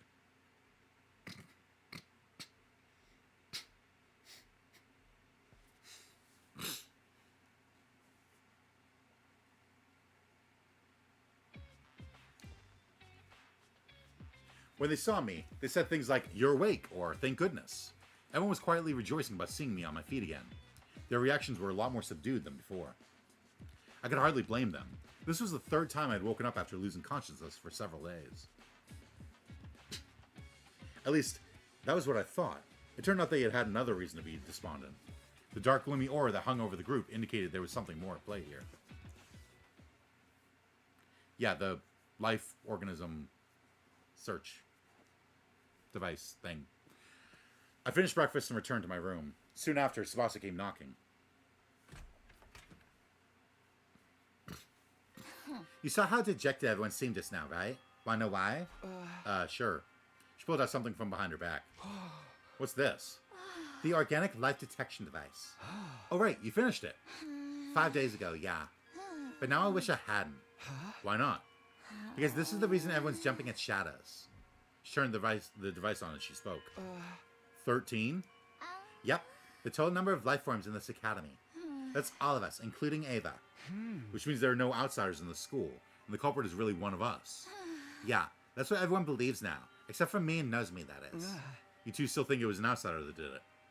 I don't know, but the killer could have fled outside after stabbing Shoma, right? Possibility of that happening seemed low to me, but I forced myself not to voice those doubts. Anyway, that's why everyone's so down. Basically, it's because they're all suspicious of one another. This isn't gonna end well. Without trust, we won't be able to put up a united front during the next defensive battle. Can't you do something, Takumi? I'll do what I can to help as well. Just tell me what you need. I just remembered. I finished that other thing you asked me to make a while ago, too. What thing? You know, the remote detonator that'll trigger the bomb in Ava's body? I managed to complete it after carefully investigating her body. With her consent, of course. Tsubasa rummaged through her pocket and took out something that looked like a remote control. I took it and gripped it tightly in my hand. Thanks. This puts me at ease. I'll probably add Ava to the team starting from the next battle. Yeah, that should help out our combat power. The problem is getting the others to trust her. Oh well, I've done my part. The rest is up to you. With that, she left the room. Up to me, huh? How should I do this? What was it Tsubasa said before? The killer could have fled outside after stabbing Shoma. To be honest, I didn't think they did. I had no concrete proof, but everything that had happened so far felt like part of a larger scheme that someone was orchestrating.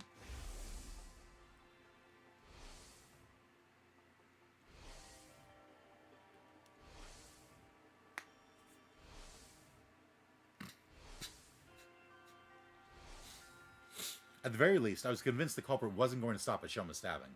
In that case, excluding myself, the killer must be one of the other 12 students at this academy. Yeah, excluding myself because I know it's not me. No, wait. Shoma was a victim. If Hiriko, Tsubasa, Takamaru, and Ava were also innocent, that leaves just 7 suspects. Dharmi, Nozomi, Kyoshika, Yugamu, Moko, Ima, and Kurata. I never willingly choose to treat any of my friends as suspects, but as it turns out, I didn't have a choice right now. I won't gain everyone's trust until I identify the real culprit. And if I don't have their trust, the SDU would fall apart, and everyone would be annihilated by the invaders. The only way to prevent that from happening is to reveal the identity of the killer. You must solve this future case yourself, Takumi. That was what the boy with the undying flame said. He must have known something like this would happen. At any rate, this was the only way of resolving all this that I could think of. I had to find the culprit no matter what. I clenched my fist and resolved to devote myself to the investigation.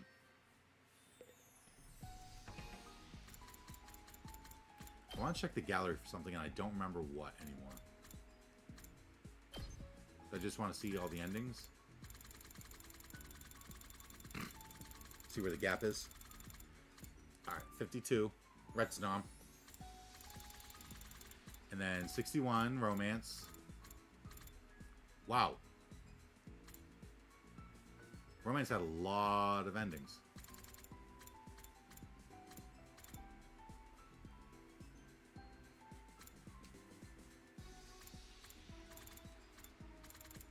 And then the 80s, right? Yeah. 85. 86. 87. 88. 89. Really? That's the CG that they chose for Battle for Avis Points? Wow. 90. 91. 92. Wow.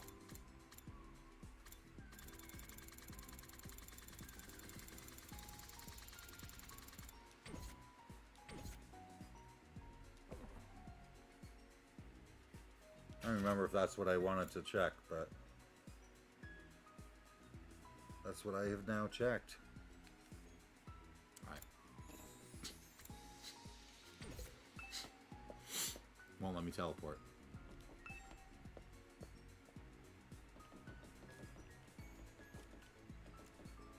Is he in his room or... Yes, he's in his room. I rang the doorbell. No answer. Tried the doorknob, but it was locked. Ima, I know you're inside. Can we talk? Hey! I'm trying to track down the culprit, but I need something to go on. At that, a voice called out from the other side of the door. Oh, you're awake, Mr. Sumino. Unfortunately, there's nothing I can tell you.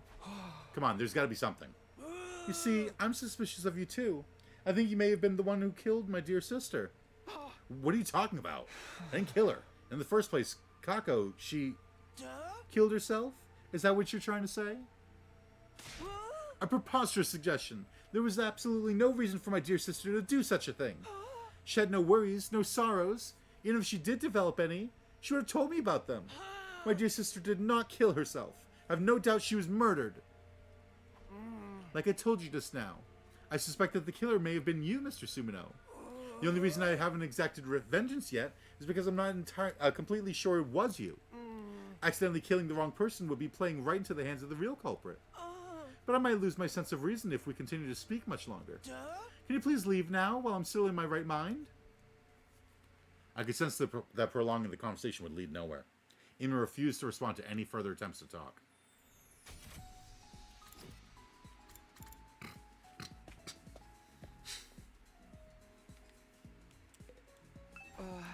What are you guys doing here? If it isn't serial killer Takumi, you're awake. I'm not a serial killer, so stop calling me that. Anyway, I'm investigating the identity of the culprit right now. Do you mind if I ask a few questions? Well, can you be any more shameless? The criminal's role-playing as detective now? I'm not talking to you. I'm asking Shoma. Oh, you want to know about the person who stabbed me? I've told the others a bunch of times already. I didn't get a good look at them. Wait, I thought you were sure Takumi did it. Yes, but it's not like I have any proof, so... Does that mean you didn't see the culprit when you were stabbed? No, I did see someone, but they were wearing a mask. How about the person's height or body structure? I can't be sure. They're dressed in a long black poncho thing. You must have some identifiable features. I was attacked the moment I turned around, so I'm afraid not. I screamed immediately, and before I realized it, I'd been shoved to the ground. I don't remember anything after that. I fainted after the first 2 or 3 stabs. So you don't even know if it was a man or woman? No. Did they say anything? Actually, I did hear something as I was being stabbed. The person kept saying, die, die. Then you should have been able to recognize the voice. The thing is, I didn't. Why not? Their voice had been changed with a voice changer. A voice changer, huh?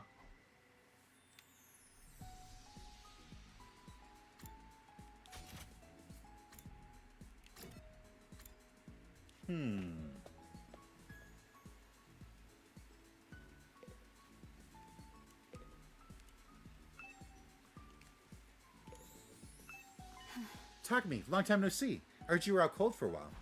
I woke up all of a sudden for some reason. I'm glad you did. Is there something I can help you with today? There's no point asking Ava about the case, so I decided to talk about something else. Do you remember what you told me before? It was bothering me that much. I had to choose between lying to you and eventually killing everyone here, or telling you the truth and joining your side.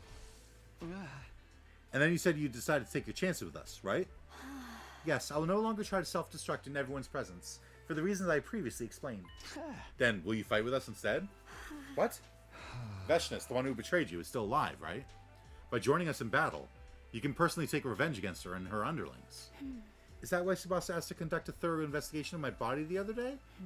So that if I ever tried anything, your team would be able to detonate the bomb inside my body remotely?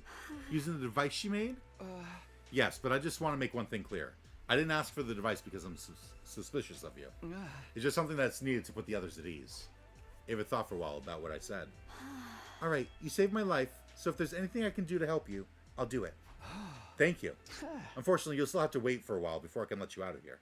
It needs to clear with the others first. Understood. I will wait. Are we finally going to get Ava as a non-brainwashed fighter on our side?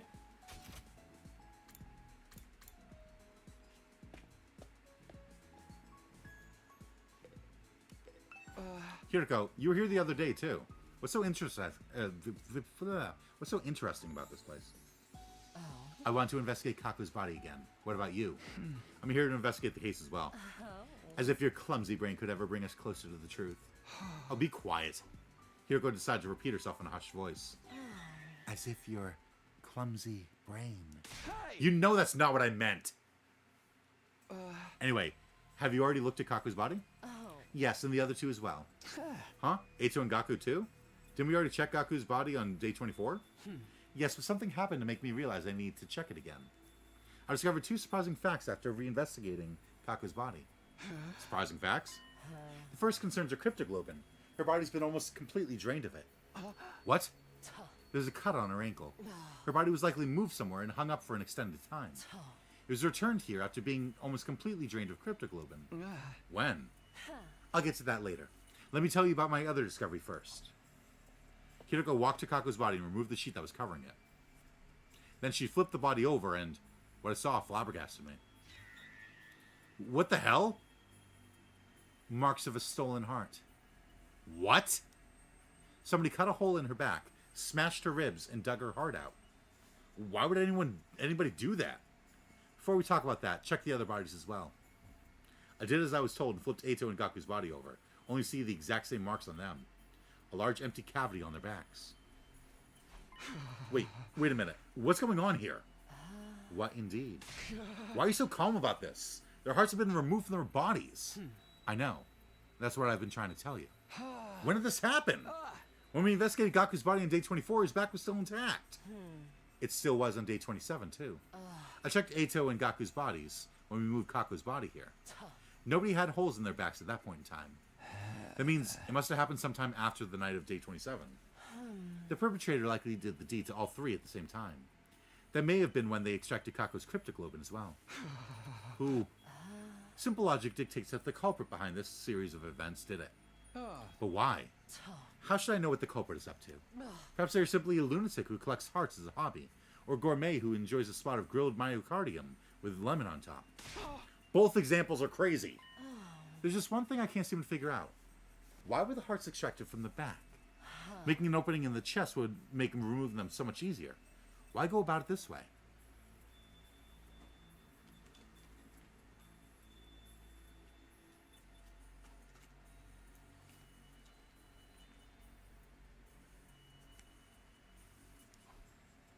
Neither of us could come up with anything feasible, so we decided to investigate the bodies again. but there's not a single further clue to be found.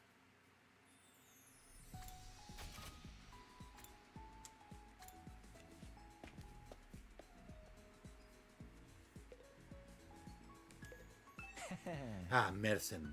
One of mankind's most eminent inventions for sustaining life and dealing death. How can I help you today, Takumi? I told you Gamu that I was investigating the case. Does that include Kako's death, too? Yes, the suspicious circumstances of her death bother me as well. My main objective was to solve the attempted murder of Shoma, but that didn't mean it was my only concern. Any information that might help solve Kako's case would be more than welcome. There were other cases to think about as well, like Sirei's destruction and Gaku's murder. But I hadn't found any further clues to those cases despite my thorough investigation on day 24. So I decided to focus on Shoma's case first, while the trail was still fresh. Is there something bothering you about Kako's case? Yes, there is. Remember her cause of death? She'd ingested tetrodotoxin, an extremely potent poison. When we found her, she was holding a bottle labeled TTX tightly in her right hand. That bottle was originally from this biolab. So, the poison was taken from here? That would appear to be the case. Whether by Kako, who then killed herself with it, or by someone else who used it to kill Kako. Is this room open to everyone? Sure is. There's no lock on the door, and the cabinets are unsecured too. Anyone could have taken anything at any time.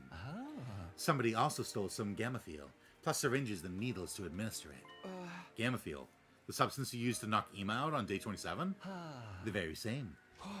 Huh? But if it's still here, it hasn't been stolen, right? There are multiple bottles here. Several are missing. It didn't happen recently either. I first noticed the missing bottles on day 27.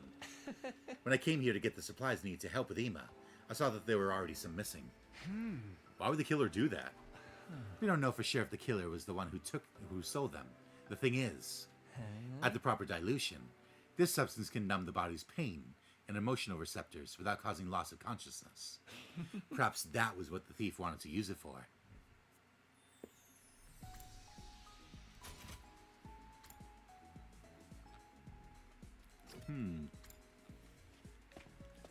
Maybe they paralyzed, they numbed Shoma first. Oh, you're still in the cafeteria? Don't talk to us now. We're in the midst of a very serious discussion. Nozomi just refuses to listen to reason. What's the discussion about? I still don't believe the culprit is one of us. I'm trying to tell everyone to stop being so suspicious of each other. You saw the device's total for the number of life forms in the school. Yes, but that doesn't prove the crimes were inside jobs. The culprit must have fled outside the wall of fire after stabbing Shoma. And we're trying to tell you that is not possible. Yeah, this doesn't seem like a killer who'd stop at one or two victims. They clearly said they wanted to kill everyone, both in the tape recording and that first message. But I just can't. Takumi, say something. Huh? Well, I stammered hard, because I was more in line with Kurata's way of thinking than Nozomi's. I didn't feel bad for Nozomi, so I decided to simply avoid committing for now. Sorry, I just remembered I have something I needed to do. Gotta go, bye. Wait, Takumi, hey, come back here, please. I ignored Nozomi's pleas, and quickly bolted out of the room and into the hallway. I went to the gym last. When I stepped inside, I saw that Tsubasa and Takamura were already there.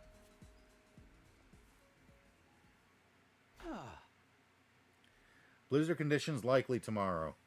Highs in the upper 20s and lows in the upper teens. Ugh. Tsubasa, Takamura, perfect timing. I need to ask you guys about something. Where is it?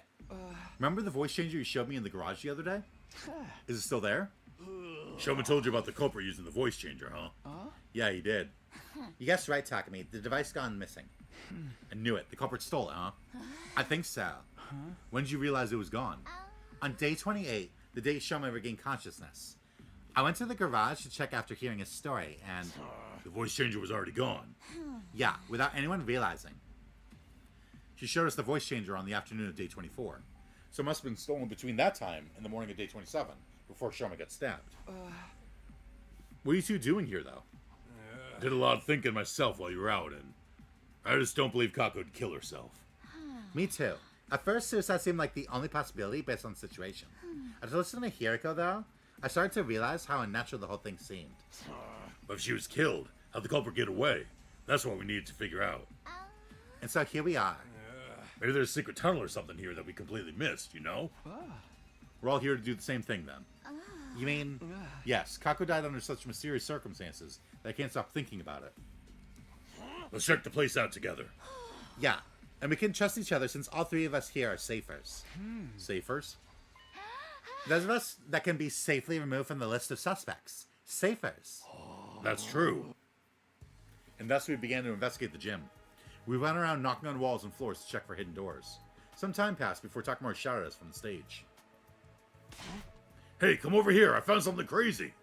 He was standing at a corner of the stage. Tsubasa and I hurried over. What in the world? No way. There really was a hidden tunnel. Or should I say a hidden ladder? I checked this place before, but I found nothing. What'd you do? Told you I got a dog's hearing. Knocked on the floor and knew right away there was an empty space underneath. Then I groped around the surface, and what do you know? Rotatable handle came flipping out. Grabbed the handle, pulled it, and there you have it. Let's see what's down there. Yeah.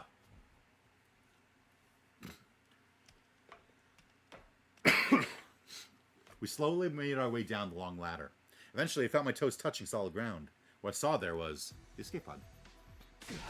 Isn't this... You know this thing? Yeah, remember what I told you before? This is the escape pod that deploys on the last day. Huh? No way. Damn. Does that mean if we can get inside... We can go to the artificial satellite? We ran to the entrance of the pod and checked the door. There's no pin to it. The door to this pod automatically opens on day 100. No manual override available. Despite the note, we kept looking around for a way to open it manually. However, we were unable to find anything. Nope, this thing can't be opened from outside. How about we use the crowbar to pry it open? Then the pod becomes useless because outer space is a vacuum. We have no choice but to wait until day 100. We'll have to give up on the idea of boarding the pod before then.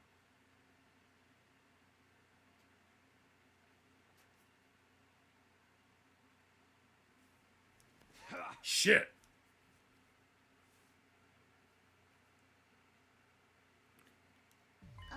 By the way, have you guys forgotten why we came down here in the first place? Of course not. We're trying to solve the locked room case, weren't we? Yeah, Hiroko and I thoroughly investigated the gym after discovering Kako's body. But if the killer had been hiding in the storeroom in the ladder shaft at the time, you couldn't possibly have found them. And after you and Hiroko left the gym, the killer got out and walked through the exit like nothing ever happened. Which means Kako really was killed. We don't have concrete proof of that yet. However, this does disprove the previous notion that it couldn't possibly have been murder. Wait. Assuming for a moment she was murdered, wouldn't that also prove the killer was an outsider? Because when we found Kako's body, Takamaru, Shoma, and I were in the infirmary, whereas everyone else was in the gym. No, not everyone else. 2 were missing. That's right, Darmi and Ima. Yeah, Ima couldn't have been the killer. He worshipped the ground she walked on. Darmi, though, said she was playing slots or something. She could have been lying through her teeth. But it's always possible that an outsider did it. You made that life detection device yourself. Unless you're telling me you made that number up. I didn't know such thing. That was the correct number. But the killer could have already gotten away by the time I finished making the device, right? Just then I noticed something out of the corner of my eye. An item on the ground next to the cockpit of the escape pod. I caught my eye for some reason and I walked slowly over to pick it up. Hey, what's that? A handkerchief? So it seems. Ima Tsukumo? I see something embroidered on it. It reads it. Information technology? Or maybe just it, as in it girl? Could it be referring to initials of a name? Ima. Tsukumo? Dun dun dun! When we exited the gym, we saw that it was already nighttime. I asked Takamaru and Tsubasa to gather the others before heading to Ima's room myself. Come on, Ima. I need to ask you about something. Somehow it felt like he would keep hiding if I told him about the handkerchief, so I decided not to say anything for now. We found a clue that may lead us to Kako's killer. I made that assertion even though I had no solid proof she'd been killed, because I wanted to get him out of the room. A short while later, I heard the door being unlocked. And then Ima appeared from behind it. You believed me? About my dear sister being murdered? Yes, can you come with me? Slowly but surely, Ima nodded in assent. Takamaru, Tsubasa, and I took everyone to the storeroom where the escape pod was being kept. We told them how we had found the place and how the pod could only be used on day 100. After climbing back out, we all headed to the cafeteria. Huh? So what was the clue that you found? Before that, I need to check something with Darmy. On day 27, when we found Kako's body, were you really playing slots at that time? Huh? You still suspicious of me? Then check the machine's play log. Then you'll know for sure I was playing around that time. And how could I have possibly stopped Shoma if I've been hiding in that storeroom the whole time? The only way out of that place is through that tunnel, right? I wouldn't have been able to get out of the gym until the coast is clear. Mayhaps you clambered out of the escape pod's elevator shaft. I'm no Spider-Woman, and that shaft has no footholds. It's impossible to climb. The ceiling of that shaft is covered with thick wall. It's not something that can be opened by human hands. How about this? You were the one to kill Kako, but not the one to stab Shoma. You're suggesting there were two culprits. Indeed I am. And does the number 2 ring any bells with regard to the situation? When we found Shoma's body, there were 2 people missing from the scene. You're suspicious of me as well? Ima's face twisted into a grimace. I hesitated for a moment when I saw his expression, but decided to show everyone the handkerchief we had found. This is the clue I was talking about. We found it in the escape pod's storeroom. The letters IT have been embroidered on it. Are these initials? Wouldn't that refer to Ima Tsukumo? I thought so. This is your handkerchief, right, Ima? And the fact that it was in the storeroom means... Sir Ima killed Lady Kako? Are you out of your mind? Me? Kill my very own dear sister? I didn't think that was possible either. Unless Ima was the one to stab Shoma and Darmy was the one to kill Kako. Ima dropped the handkerchief in the storeroom when he was casing the joint. I told you it wasn't me! You think Miss Amamiya and I were accomplices? And that I tacitly approved of my dear sister's murder? That's no different from accusing me of killing my dear sister myself! You're all crazy. Can't believe that thought ever even crossed your minds. So you deny the charge? Of course I do! Then explain yourself. Why was your handkerchief in the storeroom? That's because... You see, you're feeling guilty. No. No. No, no, no! Ah! Ima dashed out of the cafeteria, screaming. Wait, Ima! We all dashed after him. Ima grabbed the fire extinguisher in the entrance hall before running outside. We followed him as he ran out of the building. He was running at full speed through the schoolyard and none of us could catch up. Finally, he tore through the wall of fire and ran to the other side. We followed behind. When we got to the city ruins, something unexpected happened. All of a sudden, a large object shaped like an onion appeared out of nowhere and captured Ima, who had been running ahead of us. Ima! The onion object then flew high up into the air with Ima and vanished out of sight. What just happened? And what was that thing? I'd seen that onion-shaped thing before in the previous timeline. That was probably a commander. Oh, it's Quenzile. And that's how a true lady slaughters her prey.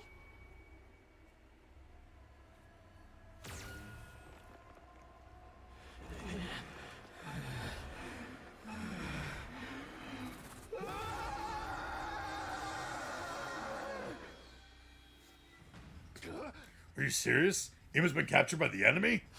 No way. That can't be true. It's alright.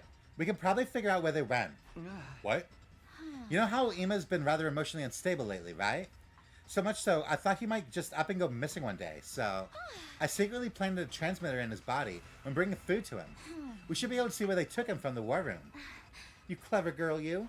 Okay, let's all head back for now. Now we're going to have the fight against Quenzile.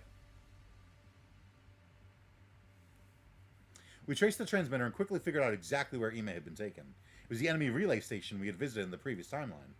We immediately started making a plan to get Ima back. After some discussion, we decided to split into 2 teams. The rescue team, me, Hiriko, Takamaru, Tsubasa, and Kurata. The defense team, Nozomi, Moko, Kyoshika, Yugamu, Shoma, and Darmy.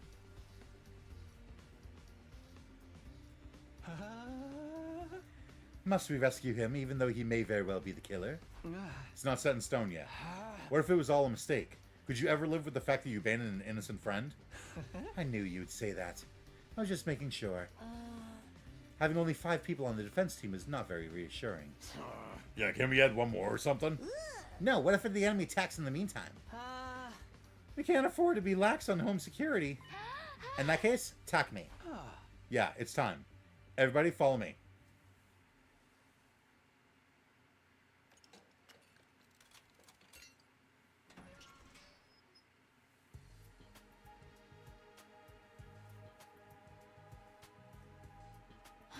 Sir Takumi, Lady Ava is out and about now.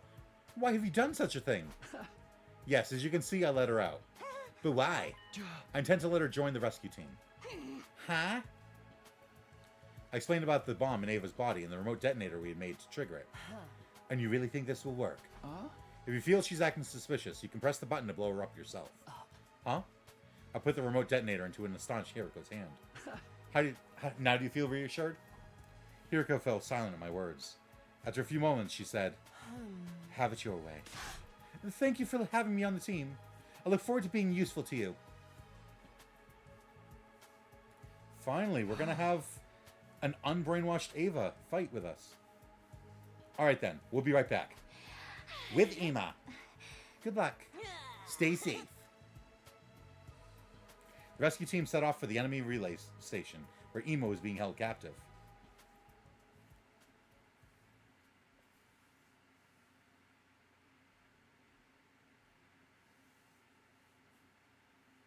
By the time we got close to the relay station, the sun was just starting to rise.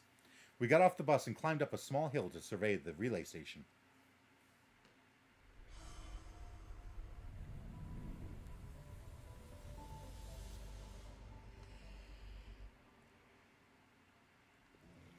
We don't know where exactly Ima is being held in this base, but that doesn't matter.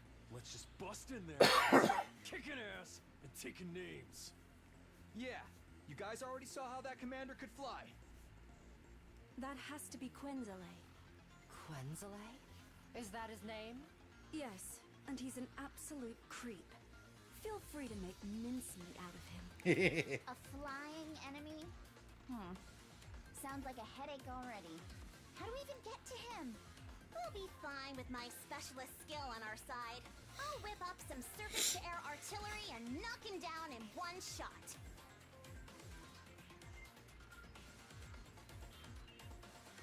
The thing is, I'll have to start crafting it after he actually appears. Why? Can't you just make it now? This particular weapon can only hold its shape for 5 minutes. After that, its internal pressure will cause it to explode. Got it. Guess there's no helping it then. Okay, guys, let's do this. Special Defense Unit, move out. Roll out.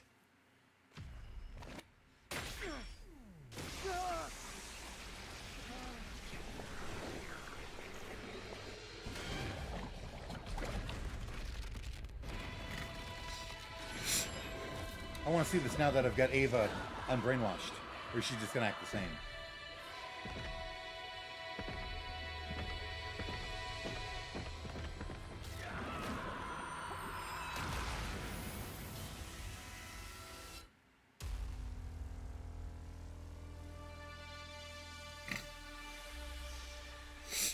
She's acting the same.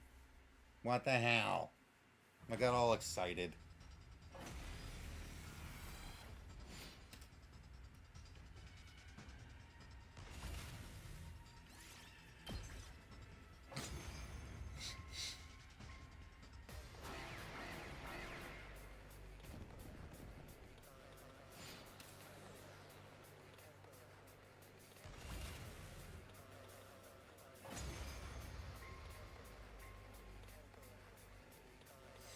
Now, do you understand that I would never betray you? I shall reserve judgment until this entire battle is over. Where's the commander? That Quenzele guy?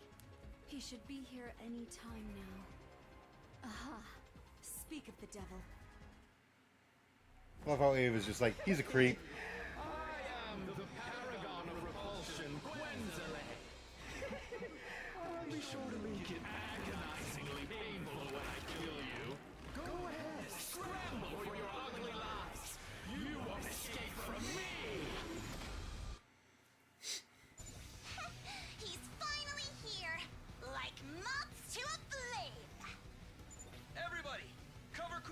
she crafts the artillery. Understood. Got it.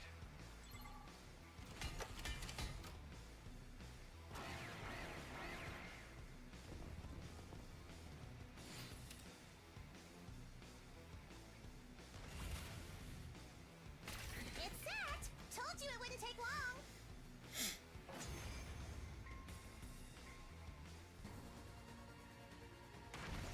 And that's how a true lady slaughters her prey.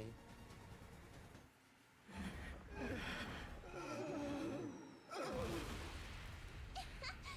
that's how a true lady slaughters her prey. He's just dead.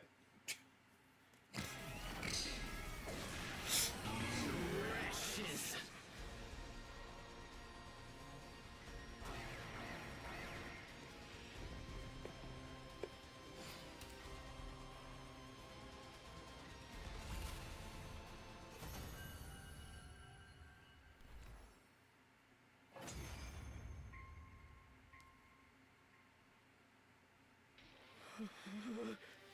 The pain.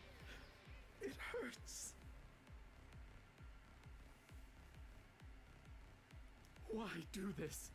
What has prompted this cruelty?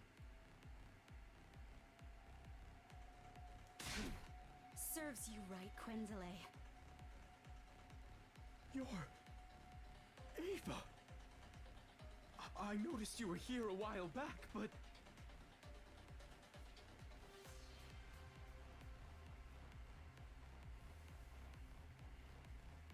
Does this mean you've switched allegiances? Yes. It's not as if I had any future in the Sovereign Army anyway.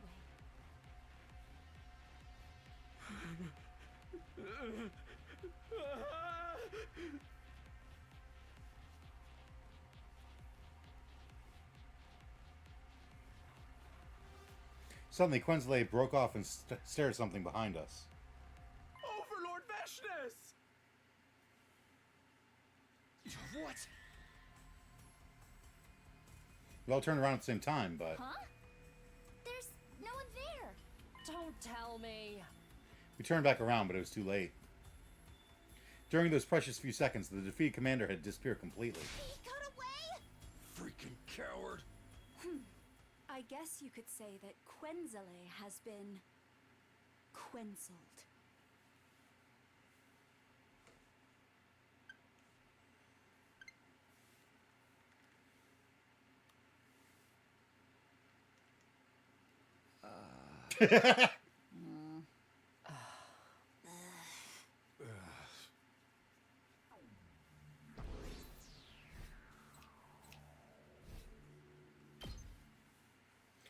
Please tell me that she has a quirky little quip for everyone. After the battle, we split up to look for Ima. Took a while, but we eventually found him locked up in a cage. Are you alright? Hold on. I'll get you out now. Mr. Samino! I swung my sword down on the lock, and it broke apart with a loud noise.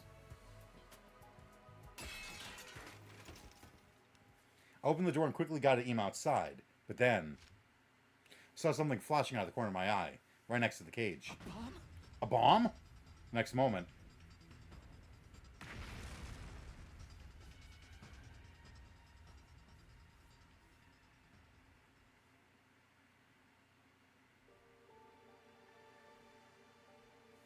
I instinctively grabbed Ima from behind. This snap action meant my body shielded Ima from the brunt of the blast. A scalding pain ripped through my back. I choked down a cry of pain and asked, Ima, are you okay? Yes. But what about you? Yeah, don't worry about me. As long as you're fine.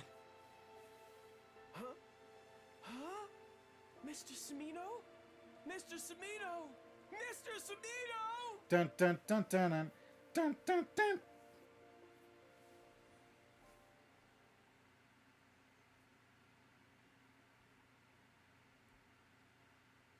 Holy shit.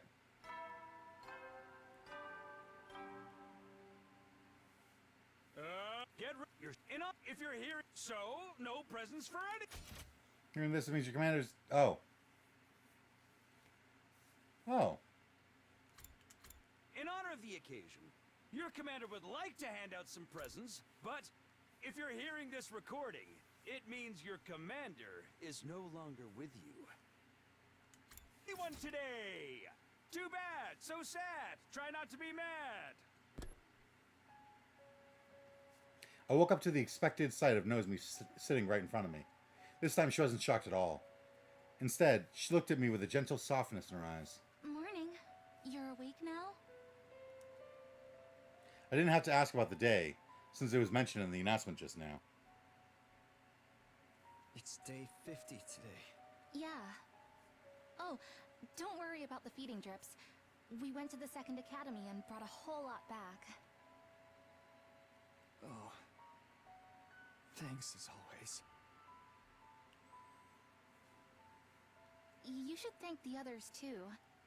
They were the ones who actually got the drips, and I wasn't the only person taking care of you while you were out.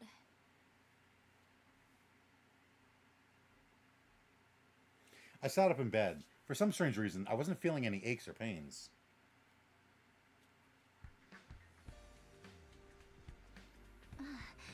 You seemed fine physically.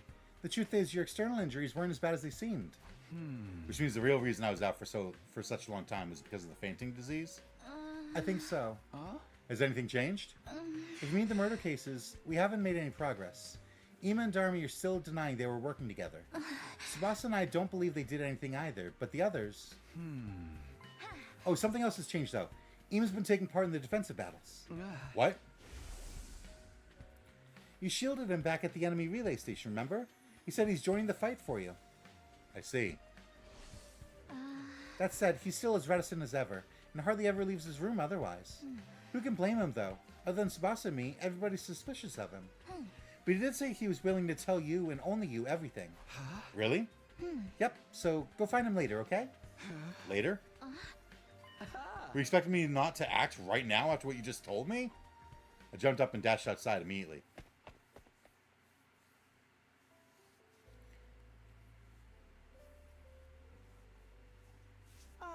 Mr. Sumino, first of all, thank you for saving me that day. From the bottom of my heart, I thank you. Don't mention it, really. What I really want to hear from you is some answers. Ima nodded firmly. I was going to tell you everything after you woke up anyway.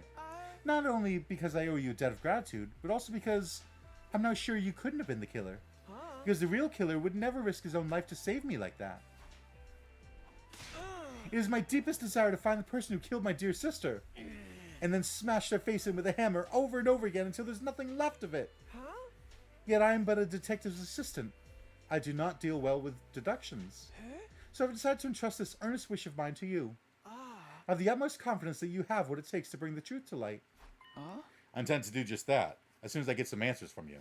Now, first of all, why didn't you kill Dharmi? What? You think the killer's one of us, don't you? Yeah. Yes? When Kaku's body was found, you and Dharmi were the only ones not in the gym. Unless you were the killer? But that can't be, right? Of course not! If so, from your perspective, only one other person could have been hiding in the storeroom at that point of time. None other than Dharmi. Yet you didn't go smash her head in with a hammer until there was nothing left. Why not? Mr. Sumino, I see what you're getting at, and you're right. It was because I knew it was possible for someone else to have been my dear sister's killer. Because there's a hidden exit in that storeroom, right? He nodded slowly in response to my question. Oh. Opposite the cockpit section of the escape pod lay a heap of metal containers. When we moved the heap away, we found a large ventilation shaft. Is this it? Yes. It's big enough even for Takamaru and Moko to pass through. You're quite right. Have you ever gone inside before? No, sir. I stuck my head into the shaft, but couldn't see anything in the pitch-black darkness. When did you realize there was a storeroom here? About day 10, I would say. My dear sister found the entrance first. She was the one who brought me here. After that, we would secretly visit this place together whenever we had some free time. It became something like a secret hiding spot of ours. Why didn't you tell anyone? I did not tell you before because I thought you were my dear sister's killer. And also, I said it was our secret hiding spot. Why would I tell anyone about our secret? I did not tell the others because, well, promise me you will not get angry? Yeah. Because my sister and I had intended to flee this place together in that escape pod. That's not possible. The door can't be opened manually. Huh? We thought we could do something about that by tinkering with the control system in the war room. I sighed and continued the conversation. We kept this place a secret even after Kako was murdered. Huh? If you'd told us about it, we'd have been able to accept your assertion that Kako hadn't killed herself. I promised my dear sister that no matter what happened, I would never tell anyone about this place. She had tears in her eyes when she made me promise. I want us to live together in Tokyo Residential Complex again. Just the two of us. We have to get out of this place first. We'll be killed one day if we stay here. Yeah. I believe I may have dropped the handkerchief at that time. When I was putting it back into my pocket after wiping my dear sister's tears away.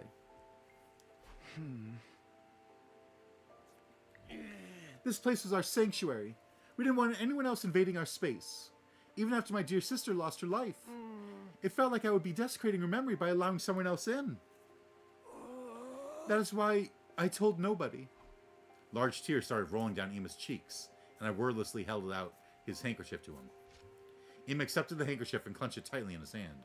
He squeezed his eyes shut, and for a long time after that, his shoulders trembled nonstop. God damn, it's making me almost feel bad for Ima. After Ima had calmed down, we climbed back up to the surface. Tsubasa was in the garage as usual when we stepped inside. Ima, you're an unusual sight around here. Even more unusual than me being awake. I mean, I already heard about you from Nazme. She's been going around telling everyone the news, you know. Anyway, what's that? Just wanted to know if there was a recon drone anywhere around here. With lights and cameras, if possible. Yes, but what do you need it for? It's kind of hard to explain. Can you just come with us and bring the recon drone? We need it to solve the case. Tsubasa blinked a few times in quick succession at Ima's words. Alright, give me a sec. Uh-oh. If there's a ventilation shaft here, that means I see how it is now. Yeah, exactly. If Kako was killed, the presence of the shaft makes everybody in the academy a suspect. Including the Safers for Shoma's case. Including me. Yeah, you still brought me here. Does that mean you trust me? Kind of, sort of. You don't sound very sure. I'll take it though. Okay, let's start. Thanks. We used the drone to investigate the ventilation shaft. As a result, we were able to make a few major discoveries. Right, in summary, this is what we've learned. First of all, the shaft bends in a zigzag shape a few times and extends toward the school building. It splits into a grid structure halfway and connects to different parts of the building. Anyone using this can basically exit from anywhere they like. However, the bends are extremely narrow and people our size can't possibly get through them. Only someone with a body the size of a small child could have gone through those bends. I'm more concerned about what we found halfway. Yeah, me too. This thing, right?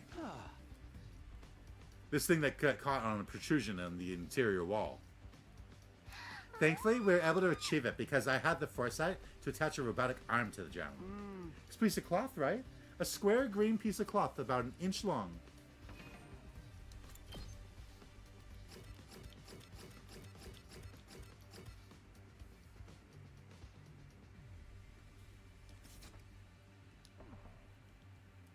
I looked to Ima, then Tsubasa. They looked back at me with wide, questioning eyes. It was apparent they hadn't yet realized the grave implication behind this. Maybe a certain incident had blinded them to the existence of that possibility. I put the piece of cloth in my pocket, looked them both in the eye, and said, Tell everyone to gather at the gym at 7 p.m. tonight. Huh? This is quite sudden. Please, just do it. They turned to look at each other. I don't mind.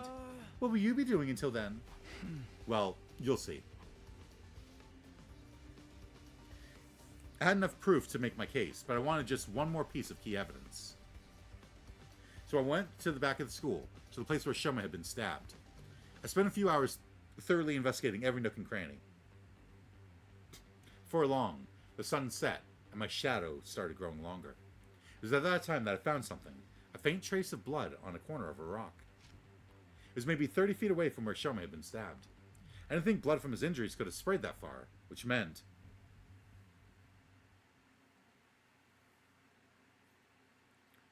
I entered the gym at 7 p.m. sharp to find everybody already gathered there. Ava, you're here too? Yes, I've received an official release. I've been given Ato's room and do not have to sleep in the cage anymore. All credit goes to Takumi and Tsubasa. The remote detonator you suggested has allowed everyone to accept my presence with the greatest peace of mind. I duplicated the device and gave a copy to everyone. I'll pass you yours later, Takumi. Nah, I don't need one. That aside, what are we all here for? Well, you see, I turned my gaze upward and slowly lowered my head. I figured out who killed Kako and stabbed Shoma.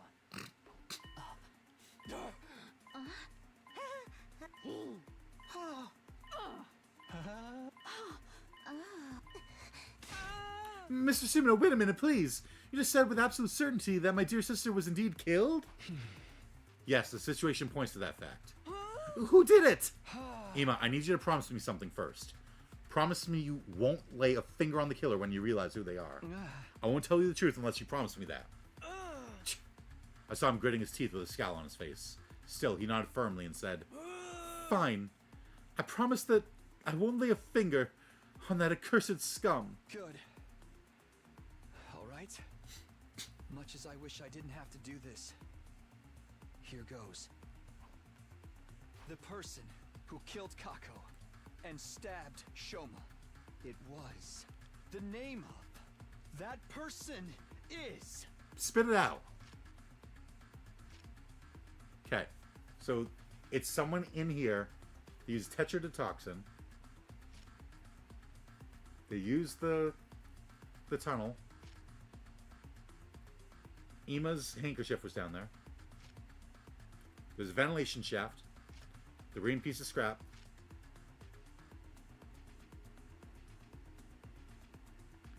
And the gamma field. And the blood. Person who killed Kako and stabbed Shoma is...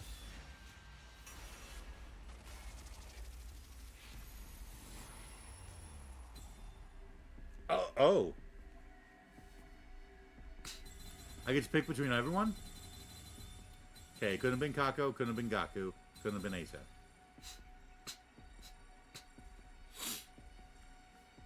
Oh. Does this route have like 50 million branches?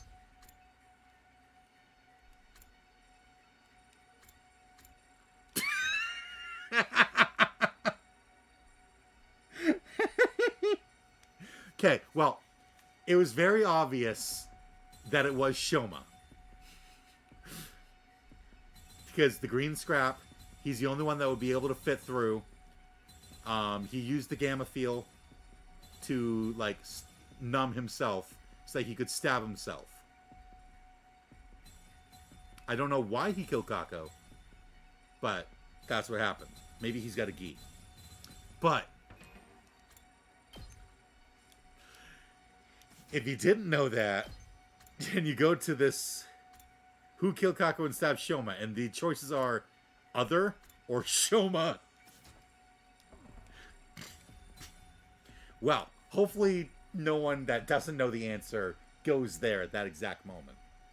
But it's Shoma. I don't know why, but it's your future. The real killer. You! Shoma Genzaki! Dun, dun, dun, dun, dun, dun, dun, dun, dun, dun, dun, dun. I can't. What are you talking about, Takumi? Have you forgotten that I was a victim too? I was stabbed! Stop running your mouth, and just watch as I expose every last detail of your criminal wrongdoings from start to finish.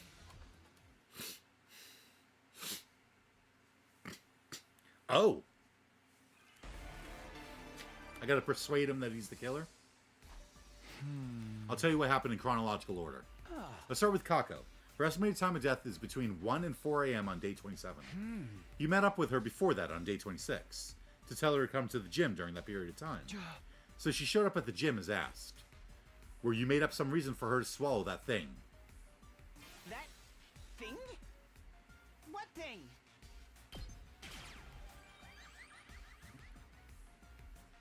I'm talking about TTX.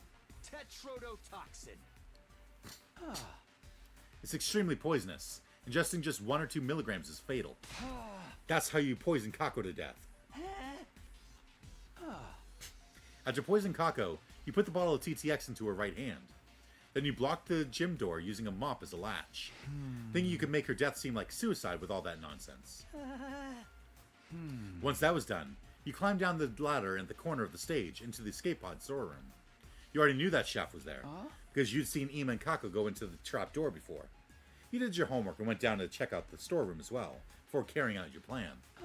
That's why you also knew about the ventilation shaft, and you used that shaft to return to the school building. That's the main reason causing me to single you out as the culprit. The main reason? Anyone could have used the ventilation shaft to get back into the school. I can. Because of how the shaft bends in a zigzag shape and extends towards the school building. The bends are extremely narrow. Only someone with a body the size of a small child could have gone through those bends. In other words, the only one who could have gone through those narrow bends is you, Shoma. You can't say that for sure. A girl who was flexible enough could have passed through as well, right? No, it's physically impossible. Anyway, there's something left behind in the ventilation shaft. That's what's going to serve as irrefutable proof of your guilt. Irrefutable proof?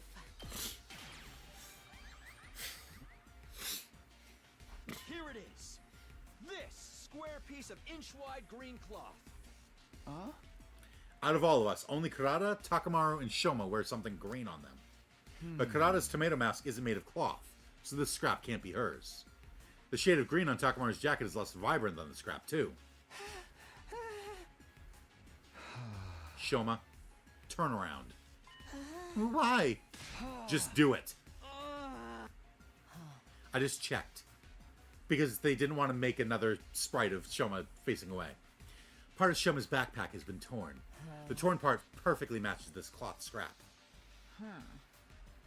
Indeed, I too witnessed it and have concluded they are a perfect match. You couldn't have passed through the narrow bends of that shaft while still wearing your backpack. But you couldn't leave it in the shaft either. So you tied the shoulder straps to your feet and pulled it along as you climbed up. That's how the backpack got caught on a sharp edge protruding out of the inner wall of the shaft. This cloth scrap got torn off because of that. No, no, no! This is fake evidence planted by the real culprit. Someone's trying to frame me. If that was the case, why would that someone stab you? That one act would completely divert all suspicion away from you.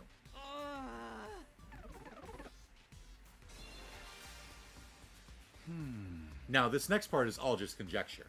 Shoma, you were actually intending to kill Ima as well, weren't you? That plan went awry because Kako showed up to the gym alone. So you had no choice but to kill only her. But that made things difficult for you, because Ima knew about the storeroom as well. What's more, he also knew about the ventilation shaft. If he told anybody about the shaft, this would no longer be a locked room case. And if we pursued the case as a murder, we would eventually close in on you. So you wanted to kill Ima afterward. But it was almost dawn by the time you crawled out from the ventilation shaft. That left you with no time to do anything about Ima. So you panicked and started thinking about ways to remove yourself from the suspect list. That's how you ended up deciding to kill yourself. If you can make everyone think you've been mutilated by the culprit, we would never even dream of suspecting you. You're being ridiculous. This is way too bold a plan for someone like me. Who would dare kill themselves just to make it seem like they were innocent? What's the point of being seen as innocent if you're dead? Of course. Actually dying was never part of your plan. That's why he screamed. So that someone would come and get him before he died. In fact, you were absolutely confident you wouldn't die, because we have the Revive-O-Matic in the infirmary. But for that to work, you had to die in a way that allowed us to find your dead body quickly. After all, we wouldn't be able to revive you if too much time had passed. That's why you screamed, right? And right after the morning announcement, so that everyone could hear you. Then you stabbed yourself all over and temporarily ended your own life. Can't believe I'm listening to this. Please be realistic. No one in their right mind would willingly stab themselves that many times. It just doesn't make any sense. We're not talking about cutting your wrists or slitting your throat here. Stabbing your own body over and over again like that?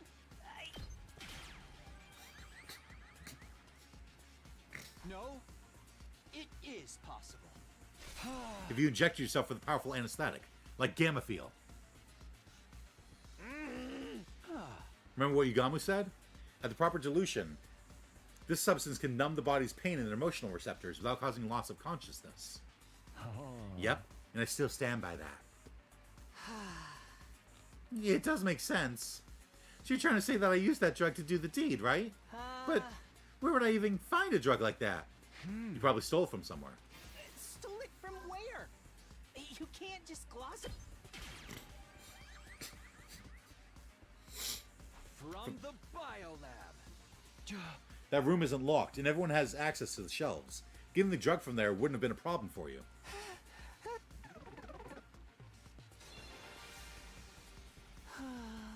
Alright.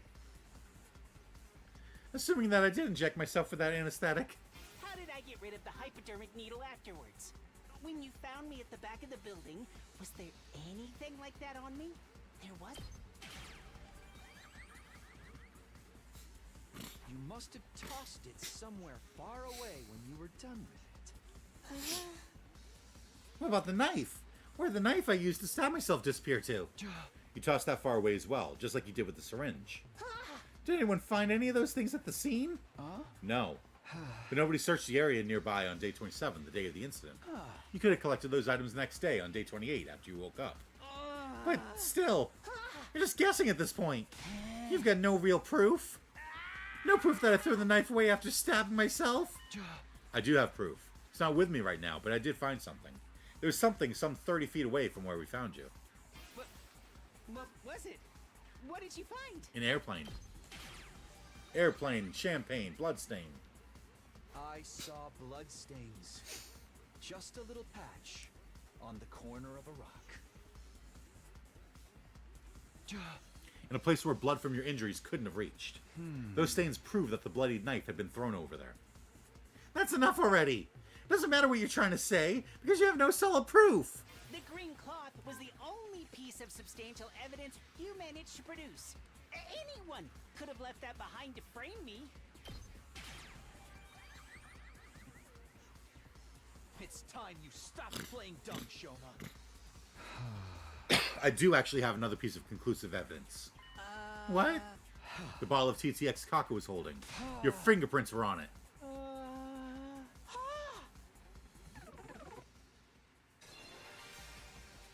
That can't be. It can't be. It just can't. It can't. I was wearing gloves when I killed her. My fingerprints can't be on that bottle. I was wearing gloves. You fell for it. No. That was just a slip of the tongue. I mean, it was just... anyway, I'm not... Give it up, Shoma. I'll say it again. The person who killed Kako by making her drink TTX, it was none other than you! Shoma Genzake!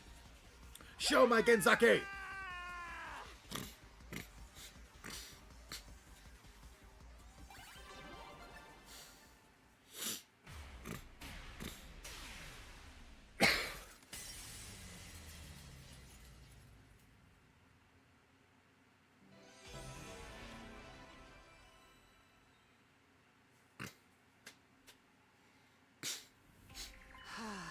Takumi, you got a few things wrong, but for the most part, you were correct. It was me. I killed Kako. Back off, Ima, you promised. So, which parts did I get wrong? The entire premise to begin with. I did not kill her of my own volition. I was ordered to do so by a certain someone. Let's call this person X for now. Stop trying to make excuses for yourself. I'm telling the truth. Please believe me. Tell us more about this order you received. Just before dawn on day 26, I woke up to someone tapping my cheek. When I opened my eyes, X was there, right in front of me. You didn't lock the door? I did. I think X was already hiding inside before I came in. Under the bed or something. What did X say? X said, I killed Goku and intend to make you my next target. But I'll let you off if you follow my instructions. If you go against me or tell the others about my existence, I'll blow up the bomb inside your body immediately. Yes, the bomb planted in all of your bodies by that robot known as Searay. Just who is this X-person? I don't know. They were wearing a long black poncho. They wore a mask over their face and used a voice changer to hide their real voice. That sounds like the fake stabber you made up to fool us. I mean, it's true I wasn't stabbed by a person of that description, but that person definitely exists. What happened after that? I followed X's instructions. I didn't want to be killed the way Gaku had been. X came up with the entire plan. They told me about the ladder shaft, escape pod hanger, and ventilation shaft. The tetrodotoxin. It was X who obtained that bottle of TTX2. After that, I simply asked Kako to meet using the script X had prepared. What'd the script say? To speak to her on the afternoon of day 26. Kako, I know about the storeroom with the escape pod too. I did some research in the library and found a way to open the cockpit and launch the pod into space. So, would you like to escape from this academy together with me and Ima? If so, come with Ima to the gym tonight at 2 a.m. The plan was to kill not just Kako, but Ima as well.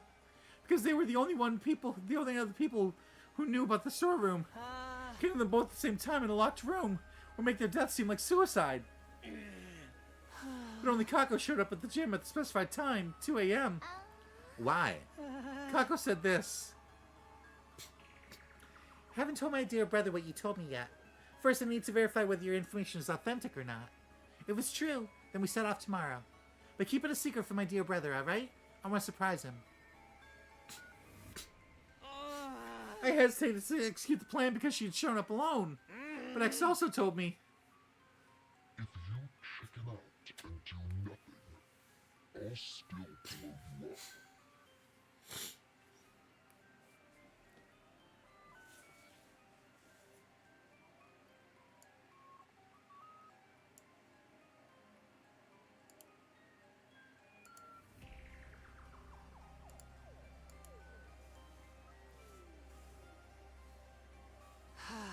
so I passed Kako a water bottle mixed with TTX. Takumi more or less covered what happened after that until I returned to the school building. Except, I had not foreseen that my backpack would get torn along the way. After returning to the first floor of the school building, I was at a loss because I didn't know what I was supposed to do about Ima. It was going to be difficult to kill him because the sun had already risen by then. Suddenly X appeared again. Ima probably knows about the ventilation shaft. If he spills the beans, they'll all know Kako didn't die in a locked room. They'll start investigating the case as a murder instead of assuming it was a suicide. The morning announcement will be playing soon. You won't make it back to the roof in time. Somebody will realize you were out and about before dawn. But rest assured, for if you do as I say, you'll never even make it to the suspect list. That's why you went to the back of the building and... Yes, I've been left with no other choice. But I was hesitant right up until the moment I injected myself with the gamma field. Once I did that, it was as if my sense of fear completely evaporated. Oh, X gave me the gamma field as well, along with a knife and syringe. I'm pretty sure X must have been the one to collect the knife and syringe that I dropped after I did the deed. Because I know I definitely didn't retrieve them. His story thus told, Shoma slumped his shoulders and bowed his head deeply. The silence that followed stretched on until Hiriko finally spoke up. I just have one last question, Shoma. Do the words back or heart ring any bells? Back or heart? No, I have no idea. Thank you. Your reaction was the answer I needed. I guess that's that, Takumi. Yeah, X must have done it, if Shoma wasn't involved in that particular affair. Everybody was looking at us in confusion. Probably because nobody knew that someone had stolen the hearts from the dead bodies.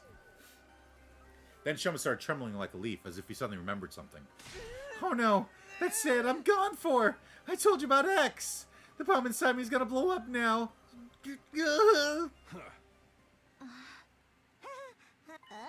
Nothing's happening. Did the sex person lie to you? I think they must have. An amateur couldn't possibly make a detonator for the bomb in our bodies. Only someone with my level of skill and experience. So Mr. Gonzaki won't be executed? Then I'll do it myself. I'll kill you. I'll tear you limb from limb.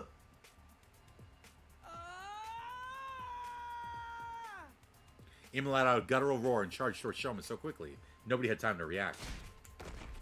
He shoved Shoma to the ground, clambered on top of him, and started strangling him so hard, it almost seemed like he might rip his head off.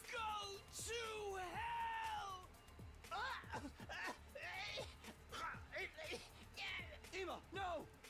I ran over in a panic and pulled Ima off. Shoma had fainted and was frothing at his mouth. Yagami darted over and conducted a quick check. He's fine. Just passed out. Damn it! Damn it! Dear sister! My dear sister! My dear sister!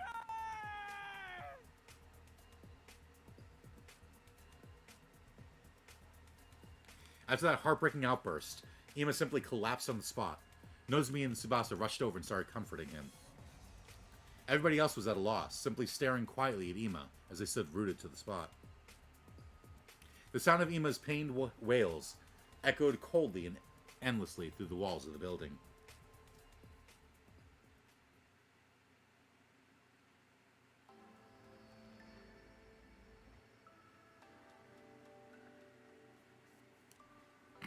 We moved the unconscious Shoma into the cage in the courtyard, made sure it was properly locked. Once that was done, I shoved the key deep inside my pocket.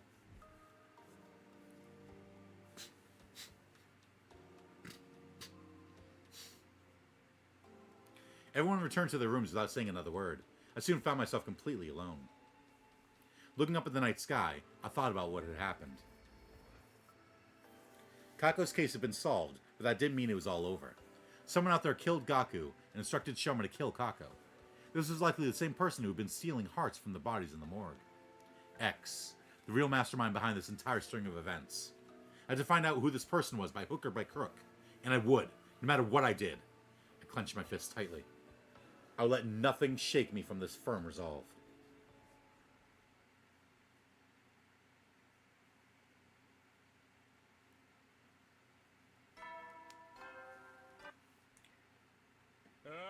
Get prepared to be ready to give your life. Guys! Wake up! Something's happened! Oh god, what now? Upon hearing that loud cry, I dashed out of my room.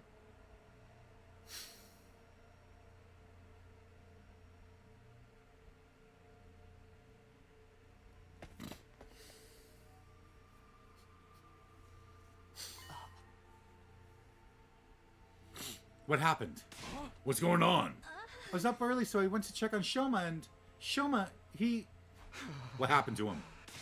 Just come with me, quickly! We all knew where we were going. Everybody made a mad dash for the courtyard together.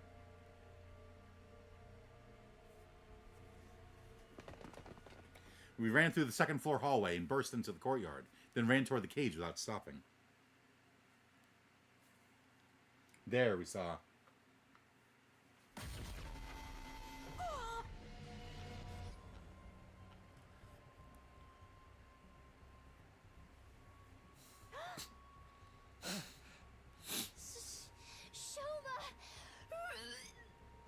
Kyoshika grabbed the gate and tried to open it. It is so locked and will not budge.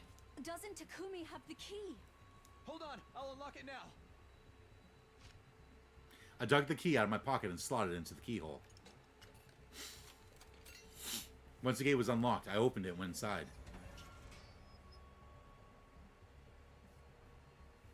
I immediately ran to Shoma and touched his neck, checking for a pulse. At that moment, something felt a little off. It's wet. What? I touched his clothes, and they were wet as well. Well, is he alive or not? I already checked that. As you can clearly see, he's already... Maybe we can still revive him if we bring him to the infirmary like last time. Since I touched the body, I knew already that too much time had passed. But I decided to go along with it anyway. Yeah, we should try that.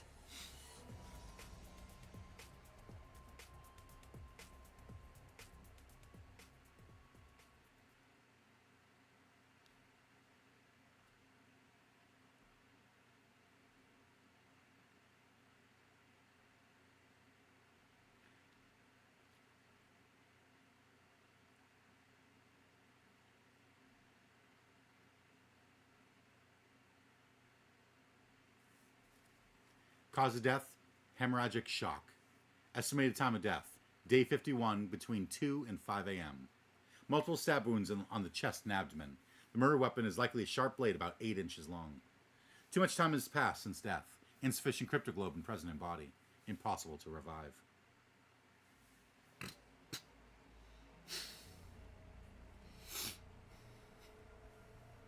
After everyone had a chance to view the monitor, the mood in the room became heavier. The hell's going on? How'd the killer get to show me when the cage was locked? Takumi, did you lock your door last night? Yes, I did, so nobody could have stolen the key from me while I was sleeping. And I know I'm repeating myself, but that key is unique. It cannot be copied. Well, that narrows down the list of possible suspects. Just Takumi, right? Don't you ever get tired of mindlessly repeating the same thing? Are we overlooking the other possibility that he stabbed himself like before? This time in a way that would be impossible for us to revive him. Can't think of any other reason why he'd end up dead in a locked cage in the middle of the night. Well, then who supplied him with the knife? It had to be X, right? If it was X, they would have passed him some gamma fuel in a syringe. Yeah, ain't no one strong enough to keep mutilating yourself like that without being drugged the hell out of their mind. He could have used one of the bottles that had been stolen previously. We moved Shoma's remains to the morgue.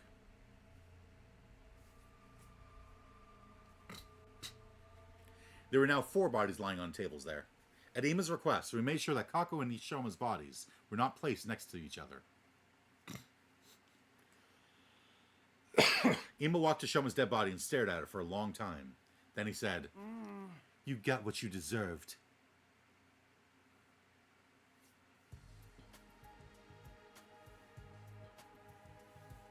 After that, we investigated the courtyard together. Despite coming over every inch of the area, we found no trace of a knife or syringe. The only thing we found was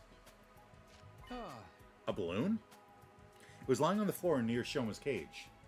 Although I couldn't immediately figure out if it was related to the case, I decided to stuff it into my pocket, just in case. Soon, the last rays of sunlight disappeared into the horizon, and the darkness of night took over. It was already way past dinner time. Seeing that none of us had an appetite after all that, we skipped the cafeteria and gathered at the rec room instead.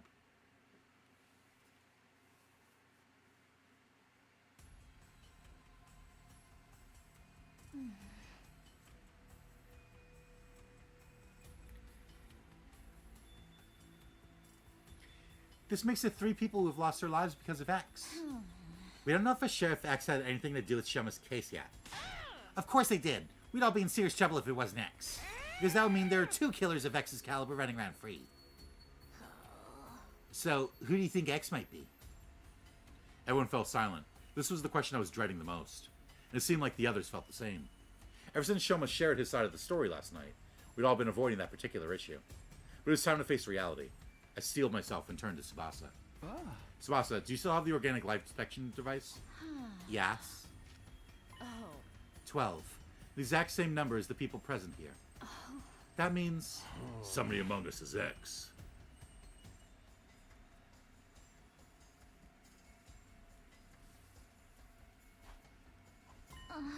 No, wait! It could have been someone who came in at midnight and left the school before the sun came up. Sadly, that's not possible. This device comes with a history log. At 4 a.m. last night, the number changed from 13 to 12 and stayed there. So Sir Shoma was murdered at 4 a.m. last night. Yeah? Miss Megadori, we're discussing something more important here. The number reduced by 1 when Shoma lost his life. But after that, it neither went up or down. Proving that nobody came into the school or left it, right? Yes. Thing is, we're all screwed if we don't do something. X threatened to kill us all in that message, and they're doing just that. The more we put this off, the more people will be dropping dead, one by one.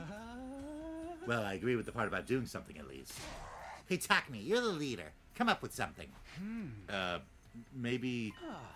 How about we make it compulsory to move around in groups of at least 3 during the day? Didn't someone mention before that 3 is a risky number? That was because your 2 other teammates could be working together. But the situation has changed. According to Shoma, X is just one person. That's right, so a group of 3 should be fine. What about at night? Feels like that's the main thing. So far, all of them were taken out at night. Then we should...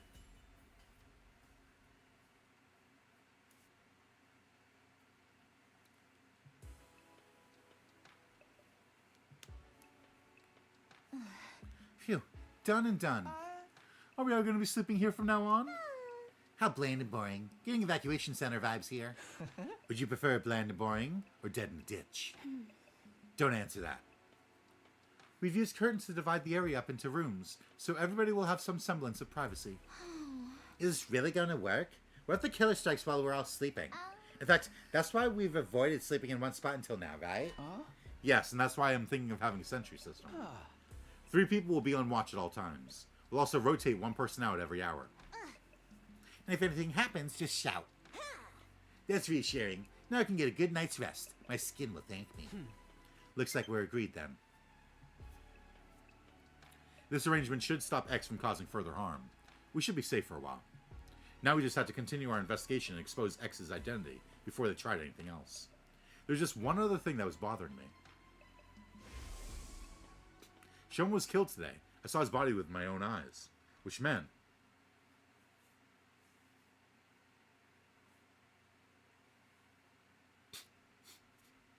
Oh my god! Prepare, be ready to get... Suddenly it's day 75? I woke up at the sound of the morning announcement. The first thought to cross my mind at that time was, not again, along with a sense of resignation. Looking up at the unfamiliar ceiling, it took me a few seconds to realize I was in the gym. I stood up from my makeshift bed, pulled open the curtain divider, and stepped outside.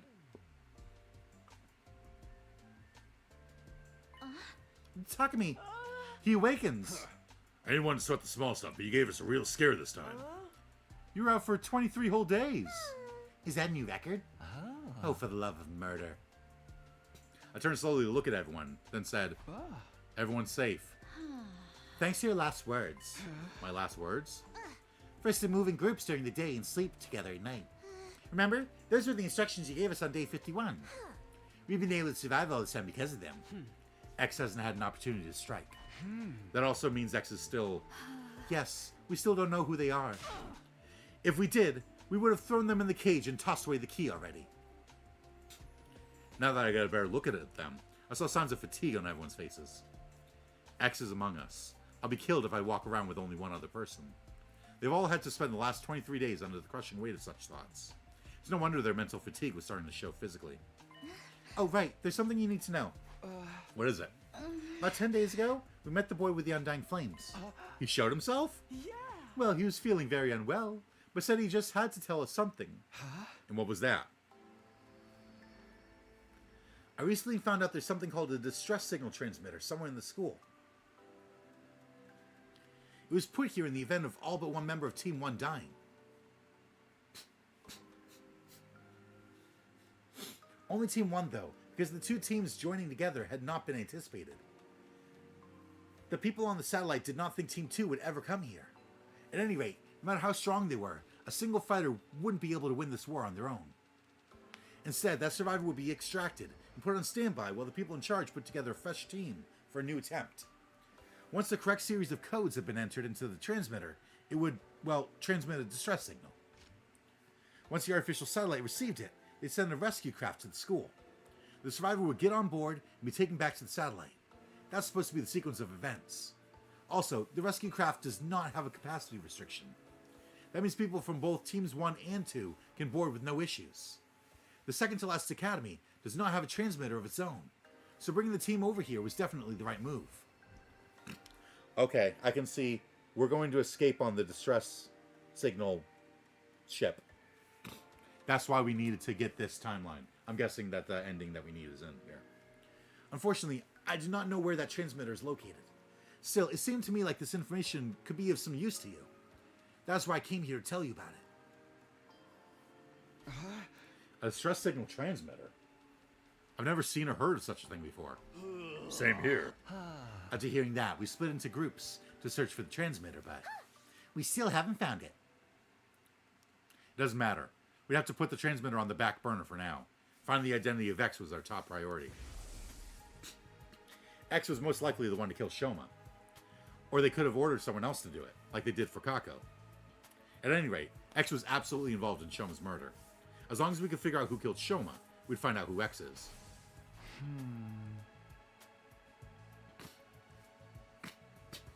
Alright.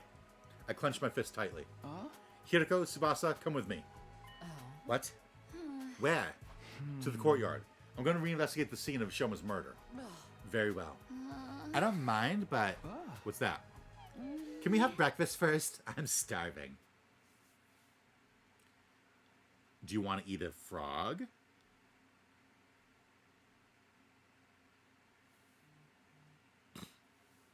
And thus, Hiriko, Tsubasa, and I went to the courtyard together after having some breakfast.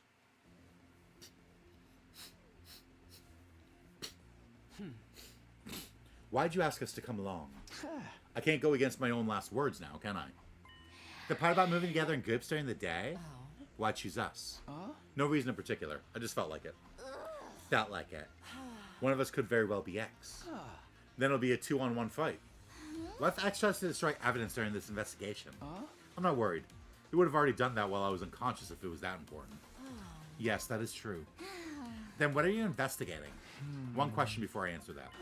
Nobody had an alibi for 4 a.m. on day 51, right? When Shoma was killed. Yes, we were all sleeping in our rooms. Well, Ava was in Ato's room, actually. But you know what I mean. What about the murder weapon or any other clues? So far, we haven't found anything. In that case, the fastest way to identify X is to see who could have possibly killed Shoma under those circumstances. The killer likely used a special method to kill Shoma while he was locked in the cage. Figuring out what that method was could break this case wide open. Who could have done that was thus the best line of investigation to pursue. How exactly are we going to do that? This place is so big that I have no idea where to even start. We need some sort of clue first. There is a clue. Shoma's body was wet when we first found it, remember? I think finding out why may very well be the key to solving this case. I walked over to the courtyard fountain. There was a valve with a handle on the side, probably for adjusting the amount of water being spouted. Opened it completely, and then a frightening amount of water gushed out all at once, making the fountain look like an erupting geyser or open dam. A giant column of water shot up into the sky and came down again like a downpour of rain. I quickly turned the handle to close the valve. Soon, the water slowed considerably and went back to its normal flow. Hey, that was close. What exactly were you trying to do? I'm glad I was standing over here. I'd be all wet by now if I had been any closer. Next, I checked the central drain. It was more like a tunnel than a drain. The water flowed deep into that tunnel. There was a large handle here as well. Turned the handle, and a wall came down from the top of the tunnel, completely sealing up the drain.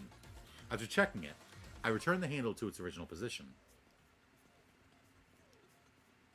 I briefly saw Hiriko and Tsubasa staring at me in confusion as I proceeded to my next destination, the cage where Shoma had been held. We already checked every last inch of that cage. There are no hidden tunnels underneath, and the bars are as strong as can be. No scratches on the lock either, and no traces that anything had been tampered with. The hinges on the gate are also untouched. As I was listening to them, my eyes wandered to the top of the cage. Officially, this cage is an animal pen. I think it was supposed to be modeled after a bird cage or something. You see that ring suspended from the top there? Yes, what about it? I didn't answer, instead lowering my glance to the bottom of the cage, where something caught my eye. This cage isn't secured to the floor. It's just a bottomless cage placed on top of a base. But the cage is impossible to move manually. It literally weighs a ton. How do you know that? There's a blueprint of the courtyard on the War Room's computer that had some information about it. I see. So it weighs 1 ton.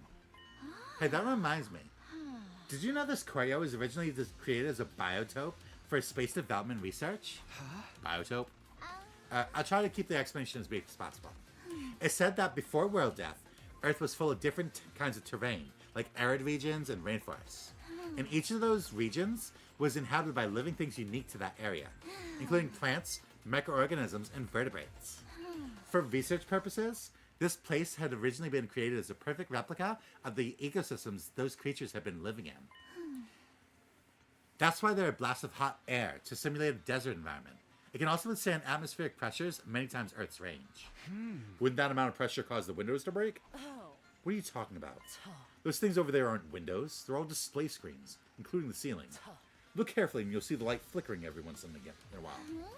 There's no way the sky could be visible from here. We're inside the school after all. Might be right. What about the exits on both sides connected to the hallways? Atmospheric pressure can escape from those exits when it gets too high, right? Those walls were placed in those places were closed in the beginning, covered by partition walls. Don't you remember? Oh right, they opened up after Sirei released them. In other words, as long as the walls on those exits and drains are down, the courtyard is a completely sealed space. A completely sealed space. Are you done here? Shall we return to the gym? Not yet. There's just one more thing. This. A balloon? The one we found during our investigation on day 51. Why do you think it was found so close to the cage? I have no idea. I can hardly imagine it being someone's personal belonging. The more likely possibility is that someone made it using the Giftomatic. Giftomatic? Yes, the machine that's in the... Really?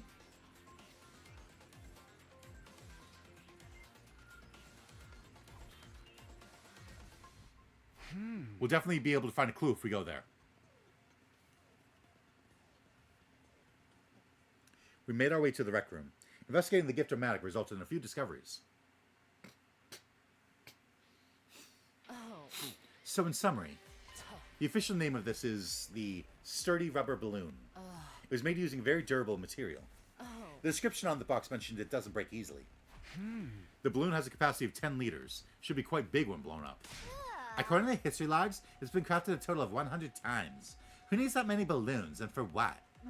Unfortunately, we won't be able to find out who crafted them. That data, and only that data, has been erased. After reviewing our findings, I put the balloon back into my pocket. Tsubasa, is there a tire pump in the parking lot? Yeah, an electric air compressor. Is it portable? Of course it is. It has caster wheels attached to it. Anybody can move it anywhere. But why do you ask? Sorry, let me gather my thoughts first. I'll explain it all to everyone once I have a clearer picture of how the events unfolded. A clearer picture? When will that happen? Probably by 7 p.m. tonight.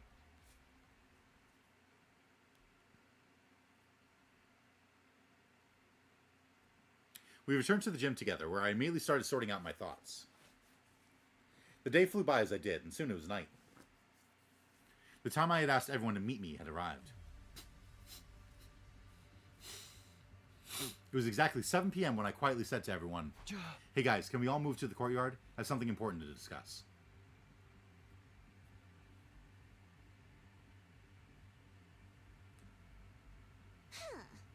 What is this important thing we had to come all the way here to discuss? Well, you see, I turned my gaze upward, then slowly lowered my head. I figured out who killed Shoma.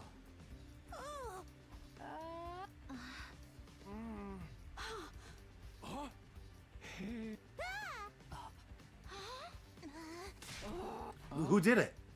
First, we must answer the how. How did the killer stab Shoma when he was inside a locked cage? Once we figure that out, the identity of the killer becomes apparent. Because only that person could have done all that under those circumstances. Just cut to the chase and tell us who the killer is already. All right. I'll tell you.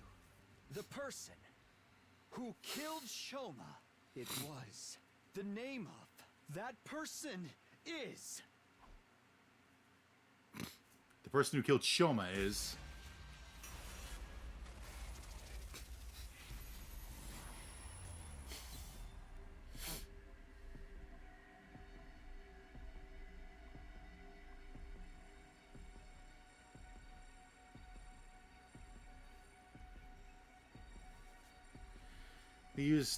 They used sturdy rubber balloons, filled it with air, and probably used that to lift up the cage.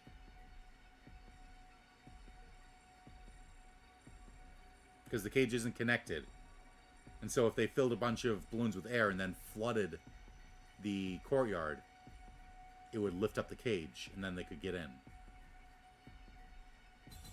But who could have done it? I mean, there is one person who wants to kill him. Is Ema the one behind this? Yes?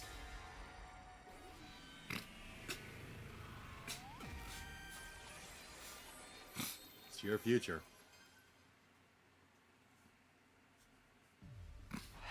The real killer is you, Ema Tsukumo. What are you talking about, Mr. Sumino? How in the world could I have even done that? Very well. Allow me to explain. What you did was, you know, it's all very simple. You were... This guy's stinking high heavens. Of course he is. He's X after all. Hey, now that I think about it, nobody got attacked whenever he was unconscious, right? Maybe he's trying to frame someone else to make the rest of us let our guard down. After that, he'll tell us there is no need to travel in groups or sleep together anymore, and then commit his next crime. So he brought this matter up in a futile attempt to shift suspicion away from him. It does make sense. Yes, it does indeed. One after another, the others started voicing their agreement, and I found myself unable to offer anything in rebuttal. You leave us with no choice but to lock you up. Wait, there's a mistake. I was just...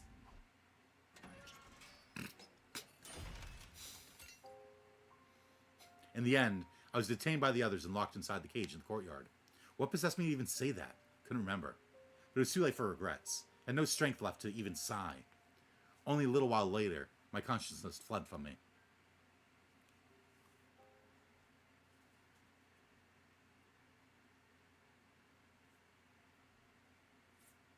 I had no idea how long I was unconscious. When I opened my eyes, I saw that the cage had been unlocked. Unsure of what that meant, I pushed the door open nervously and stepped outside. Only to notice that someone was lying in the cage next to mine. I ran over to see who it was. I didn't even need to check. She was clearly already gone. The cage was unlocked. I went inside and touched her arm. It was deathly cold. I thought it might have been Ava, since she was also in the courtyard, so she might have known the secret of the cage. She'd been dead for at least a few hours. What's going on here? I stamped down my disquieting thoughts and quickly started searching for the others. My next destination was the library. As soon as I entered, I saw... Yoshika! I checked her body. She wasn't breathing and had no pulse.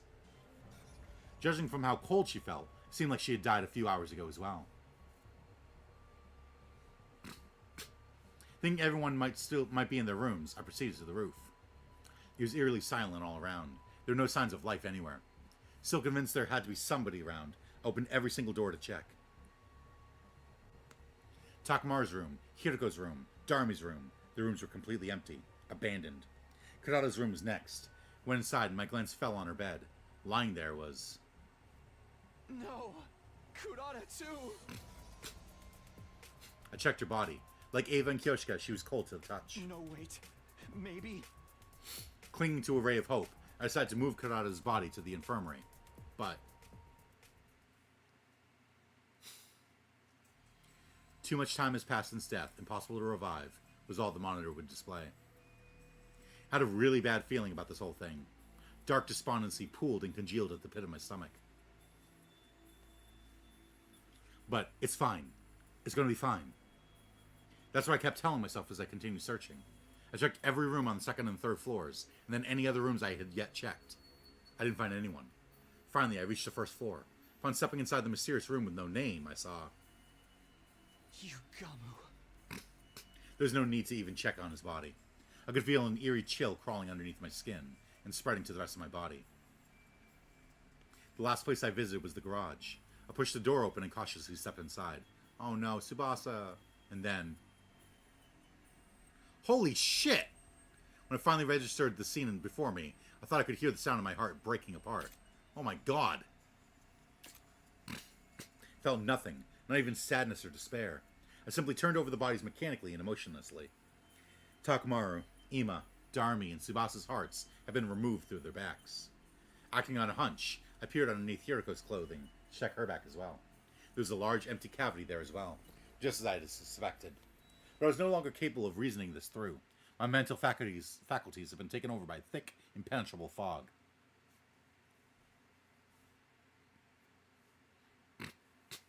Stepping outside, I wandered around aimlessly for a while before coming to a stop in the schoolyard.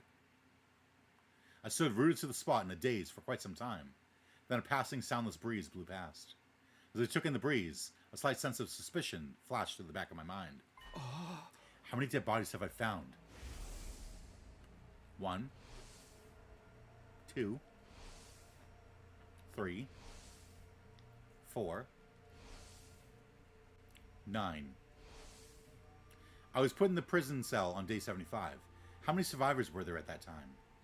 Including myself, there were 12. Which meant... But that suspicion was quickly dispelled from my mind when the remaining 2 survivors appeared before me. We fought so hard in the defensive battles. Everyone gave their all. We even beat Veshness. And yet, this was what we woke up to. Takumi. You killed them all, right? What? We're the last 3 still alive. No one else but you could have done it. Her accusation jolted my mind into action. I started to defend myself desperately. No, it wasn't me. I went through the same ordeal too. My cage was unlocked when I woke up and I walked out to almost everybody dead. You really think we'll believe you after what you've already done? Who else could have done this, huh? Tell us! Moko was right. The 3 of us were the only ones still alive. Stood to reason that one of us had to be the killer. Come on, we're waiting! Who killed everybody if not you? It was...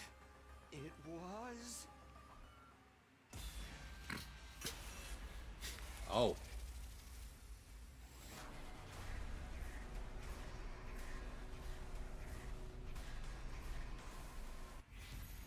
Who killed everybody?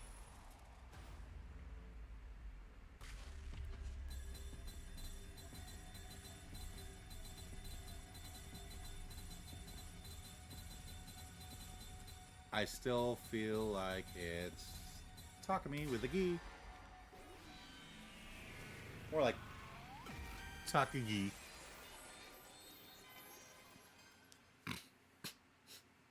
I think I probably just didn't remember it.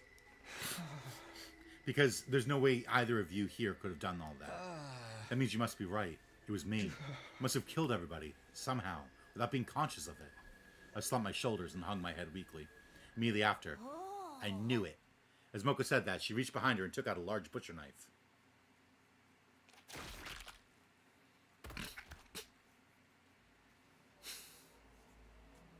The next thing I knew, I was staring at my kneeled body, arms drooping lifelessly on both sides. How was I able to see my own body from this angle?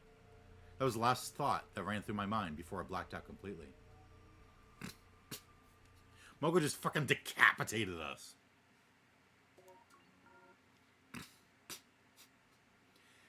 Ending 96, mystery route. Ooh, terminated Sumino. 69 endings.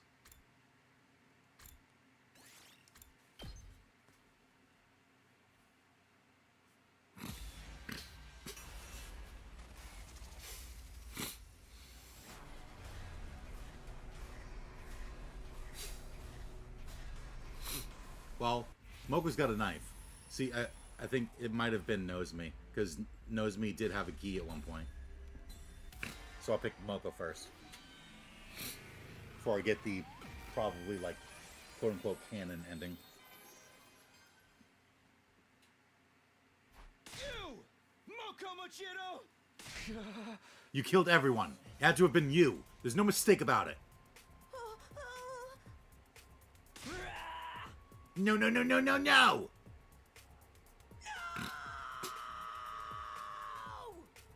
Moko charged at me deliriously while brandishing a massive butcher knife. I instinctively grabbed her wrist, snatched the butcher knife away, and slashed her neck.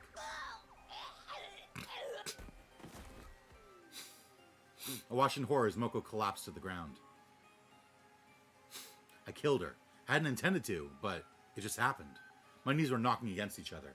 My strength gave out, and the butcher knife fell to the ground. Immediately after, Moko. wait, shouldn't the distress signal have been sent out?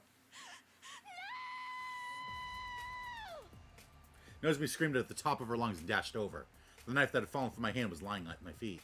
She quickly picked it up and swung it wildly.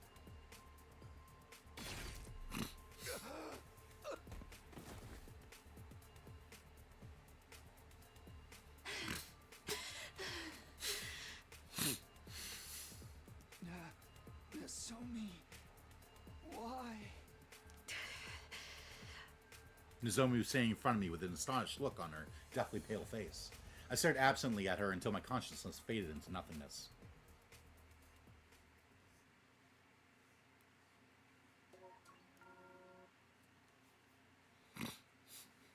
Ending 94, Mystery Route. Revenge for Moko.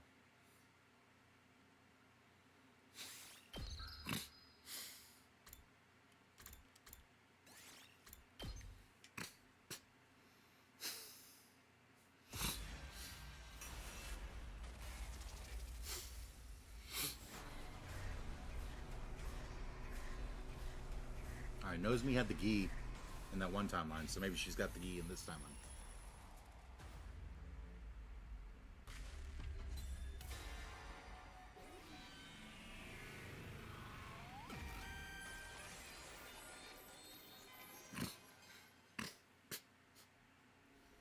I'm sorry, Nozomi, but you're the only one who could have done this. How could you even say such a thing? It wasn't me. It really wasn't me. No, forget it. I don't care anymore. Everyone died like that. So I... She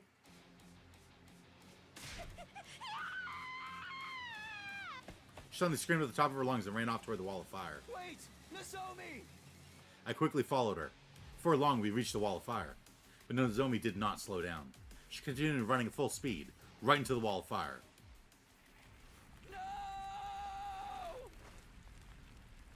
This wasn't what I wanted. All because I made that accusation. Because of me, Nozomi.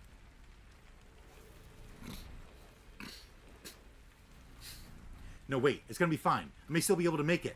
I'll save Nozomi. Drag her out of those flames, and my body was already moving before I could finish the thought. I launched myself into the fiery flames.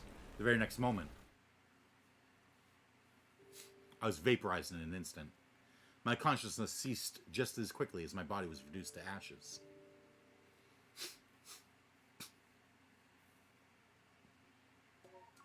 So is this called the Mystery Route because who the fuck did kill everyone?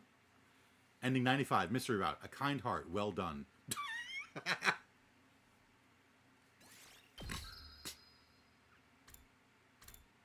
Alright.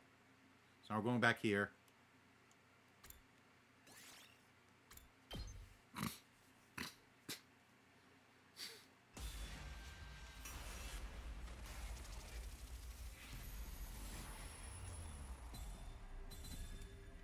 Oh, I can pick people that are already dead.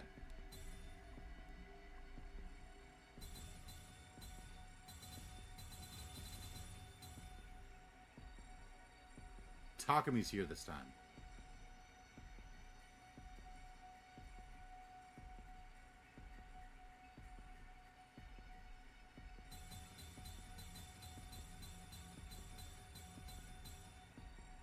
Like, we've got nothing to go off of. Is Takami the one behind this? Yes.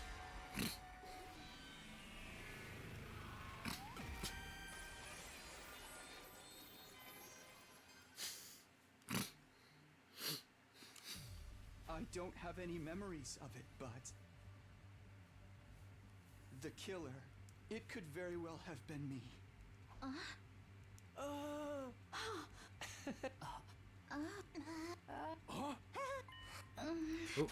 yeah, like I've been saying all this time, right?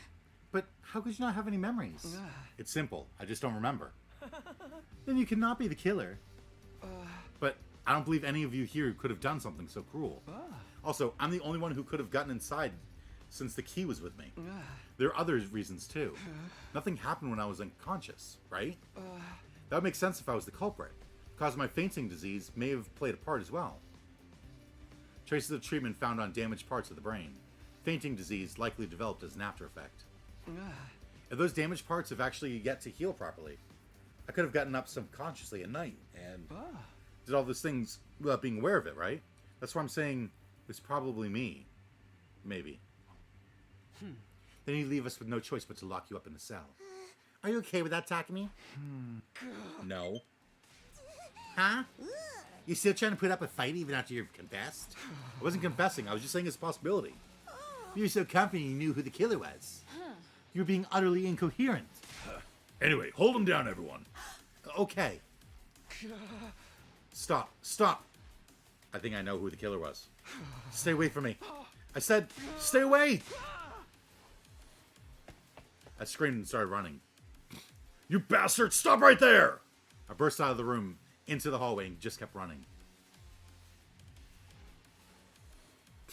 Some time passed. I was finally able to throw off all my pursuers after running around the school haphazardly. I'll be in danger if I stick around here. I should leave the school for a while and get my head together. I headed to the entrance hall and grabbed a fire extinguisher before sneaking outside.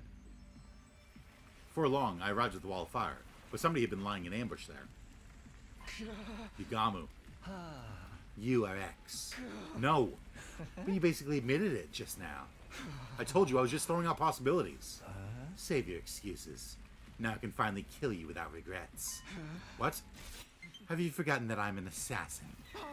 Wait, does that mean... Yugamu pulled out a dirk and walked towards me with a smirk on his face.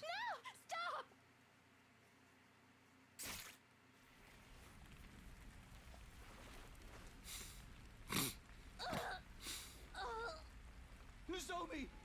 Why? I saw you, so I ran after you. Yugamu! How could you do this? Hey, this wasn't my fault. I was just trying to intimidate you. Killing you had never been my intention at all. Shut up! I charged Yugamu with a feral roar. We grabbed hold of each other. As we were struggling, we lost our balances, and our bodies careened into the wall of fire at the same time.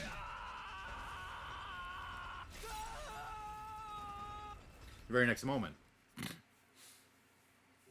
our bodies vaporized in the blink of an eye. My consciousness ceased just as quickly as my body was reduced to ashes.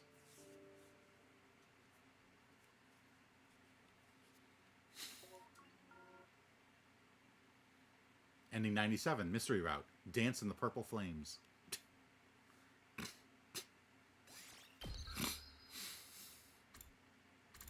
Alright, I think I know who it is. Just based off of the way that everyone reacts. Because one person's just been kind of like hiding in the back going, oh yeah, that must be it. Yeah, totally. Is Ava the one behind this?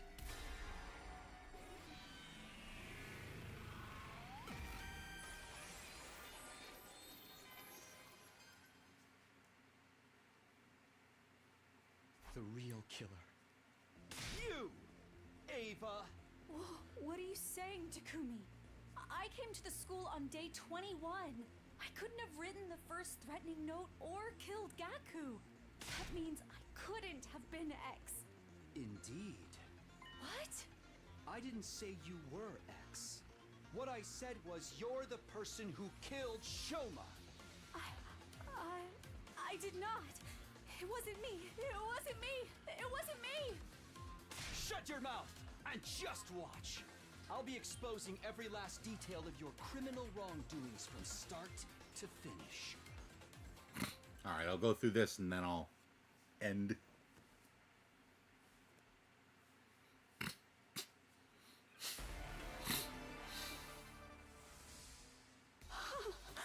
What makes you think I'm the killer? Before getting to that part, we'll have to explain how the murder even took place to begin with. Shoma's dead body was found in that cage. He'd been stabbed multiple times. It means you had to have figured out a way to get inside the cage. But the door was locked. And you were the only one with the key, Takumi. Yes, I did have the key. So you couldn't have used it. You used another way to get inside. Another way? The key lies in the design of that cage. The design? What are you talking about? bottom part of the cage isn't secured in place. It's just a heavy iron cage mounted on a base. I don't understand. That cage isn't secured in place. The cage could simply be lifted up. She went inside from the bottom. What nonsense is this, Takumi? How's it possible for anyone to lift up such a heavy metal structure? Very true. The cage weighs about a ton. It's not something anyone can move with their bare hands. Wait, aren't you contradicting yourself right now? You claimed I lifted it up, but now you're saying it's too heavy to be lifted? You used buoyancy. Buoyancy? That's right. You made the courtyard a watertight space by closing off the drains. And then you flooded the entire place. There's a fountain there, right? You open this valve fully to release an enormous amount of water through the nozzles, turning into something like an erupting geyser or open dam. You left the fountain valve wide open for a while to fill the space with water.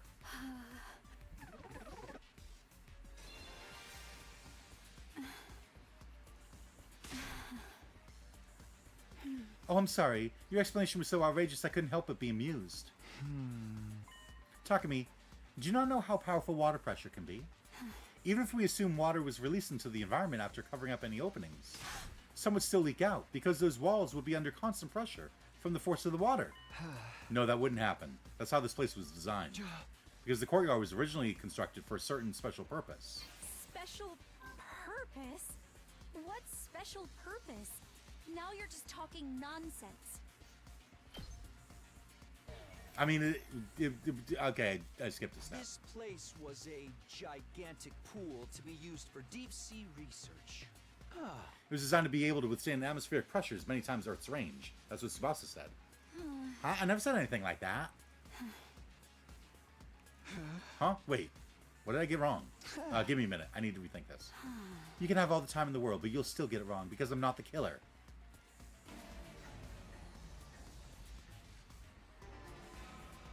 Special purpose?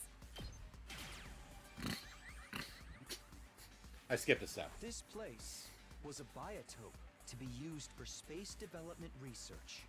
It was designed to be able to withstand atmospheric pressures many times Earth's range. That's what Tsubasa said. Yeah, that's right. Even though I just said that, I never said anything like that.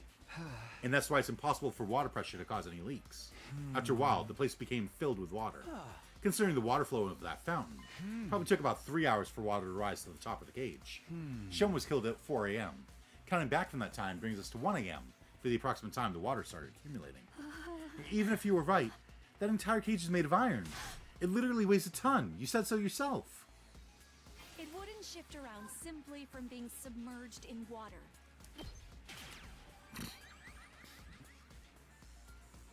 By using sturdy rubber balloons.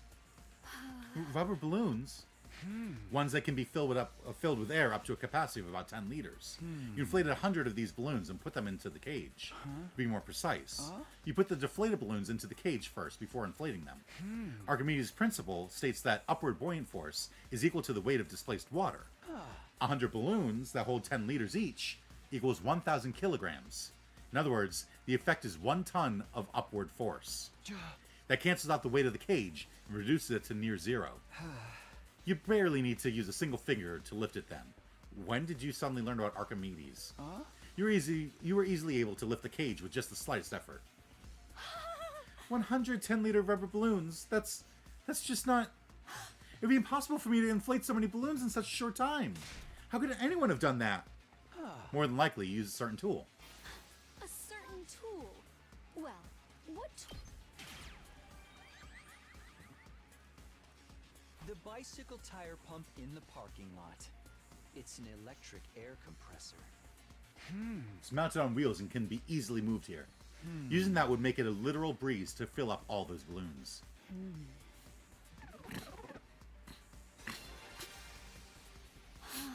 I see. That method does make it possible for the cage to be lifted up when it was submerged in water. But don't you find it strange? If the cage had been underwater for that long, Shima would have drowned inside. Yet the Revivomatic stated his cause of death was hemorrhagic and shock. Doesn't that conflict with the sequence of events you've laid out? If your deduction holds true, Shoma would have drowned to death before he was stabbed. Okay, it's not breathing the balloon air. Shoma likely breathed the... You mean he untied them? Huh? Oh, well, try and desperately stay afloat? I've heard of more believable miracles.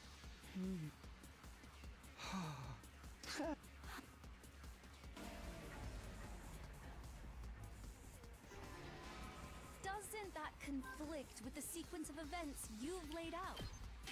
Okay, I thought it might have been that it wasn't fully submerged, but I just wasn't sure how. The cage wasn't completely submerged. The water only had to stop just below the topmost part of the cage for it to work.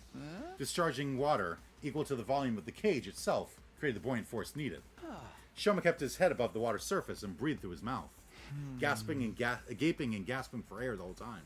He took this opportunity to lift up the cage while underwater, slip inside, and stab multiple times. What happened to the water in the courtyard after that? You opened the drainage walls to drain it away. Then the courtyard should have still been wet when we discovered Shoma's body.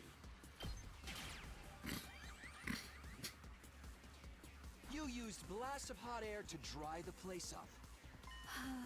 What?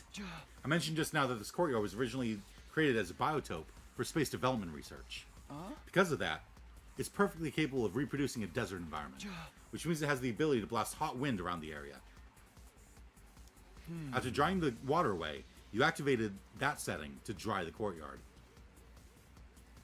Due to the lack of time, however, the water didn't dry up completely. When we first discovered Shoma's body, it was actually still somewhat damp. It was dry enough, though. Plus, we were all distracted by Shoma's dead body. That's why we failed to notice the remaining wetness in the area. The only thing we did notice was that Shoma's body was damp. Fine, I understand. This is utter foolishness. Let me summarize what you're trying to say. I went underwater, lifted up the cage, and stabbed Shoma multiple times while he was gasping for air at the surface. Then I dove underwater again and turned the valve handle to open the drainage walls. Look, Takumi, I'm neither a diver nor a mermaid. Even if I was an expert at holding my breath. A regular person would struggle to do even one of the things you're accusing me of. That's right, it's got 30 minutes of air. It's absolutely possible. You used your mask, Ava. Tsubasa told me about it. There's a miniature air tank in your mask. It allows you to use it as a sealed gas mask. You can breathe for up to 30 minutes using it like that. Yeah, I did say that. I never thought it would work underwater, though.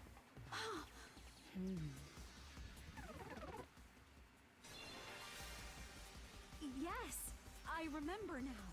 My mask did have a function like that, but someone stole it from me. That person must be the real killer.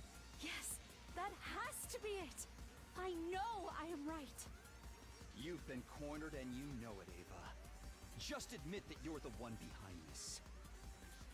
Your mask was unique.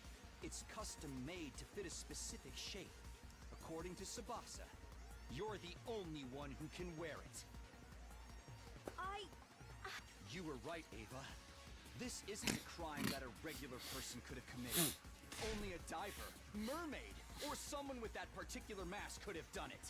Ergo, the person who could wear that particular mask is the culprit. And only one person in this world can put on that mask.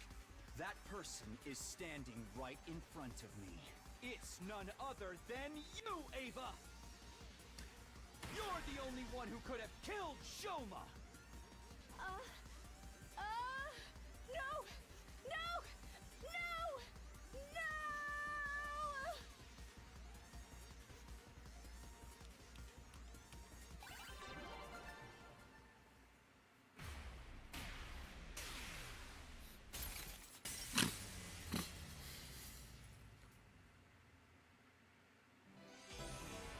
But why?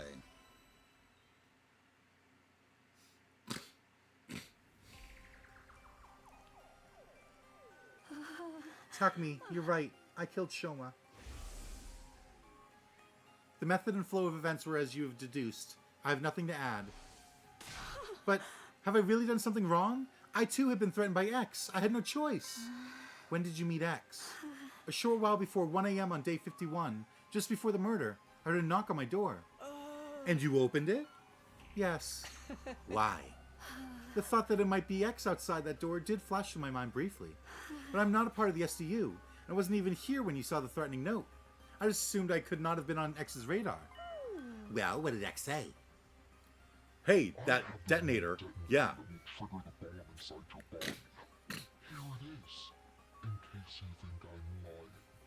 I'm going to give you some instructions now, but you don't have much time. Follow my orders quickly, or else.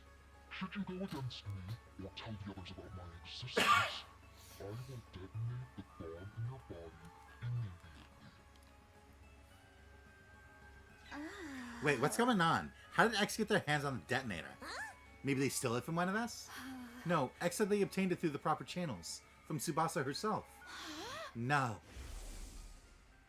I duplicated the device and gave a copy to everyone. I'll pass you yours later, Takumi. Now we're 100% sure that X is one of us.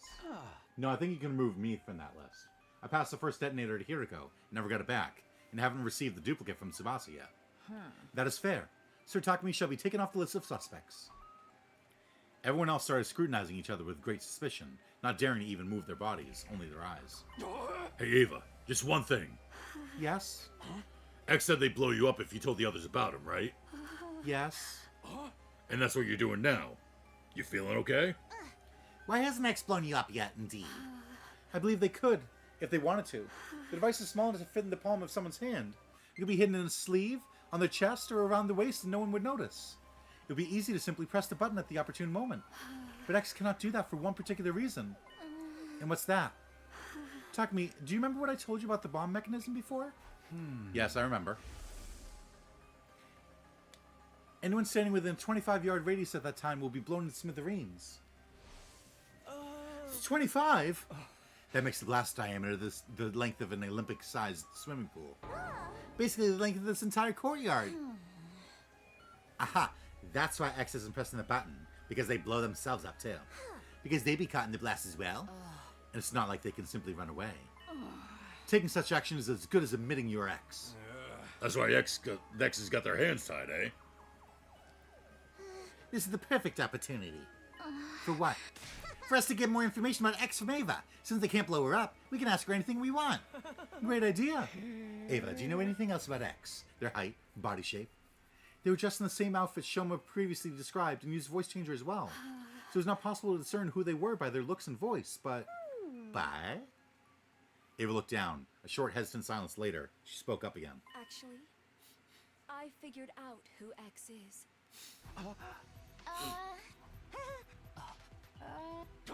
How'd you figure that out? By their mannerisms. Their mannerisms? You know how some people will subconsciously touch their chin or play with their hair when they're thinking about something?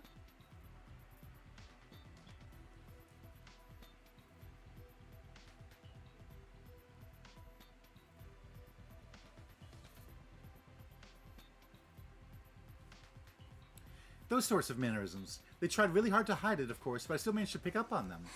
So, who's X? All right, I will tell you. X is. The real identity of X is. Shit. Shit. No.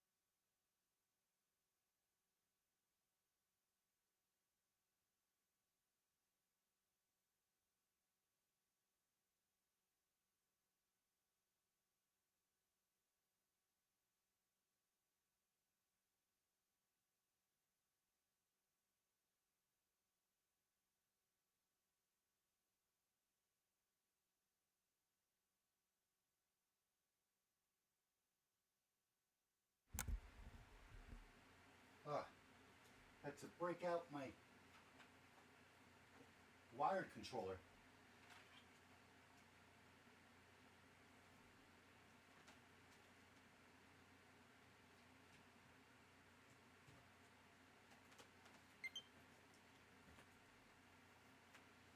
Let's hope this works. It's not working. No! No! Oh, it does that.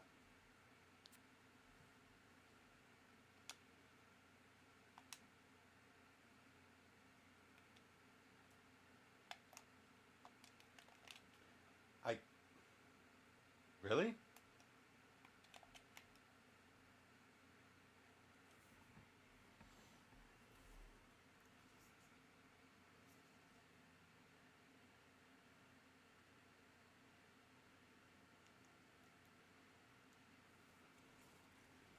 Really?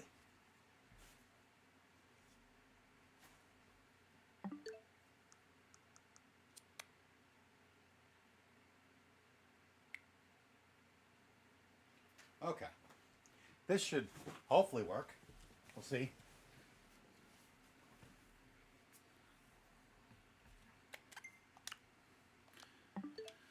Okay. Suddenly a sense of dread washed over me. My mind started working overtime as I went through all possibilities.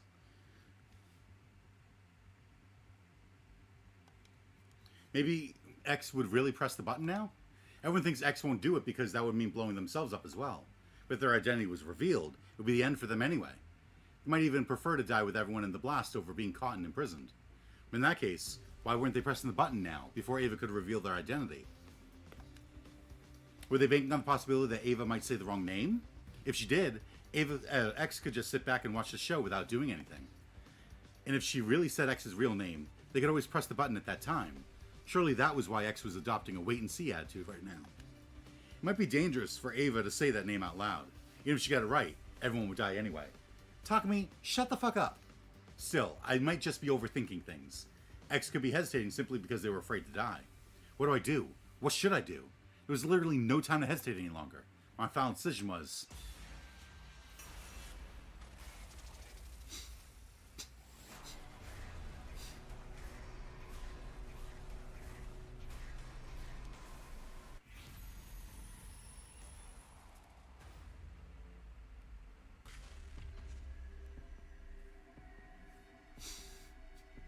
Shut Ava up? No.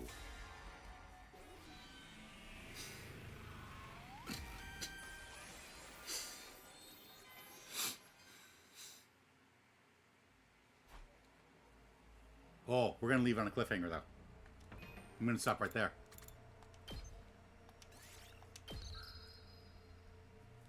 But thank you to anyone who tunes in.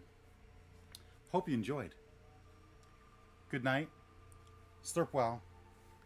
And don't kill your friends just because someone says that they're going to blow you up. Especially since they can come back. They literally have the Revive-O-Matic.